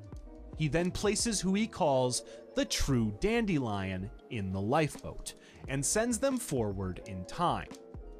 Afterwards, Luxu confronts the Darkness about the 5 other shadows besides itself with individual will. The shadow reveals that all 5 of the others are currently still within the data world, leaving Luxu to destroy the soul-conscious shadow in the real world. It's then revealed that Luxu, the Master of Masters, and the 5 Foretellers all had trapped the 7 most powerful darknesses within their own hearts, leaving the remaining 6 of 13 total to roam free. The lost page in the Book of Prophecies was written to plant enough negative emotion for the darkness to feed onto. Sometime later, in the clock tower, Lauriam forgives a recovering Ventus. Lauriam believes he hears from his sister before he hears Ephemer calling for him. Lauriam finds Elrina waiting to speak to him. Her Chirithy tells him that they thought they saw his sister donned in a white robe, walking with another in a black one. Brain determines that the figure in black must have been Luxu, coming to the data world to retrieve the data preservation of Strelitzia. The Union leaders, along with the player and Elrena, then check on the lifeboats to the real world, finding only 5 now operational.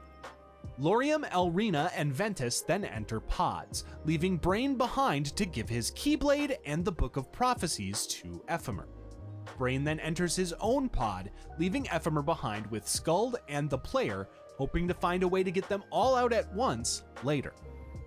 In the real world, Brain decides to send 2 pods back to the data world to hopefully allow the 3 they left there behind to escape.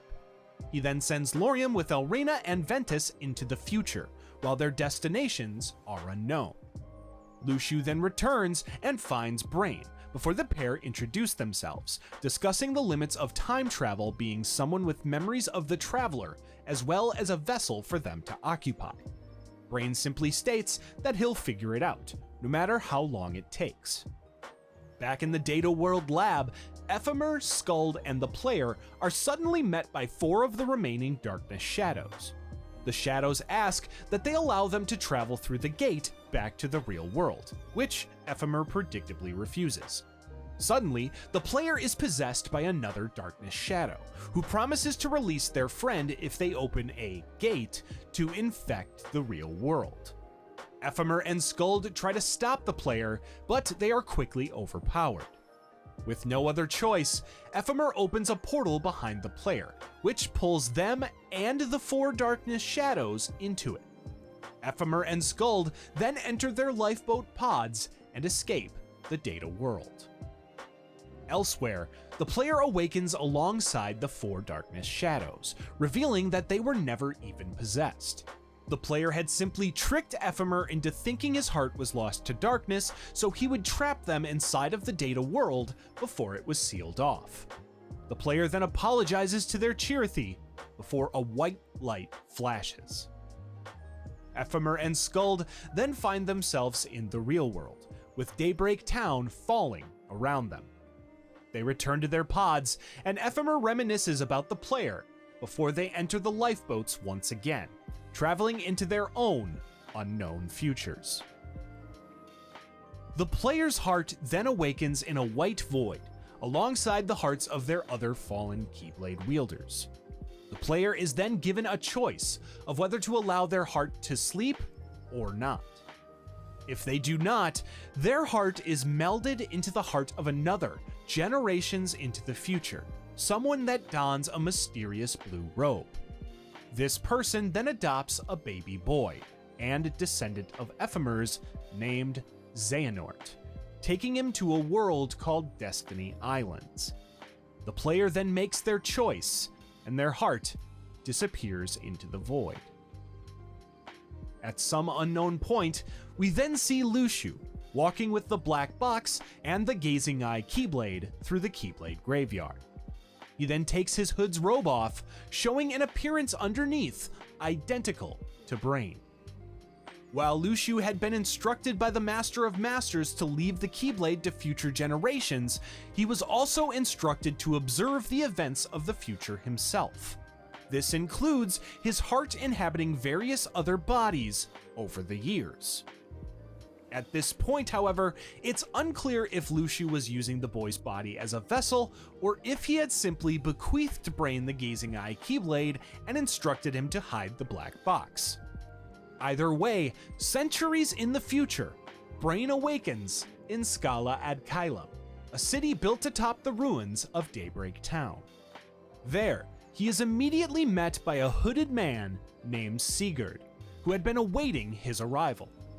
Sigurd takes Brain to the city's headquarters, and on the way, they see a statue of the original Keyblade master and founder of Scala ad Caelum, Brain's old friend, Ephemer. We then return to Destiny Islands, where we find Xehanort, now grown into a curious boy, living on the isolated world, but itching to know if there's something more out there. The reincarnated player raises the boy, telling him that he is the child of Destiny, the descendant of a renowned Keyblade wielder who will save the world from darkness. While the player assures the boy that one day he'll be strong enough to fight darkness, the young Xehanort is only worried about seeing his mother again someday. Xehanort then tells the player that he wishes to also see the children he sees in his dreams, describing the Union leaders, including Ephemer and the player. The player then finally tells Xehanort about his first life, including the Book of Prophecies. However, in their second life, the player learned that the Child of Destiny could change the outcome in the book, and this child would have the ability to feel, share, and embrace what others felt in their hearts. This Child of Destiny, more importantly, would hail from Destiny Islands. Unequivocally, the player believes Xehanort to be this Child of Destiny.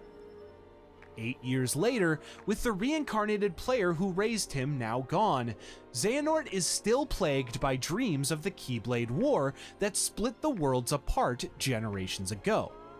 One day, Xehanort is visited by another figure whose identity is cloaked in robes. This mysterious figure tells Xehanort that the boy is their waypoint, before offering him a way to explore the other worlds. The figure then opens a portal called a Corridor of Darkness that links to another world, Scala ad Caelum. Xehanort enters the portal and arrives in the city, known as the Stairway to the Sky. After its founding, Ephemer intended to use Scala ad Caelum to preserve and pass down the knowledge required to keep light alive in the eternal battle against darkness. The most important aspect of this knowledge is the ability to wield Keyblades properly, including a final test of one's ability and readiness called the Mark of Mastery exam. Those who pass this test are awarded the title of Keyblade Master. Upon arriving in the new world of Scala ad Caelum, Xehanort meets another boy named Ericus. While both of the pair have no idea how Xehanort got there or where he came from, they strike up a friendship, and Xehanort joins Ericus in training to become a Keyblade wielder. Training under an older, experienced Keyblade master named Odin, Xehanort and Ericus make up a group of students including others named Erd, Vor, Bragi, Hermid, and Balder. Even though he's in a new world, Xehanort again grows tired and bored with his day-to-day life, leaving him still searching for something to change his heart. At some point, Xehanort and Ericus play a friendly game of Alba and Otter, a board game resembling chess. With Xehanort representing the dark pieces and Ericus representing the light ones, the pair discuss the eternal war between light and darkness. Pulling light from the past, Ericus wins their game, despite Xehanort joking that he never loses. While Xehanort claims that one day the world will call on Ericus to be its protector, he'll be there with him as a friend. Ericus then puts 7 of Xehanort's black pieces on the board against a single one of his own white ones, claiming that he's learned of a new game. Meanwhile, the Gazing Eye Keyblade, having been bequeathed from generation to generation, has come into the possession of the two students' master, Odin. As it hangs on the wall of the classroom, the Gazing Eye watches Xehanort and Ericus square off against each other, not for the first time, and certainly not for the last. One day, Master Odin assembles the students of Xehanort and Ericus' class, informing them of dire news. While undergoing their Mark of Mastery exam, all 7 upperclassmen have gone missing in the surrounding worlds. Breaking tradition, Odin teaches the underclassmen how to access the other worlds so they can assist in the search, save for Balder, whose sister is one of the missing students. The group then split into 2 search parties and don armor that wards off the darkness. Using their keyblades, they open pathways and traverse to new worlds to begin their search.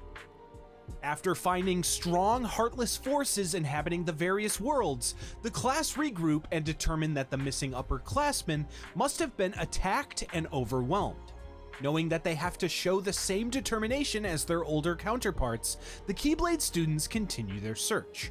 On their way, however, they discover that darkness can bury itself inside of someone's heart and influence their decisions without them even realizing. Soon, Xehanort and Ericus begin to disagree on how their search should continue. While Xehanort suggests that pursuing darkness might lead them to the missing students, Ericus holds steadfast that their duty is to protect the light. While searching one of the worlds, Xehanort and Ericus, along with a fellow student named Vor, finally find one of the upperclassmen, Vidar. Vidar acts strangely, however, and tries to recruit Vor to join them. While Xehanort and Ericus try to convince her to stay with them, Vor leaves with Vidar. The class return to Skala ad Kylum to find Master Odin now missing, but they decide to continue their mission anyway, now adding Vor to their search. Xehanort and Ericus disagree on their next move, so they decide to lead separate searches. Meanwhile, Vidar returns to speak with Master Odin. Odin warns Vidar about true darkness, the 13 ancient darknesses that are approaching. Master Odin then explains that the 7 most powerful ones were imprisoned within the Keyblade Masters of the past, who had offered themselves as vessels, and came to be called the Lost Masters. Of the 6 shadows that remained, 4 were trapped by Keyblade wielders in the realm between of another world, while the last 2 were rumored to have been destroyed when the world collapsed. During their continued search, Xehanort and Hermid are split up with Erd. Erd is then overwhelmed by enemies, but saved by Vala, one of the upperclassmen. Vala tells Erd that she had been watching her, waiting for her to prove that she was capable of helping them achieve their goal. While Erd doesn't agree to go with Vala, a fellow upperclassman named Vali arrives and entrusts her with the enchanted rose that's essential to keep the order of the world they're in, Beast's Castle. Later, the group again come across Vidar and Vor, attempting to take the magic lamp from Agrabah, another item that's essential to the world's order. Vidar reveals that by taking the items that upset the balance of the worlds, they hope to uncover the true light that shines even in the face of confusion and uncertainty. Vidar then explains their goal of gathering the 7 lights to defeat true darkness before leaving once again. With the moral implications weighing over their heads, the underclassmen decide to return to Master Odin once again to confer. Odin then reveals that the upperclassmen are likely trying to collect the 7 lights to summon Kingdom Hearts to fight off the true darkness. Now knowing the task at hand is too much for them to handle, Odin relieves the underclassmen of their current duties. While the students try to figure out their next move, Balder finally joins them. They fill him in on the situation, and the boy tells them that they no longer have to search for his sister, Hoder, as she tried to protect him and is now gone. Balder then reveals that before his sister went off to conduct her Mark of Mastery exam, he felt something was off, so he followed her. Watching her battle Maleficent in a dragon-like form, Balder tried to jump in to help Hoder, but she was forced to jump in front of a blast from the dragon, striking her down before Balder passed out. Hoping to learn more, the group go to a world Balder recently discovered where they might find the perished underclassmen, the Underworld. Arriving at the Olympus Coliseum, the group meet Hades, Lord of the Underworld, who offers them an invitation to his domain so long as they win a tournament. Xehanort, Ericus, and Bragi fight in the tournament and emerge the victors, gaining them access to the Underworld. There, Xehanort and Ericus find Hoder, along with fellow fallen upperclassmen Heimdall, Helgi, and Sigrun. Xehanort reveals Vidar's plan to summon Kingdom Hearts to destroy the darkness that took his friends from him. Hoder and the others, who also fell while trying to fight Maleficent, then wonder if the evil fairy is the formless, true darkness, but decide that either way she needs to be dealt with. Hoder then secretly asks Xehanort for a favor before her and her compatriots' hearts disappear. Afterwards, Hades throws Xehanort, Ericus, Hermid, and Erd into a corridor of darkness. While they all don their armor, the darkness quickly overwhelms them. Master Odin is able to intervene, opening his own portal to rescue Xehanort and Ericus from the realm of darkness. Sometime later, the three meet in Master Odin's classroom, and he informs them of the losses. The group then realize that Baldur must have succumbed to the darkness after losing his sister, and a loud rumble is then heard outside. Odin wields the Gazing Eye Keyblade and runs outside. Ericus, not wanting to lose another friend, rushes out with Xehanort, and the pair find Scala ad Caelum in chaos. Vidar, Vala, and Vali then arrive and reveal that Baldur had been chosen as the vessel of darkness. Ericus, angered that Vidar didn't stop Baldur, takes out his frustration by attacking him and the two other upperclassmen. After the scuffle, Xehanort is able to calm Ericus down, and Vidar admits that using Kingdom Hearts to purge the darkness isn't the answer. The group discuss Vor's return to Master Odin at the tower when suddenly the darkness engulfed Baldur appears beside them. While the group tries to free Baldur from the darkness, he simply states that he has business at the tower, before vanishing as quickly as he appeared, leaving several Heartless in his wake. The group race to the tower in hopes of rescuing Vor, but when they arrive, they find her already beside Baldur. The darkness inside Baldur reveals that it was actually what had taken out Hoder, Heimdall, Helgi, Sigrun, Bragi, Erd, and Hermid, boasting that Vor will be number 8. As Vidar, Vala, and Vali intervene, a massive heartless form emerges from Baldur's body, instantly slaying them, giving him victims 8, 9, and 10. As Vor tries to help as well, she's quickly cast aside, marking number 11. Baldur, stating they should finish this somewhere worthy of the occasion, vanishes in a cloud of darkness. Xehanort and Ericus head out of the chamber to find him atop the tower. Baldur states that Xehanort and Ericus will be the last of the 13 lights that must be given to the shadows to summon Kingdom Hearts. Baldur then reveals that he, influenced by the darkness, had tricked Vidar into trying to summon Kingdom Hearts, but when he gave up, Baldur had to step in to do it himself. Xehanort and Ericus then battle the heartless form of the darkness inside of Baldur, and after a grueling fight, they are able to defeat it. In the wake of the battle, Ericus urges Xehanort to drive the darkness out of Baldur. Suddenly, Xehanort finds himself and his adversary surrounded by darkness. Baldur asks Xehanort if he can claim that his own heart is untainted by darkness, and the boy silently reflects. Baldur then tells Xehanort that like when he lost his own sister, when Xehanort loses the person he cares about, Ericus, he will also be swept away by darkness. Finally, Baldur claims to not be the ancient, true darkness, but instead one born from the darkness in all of their hearts. Suddenly, the favor Hoder asks Xehanort is revealed. Since their meeting in the underworld, the boy had been harboring her heart within his own. Hoder's spirit then appears before her brother, telling him that he no longer has to fear the darkness in others' hearts. Hoder and Baldur then draw their Keyblades, before Master Odin suddenly arrives and subdues the boy in chains. Hoder's spirit strikes Baldur before vanishing, knocking him down and leaving him vulnerable for a final attack.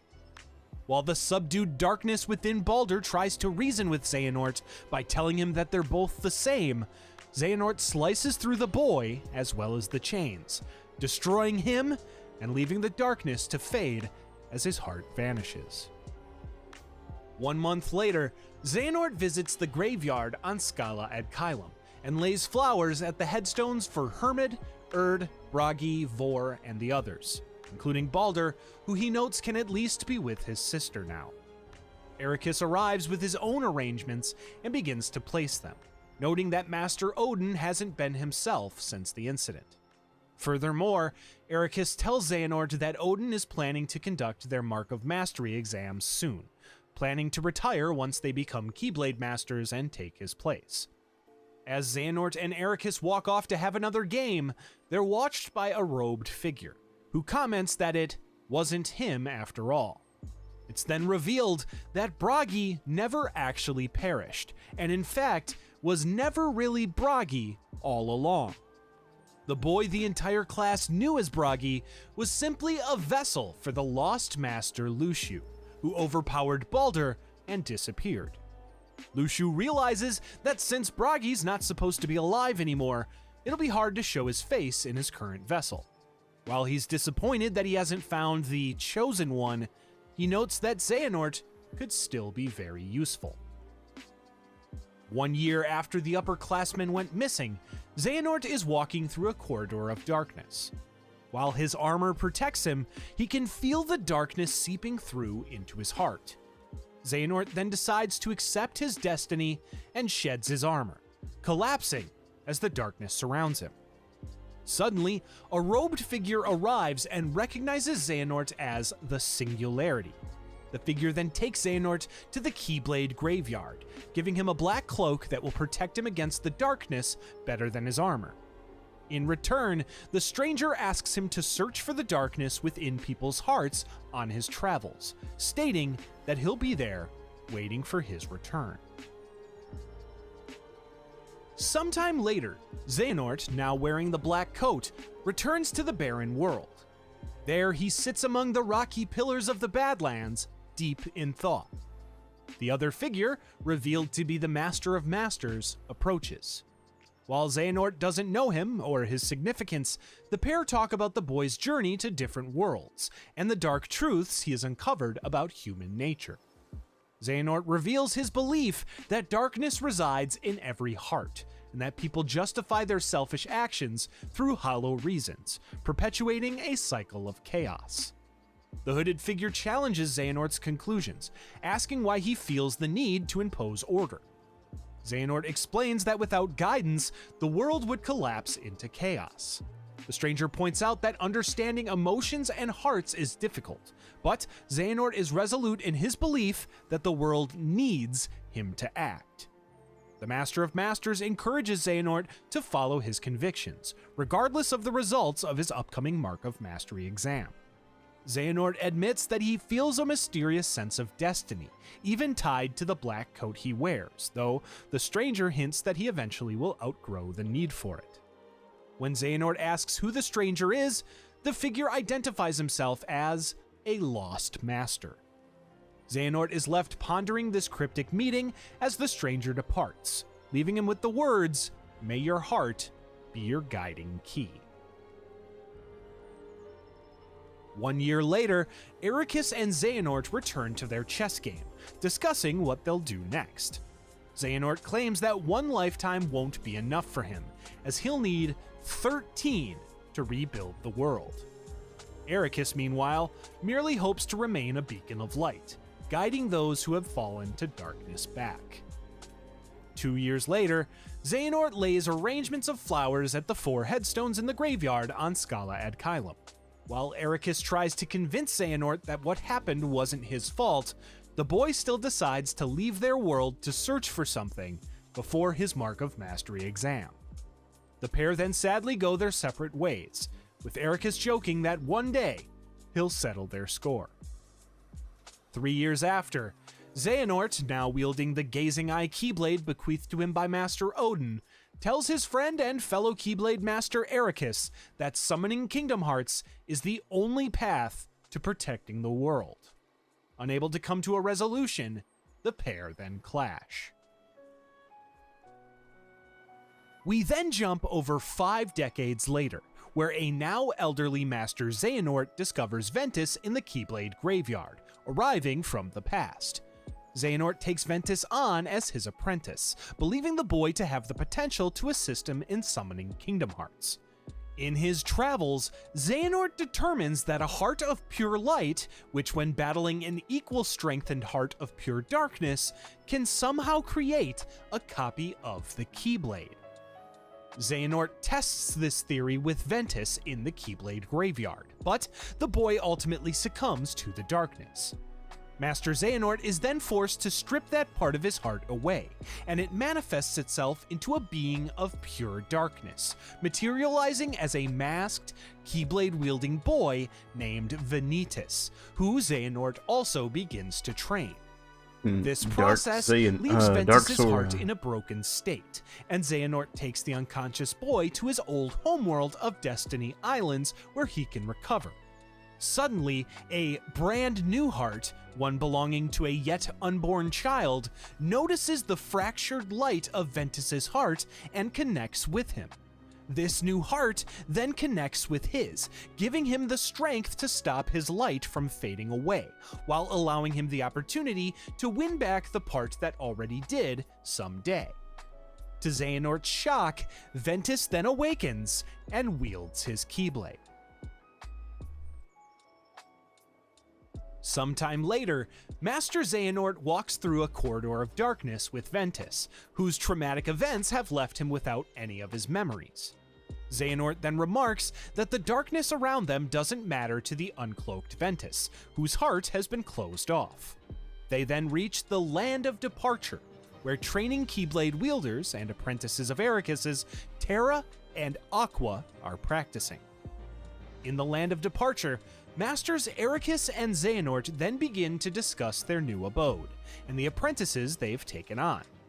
Believing Ventus to be the child of destiny prophesized to save the world from darkness, Xehanort asks Ericus to train the boy, believing himself to be too close to the darkness to properly guide him. In reality, Xehanort knows that Ventus cannot stay with him after what he did to the boy. Over the next few years, Ventus begins to train under Ericus alongside Terra and Aqua, with nobody besides Xehanort aware of the boy's true history.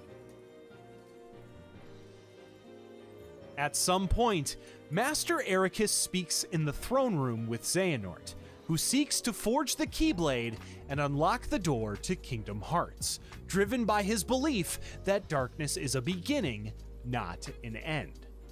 Ericus, fearing the catastrophic consequences of Xehanort's quest, vehemently opposes him, resulting in a battle. Xehanort, wielding dark powers, overpowers Ericus, leaving him injured and questioning if Xehanort has already succumbed to darkness.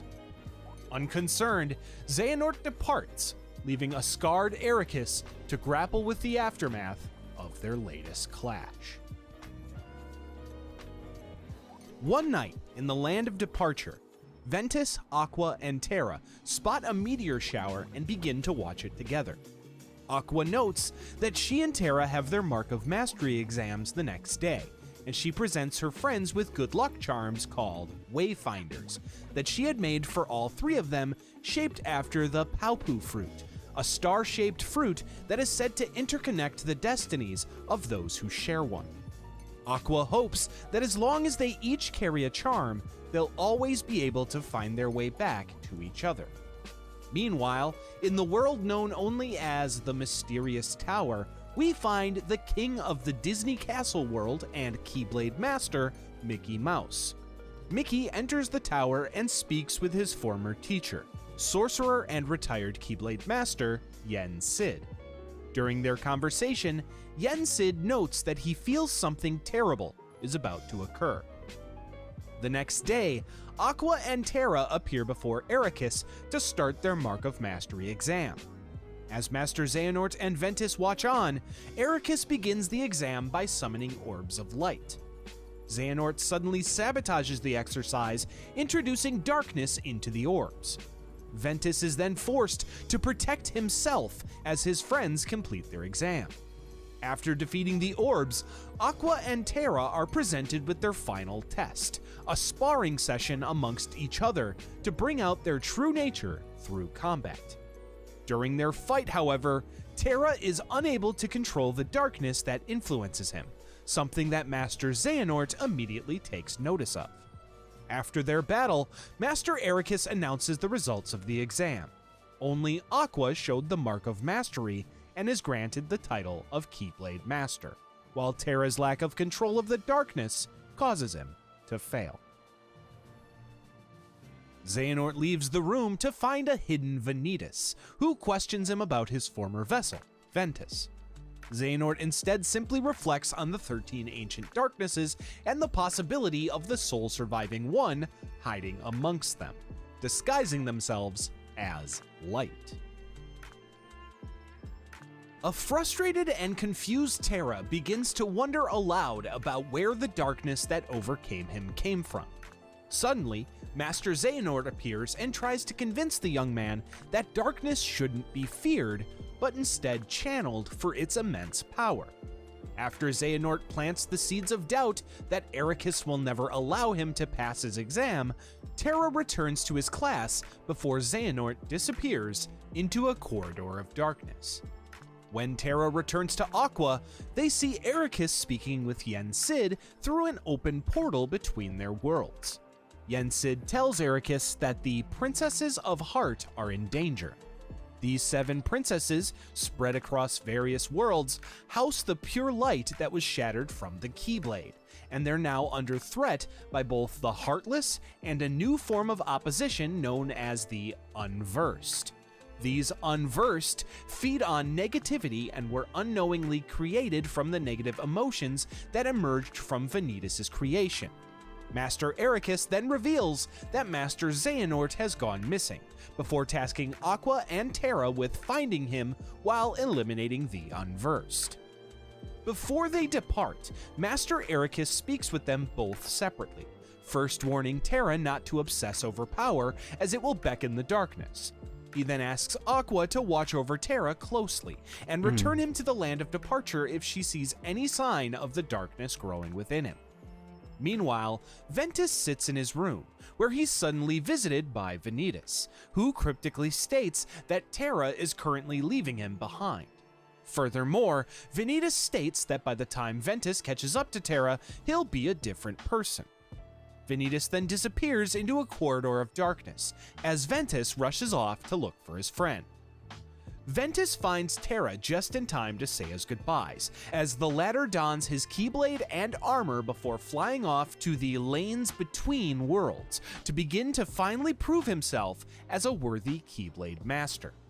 Ventus, fearing Vanitas' words, then dons his own armor before flying off after him, much to an arriving Aqua and Ericus' dismay.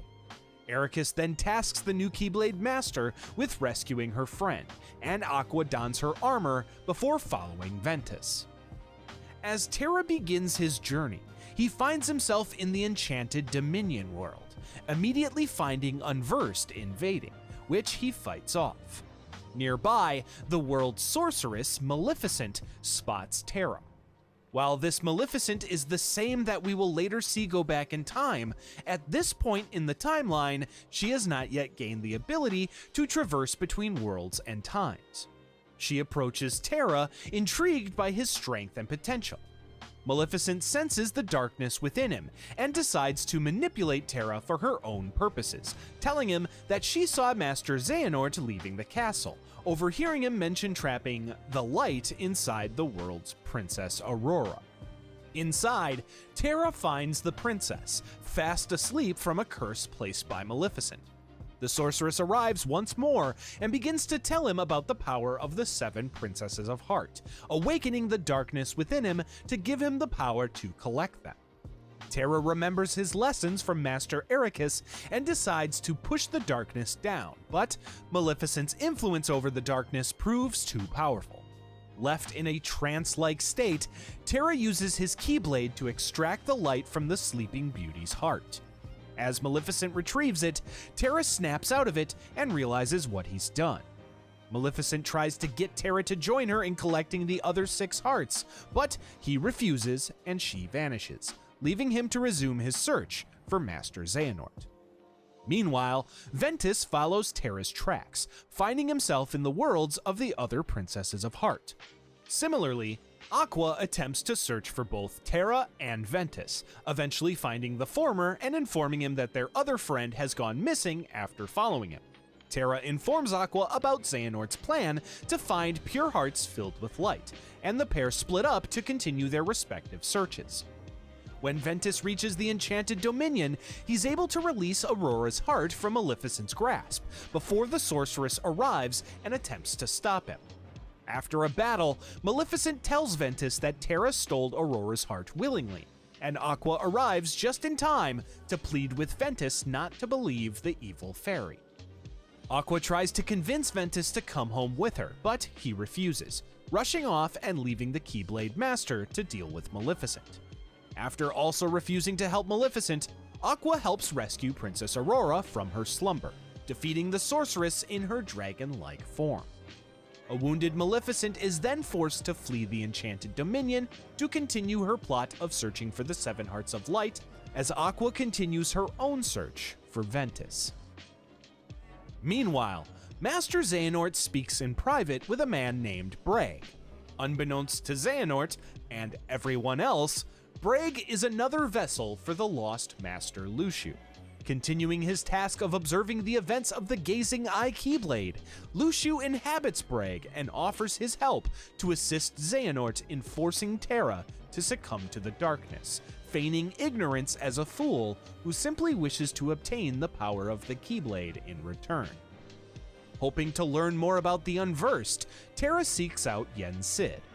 Upon arriving at his mysterious tower, Terra consults with the retired Keyblade Master, who suggests a connection between Master Xehanort and the sudden emergence of the Unversed. Yen Sid advises Terra to find Xehanort, and as Terra departs, the sorcerer muses to himself, wishing that Xehanort's heart would not lead him astray. While traveling through the lanes between, Terra suddenly hears Master Xehanort beckoning him. Terra then finds himself in the Keyblade graveyard, where Xehanort is currently waiting for him. Terra confronts him, and the old master admits that he created Vanitas from the darkness inside of Ventus. Furthermore, Xehanort claims that the only way to stop the Unversed is to stop Vanitas, claiming he will likely be drawn to the City of Light, the world known as Radiant Garden. As Terra leaves the Keyblade graveyard to find Radiant Garden, his target, Vanitas, discovers Ventus in the lanes between. Vanitas leads Ventus to the now empty Keyblade graveyard, where the being of darkness challenges the boy he was created from to a battle. While Ventus is quickly overpowered and incapacitated, he's saved at the last moment by an arriving Keyblade Master he's yet to meet, Mickey Mouse. Mickey heals Ventus's wounds, and the pair join forces to take on Vanitas. Together, the pair are able to drive the being of darkness back, forcing Vanitas to escape into a corridor of darkness. After the battle, Ventus and Mickey introduce themselves to each other. Mickey reveals a star shard he borrowed from Yen Sid, which has enabled his travels between worlds.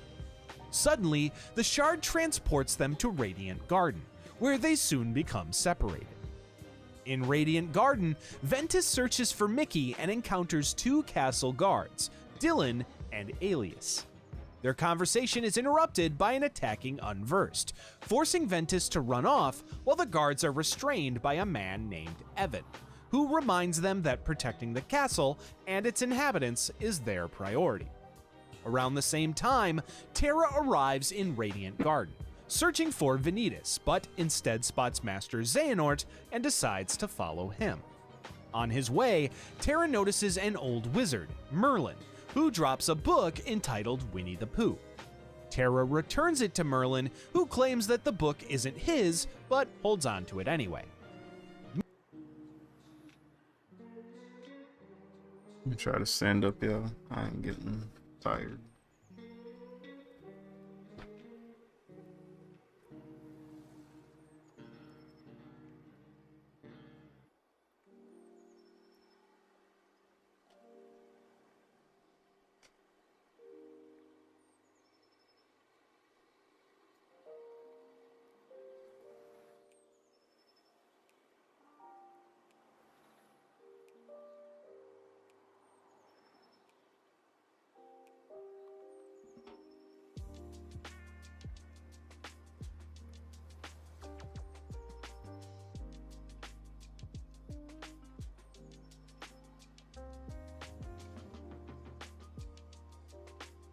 Except this mug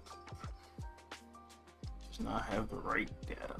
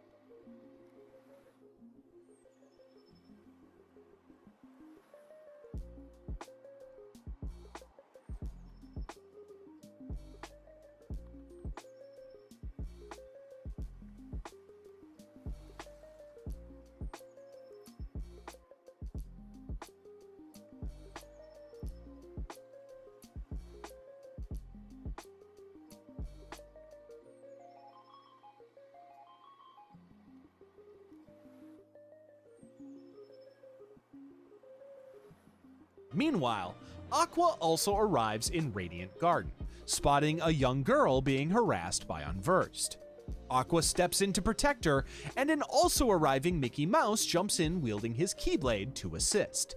The two then fight side by side to defeat the threat, introducing themselves afterwards.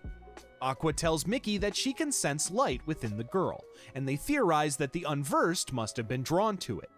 Mickey agrees to help protect the girl, but his star shard suddenly teleports him away. The girl, named Kairi, then gives Aqua a bouquet of flowers she picked as thanks.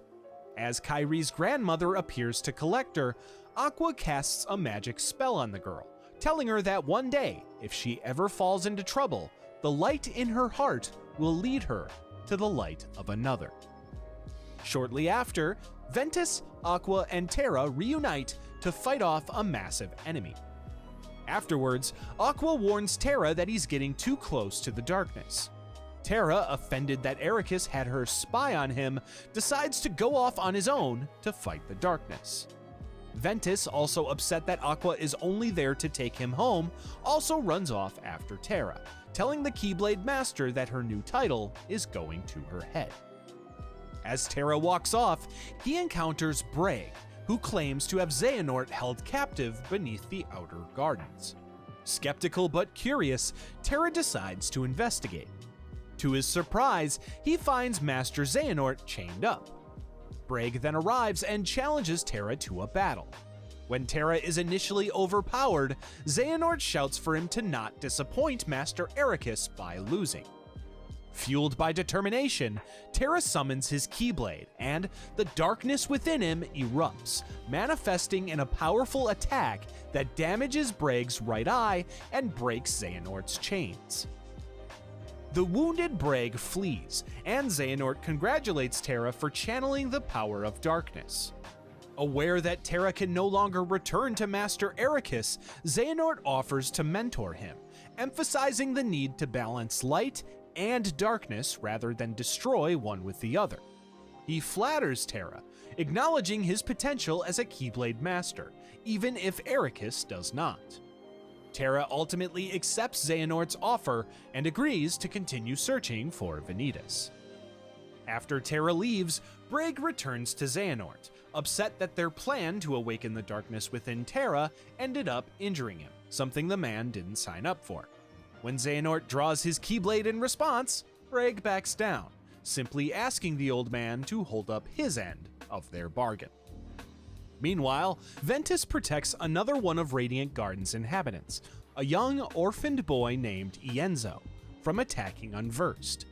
After, Ienzo is collected by Evan, who takes the boy back to the world's tower while giving Ventus Terra's location. Ventus finds Terra, who tells him that while Ven cannot come with him on his current journey, he knows Ventus will be there when he really needs him. Elsewhere on Radiant Garden, Aqua surprisingly comes across Vanitas, sparking a battle. After Aqua defeats the masked boy, he again escapes into a corridor of darkness. Ventus then arrives and tells her that Terra had left, forcing her to leave as well.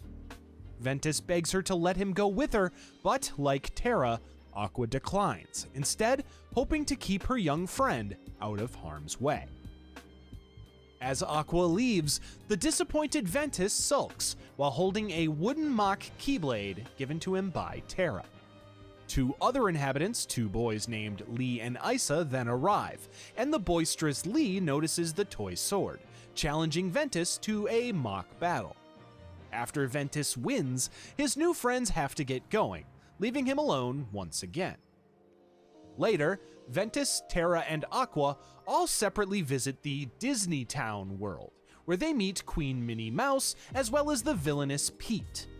Pete is eventually exiled from the world due to his deeds, and finds himself in the lanes between. There, he is discovered by Maleficent, who offers her help in escaping his current predicament if he assists her in conducting her plan, and he excitedly agrees. Maleficent then summons a corridor of darkness, which Pete enters, vanishing for the time being. While traversing through more worlds in pursuit of Terra, Aqua is eventually confronted by Vanitas once again. Vanitas, who had recovered Ventus's wooden keyblade, mocks the childish toy and breaks it, angering Aqua. The two then fight, and while Aqua is eventually able to finally defeat the masked boy, he escapes once again as she passes out from exhaustion. Meanwhile, King Mickey loses his Star Shard, which Ventus later finds and recovers. Back at the mysterious tower, Mickey Mouse's assistants, Donald Duck and Goofy, await their king's return. They spot his Star Shard, but its user is quickly revealed to be Ventus, who arrives via the shard's teleportation abilities. Goofy and Donald usher Ventus into the tower, where the boy speaks with his master's old friend, Yen Sid. With Mickey's location now unknown, Yen Sid casts a spell to see where he currently is, discovering him to be in danger in the Badlands of the Keyblade Graveyard. Ventus recognizes the landscape and offers to rescue the king, vowing to return Mickey's favor. Elsewhere, Terra is traveling through the lanes between when he's suddenly drawn by the light to the Destiny Islands. There, Terra spots two young boys named Sora and Riku. Sora, as it turns out, is the boy whose heart touched Ventus's and allowed him to recover before he was even born. Terra then senses light within Riku, who, much like a young Xehanort, longs to see the outside world. Believing that one day the boy will have the strength to be a Keyblade wielder, Terra bequeaths Riku with the ability to one day summon his own. After Terra leaves, Aqua is similarly summoned to the Destiny Islands by the power of light. There, she also meets Sora and Riku. Aqua notes Sora's resemblance to Ventus, as well as Riku's similarity to Terra. While she considers bequeathing Sora, she realizes someone has already performed the ceremony with Riku, and decides that one Keyblade is enough for any friendship. Instead, she tasks Sora with protecting Riku and ensuring he never travels down a dark path. Meanwhile, Ventus reaches the Keyblade Graveyard and finds an unconscious Mickey. Suddenly, Master Xehanort appears and Ventus's memories begin to flood back. Xehanort then reveals his plan to forge a copy of the Keyblade by forcing Ventus and Vanitas, beings of pure light and pure darkness respectively, to battle. He then summons a vortex of darkness, which sweeps up Mickey and Ventus. Xehanort then calls Terra to meet him at the Keyblade Graveyard, where the old man tricks him into believing Ventus is on his way home to force the truth of his origins out of Master Ericus. As Terra flies off to return to the land of departure, Ventus arrives there himself and begins to question Ericus. Ventus accuses Ericus of containing him within a prison and not allowing him to go off on his own out of fear of him becoming the Keyblade. Ericus immediately realizes that Xehanort had never given up on his plan to summon Kingdom Hearts, and recognizes that while he couldn't stop his old friend the day he scarred him, he has to do so now. Suddenly, Ericus draws his Keyblade, revealing that the only way he believes he can stop Xehanort now is to eliminate Ventus before he can use him to create the Keyblade. Before he can attack, Terra arrives and steps between them. Shocked and angered at his master, Terra refuses to step aside when Ericus instructs him to. Master Ericus then sheds a tear and prepares to deliver the same fate to both of his pupils. As Terra holds off the attacks, he soon finds the experienced Keyblade Master too powerful for him to handle alone. Terra then allows the darkness into his heart, and he opens a portal to send Ventus to safety before challenging Master Ericus to a battle, one-on-one. While the battle is hard fought on both sides, Terra is ultimately able to mortally wound his former instructor. In the wake of the battle, Ericus uses his final moments to apologize to Terra, taking responsibility for the darkness within him. Expressing his regret for turning his Keyblade on Terra and Ventus, Master Ericus realizes that his own heart is darkness. Suddenly, a dark pulse shoots through Ericus and he drops his Keyblade. As Terra tries to catch his falling master, Ericus disappears as his body fades into light. An arriving Master Xehanort observes Terra's grief and taunts him, pushing the young man to embrace his anger and darkness fully.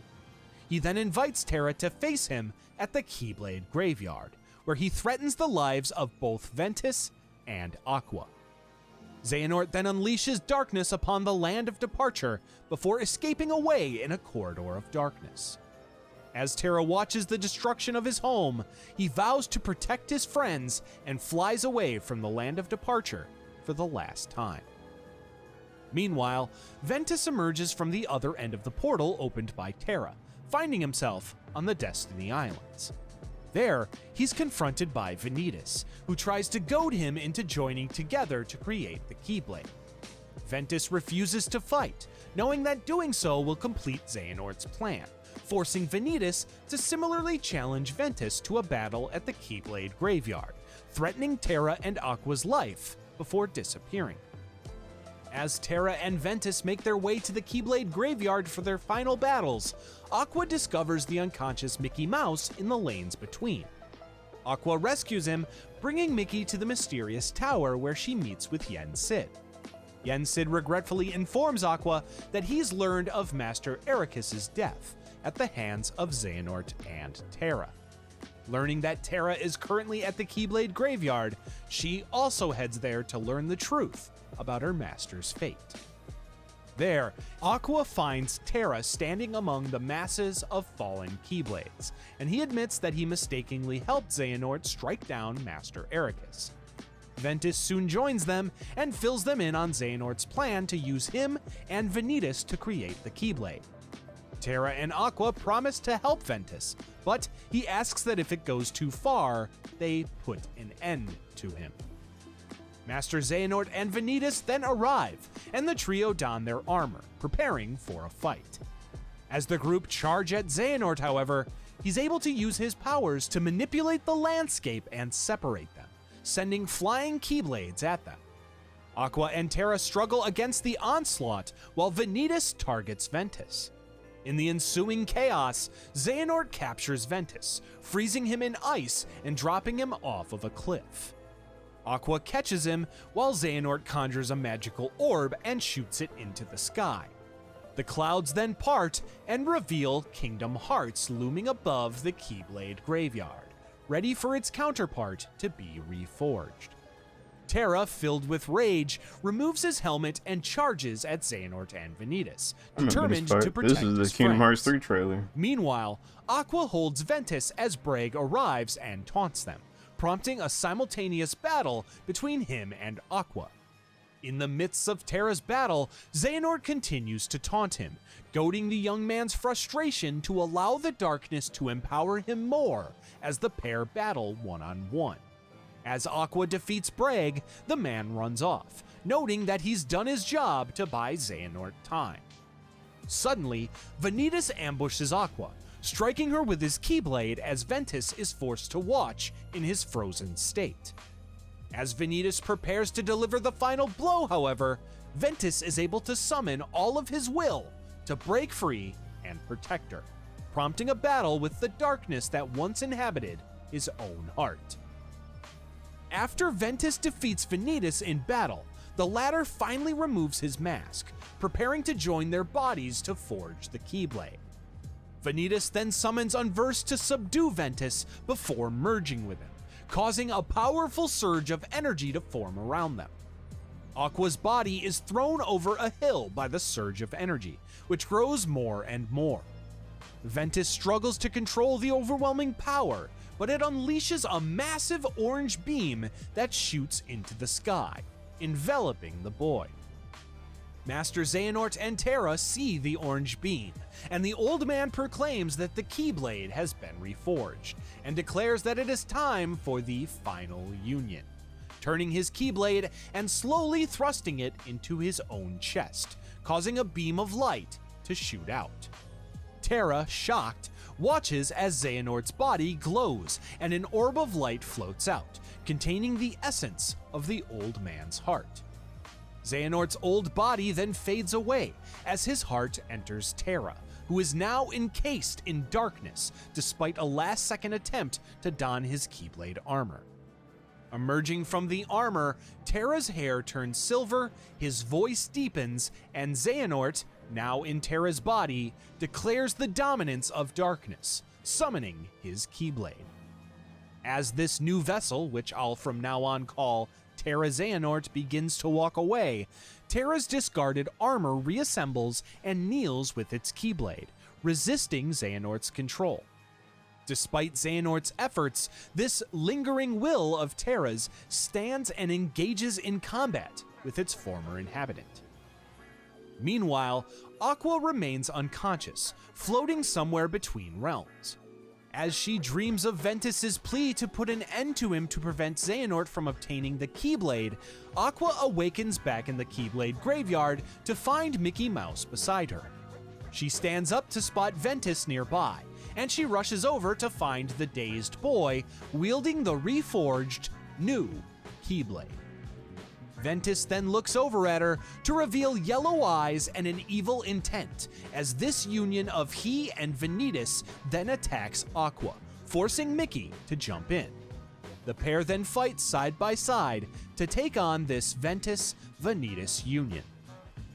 Summoning the power of her friendships with Ventus and Terra, Aqua clutches her good luck charm and delivers a final strike, causing a chain reaction that frees Ventus from Vanitas once more before the Keyblade self-destructs. In the ensuing blast of energy, Aqua and Ventus are blown away, but Aqua is able to grab Ven's hand at the last moment. Meanwhile, Terra Xehanort is knocked unconscious by Terra's lingering will inside the armor, before it plunges the Keyblade into the ground and kneels once more. The massive blast of energy from the Keyblade then engulfs Terra Xehanort's body and the armored figure in light. Terra's remaining consciousness has a fleeting vision of Ventus and Aqua before fading away. The clouds around Kingdom Hearts close and hide it away once again, with Terra's armor still kneeling alone. Inside of Ventus's own heart, he again fights off Vanitas' influence, having one final battle of heart. In the wake of this battle, Vanitas finally disappears, as does the Keyblade and his own Keyblade. Unfortunately, this takes a heavy toll on Ventus's heart, causing it to leave his body to seek refuge, leaving him in a comatose state. Mickey is luckily able to find Aqua and Ventus's unconscious bodies, and he brings them back to the mysterious tower. When Aqua awakens, she speaks with Yen Sid, learning of Ventus's sleeping heart. Aqua and Mickey then promise to keep believing in Ventus, hoping that when his heart awakens, it will be able to find his friends.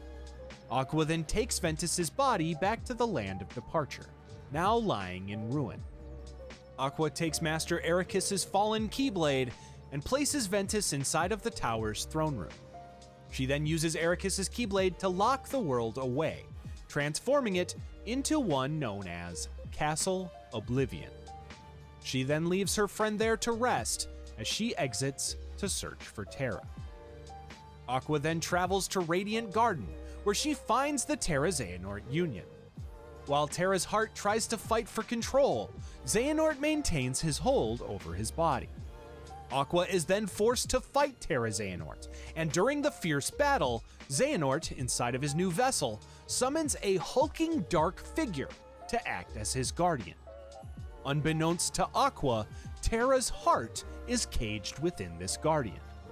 Despite the powerful opposition, Master Aqua is able to defeat Terra Xehanort in battle, allowing Terra to again fight for control.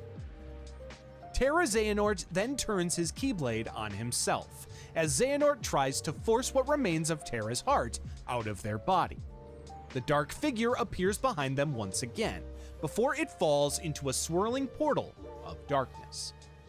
Terra Xehanort then falls in afterwards, forcing Aqua to jump in to follow just before it closes. Inside the fall to darkness, Aqua grabs Terra Xehanort's hand, not allowing the darkness to have her friend.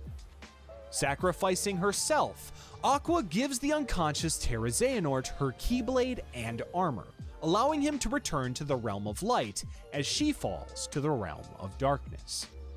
Aqua simply apologizes aloud to Ventus, knowing that it might take her a little longer to get back to him now.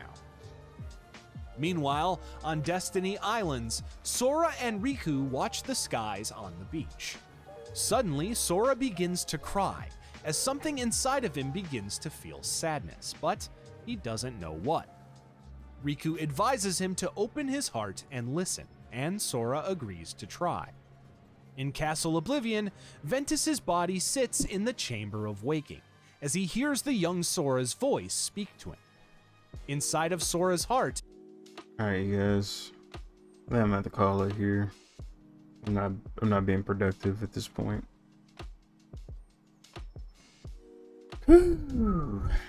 This was rough. I ain't gonna lie, I don't feel like I got too much done, but it's okay. I'm gonna wake up early. I'll do some more, but I need to get some rest.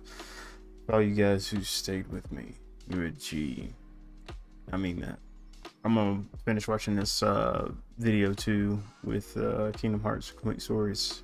We only got what, an hour in? It's 4 o'clock in the morning. About to dip, y'all. But y'all, remember, stay sharp, be easy.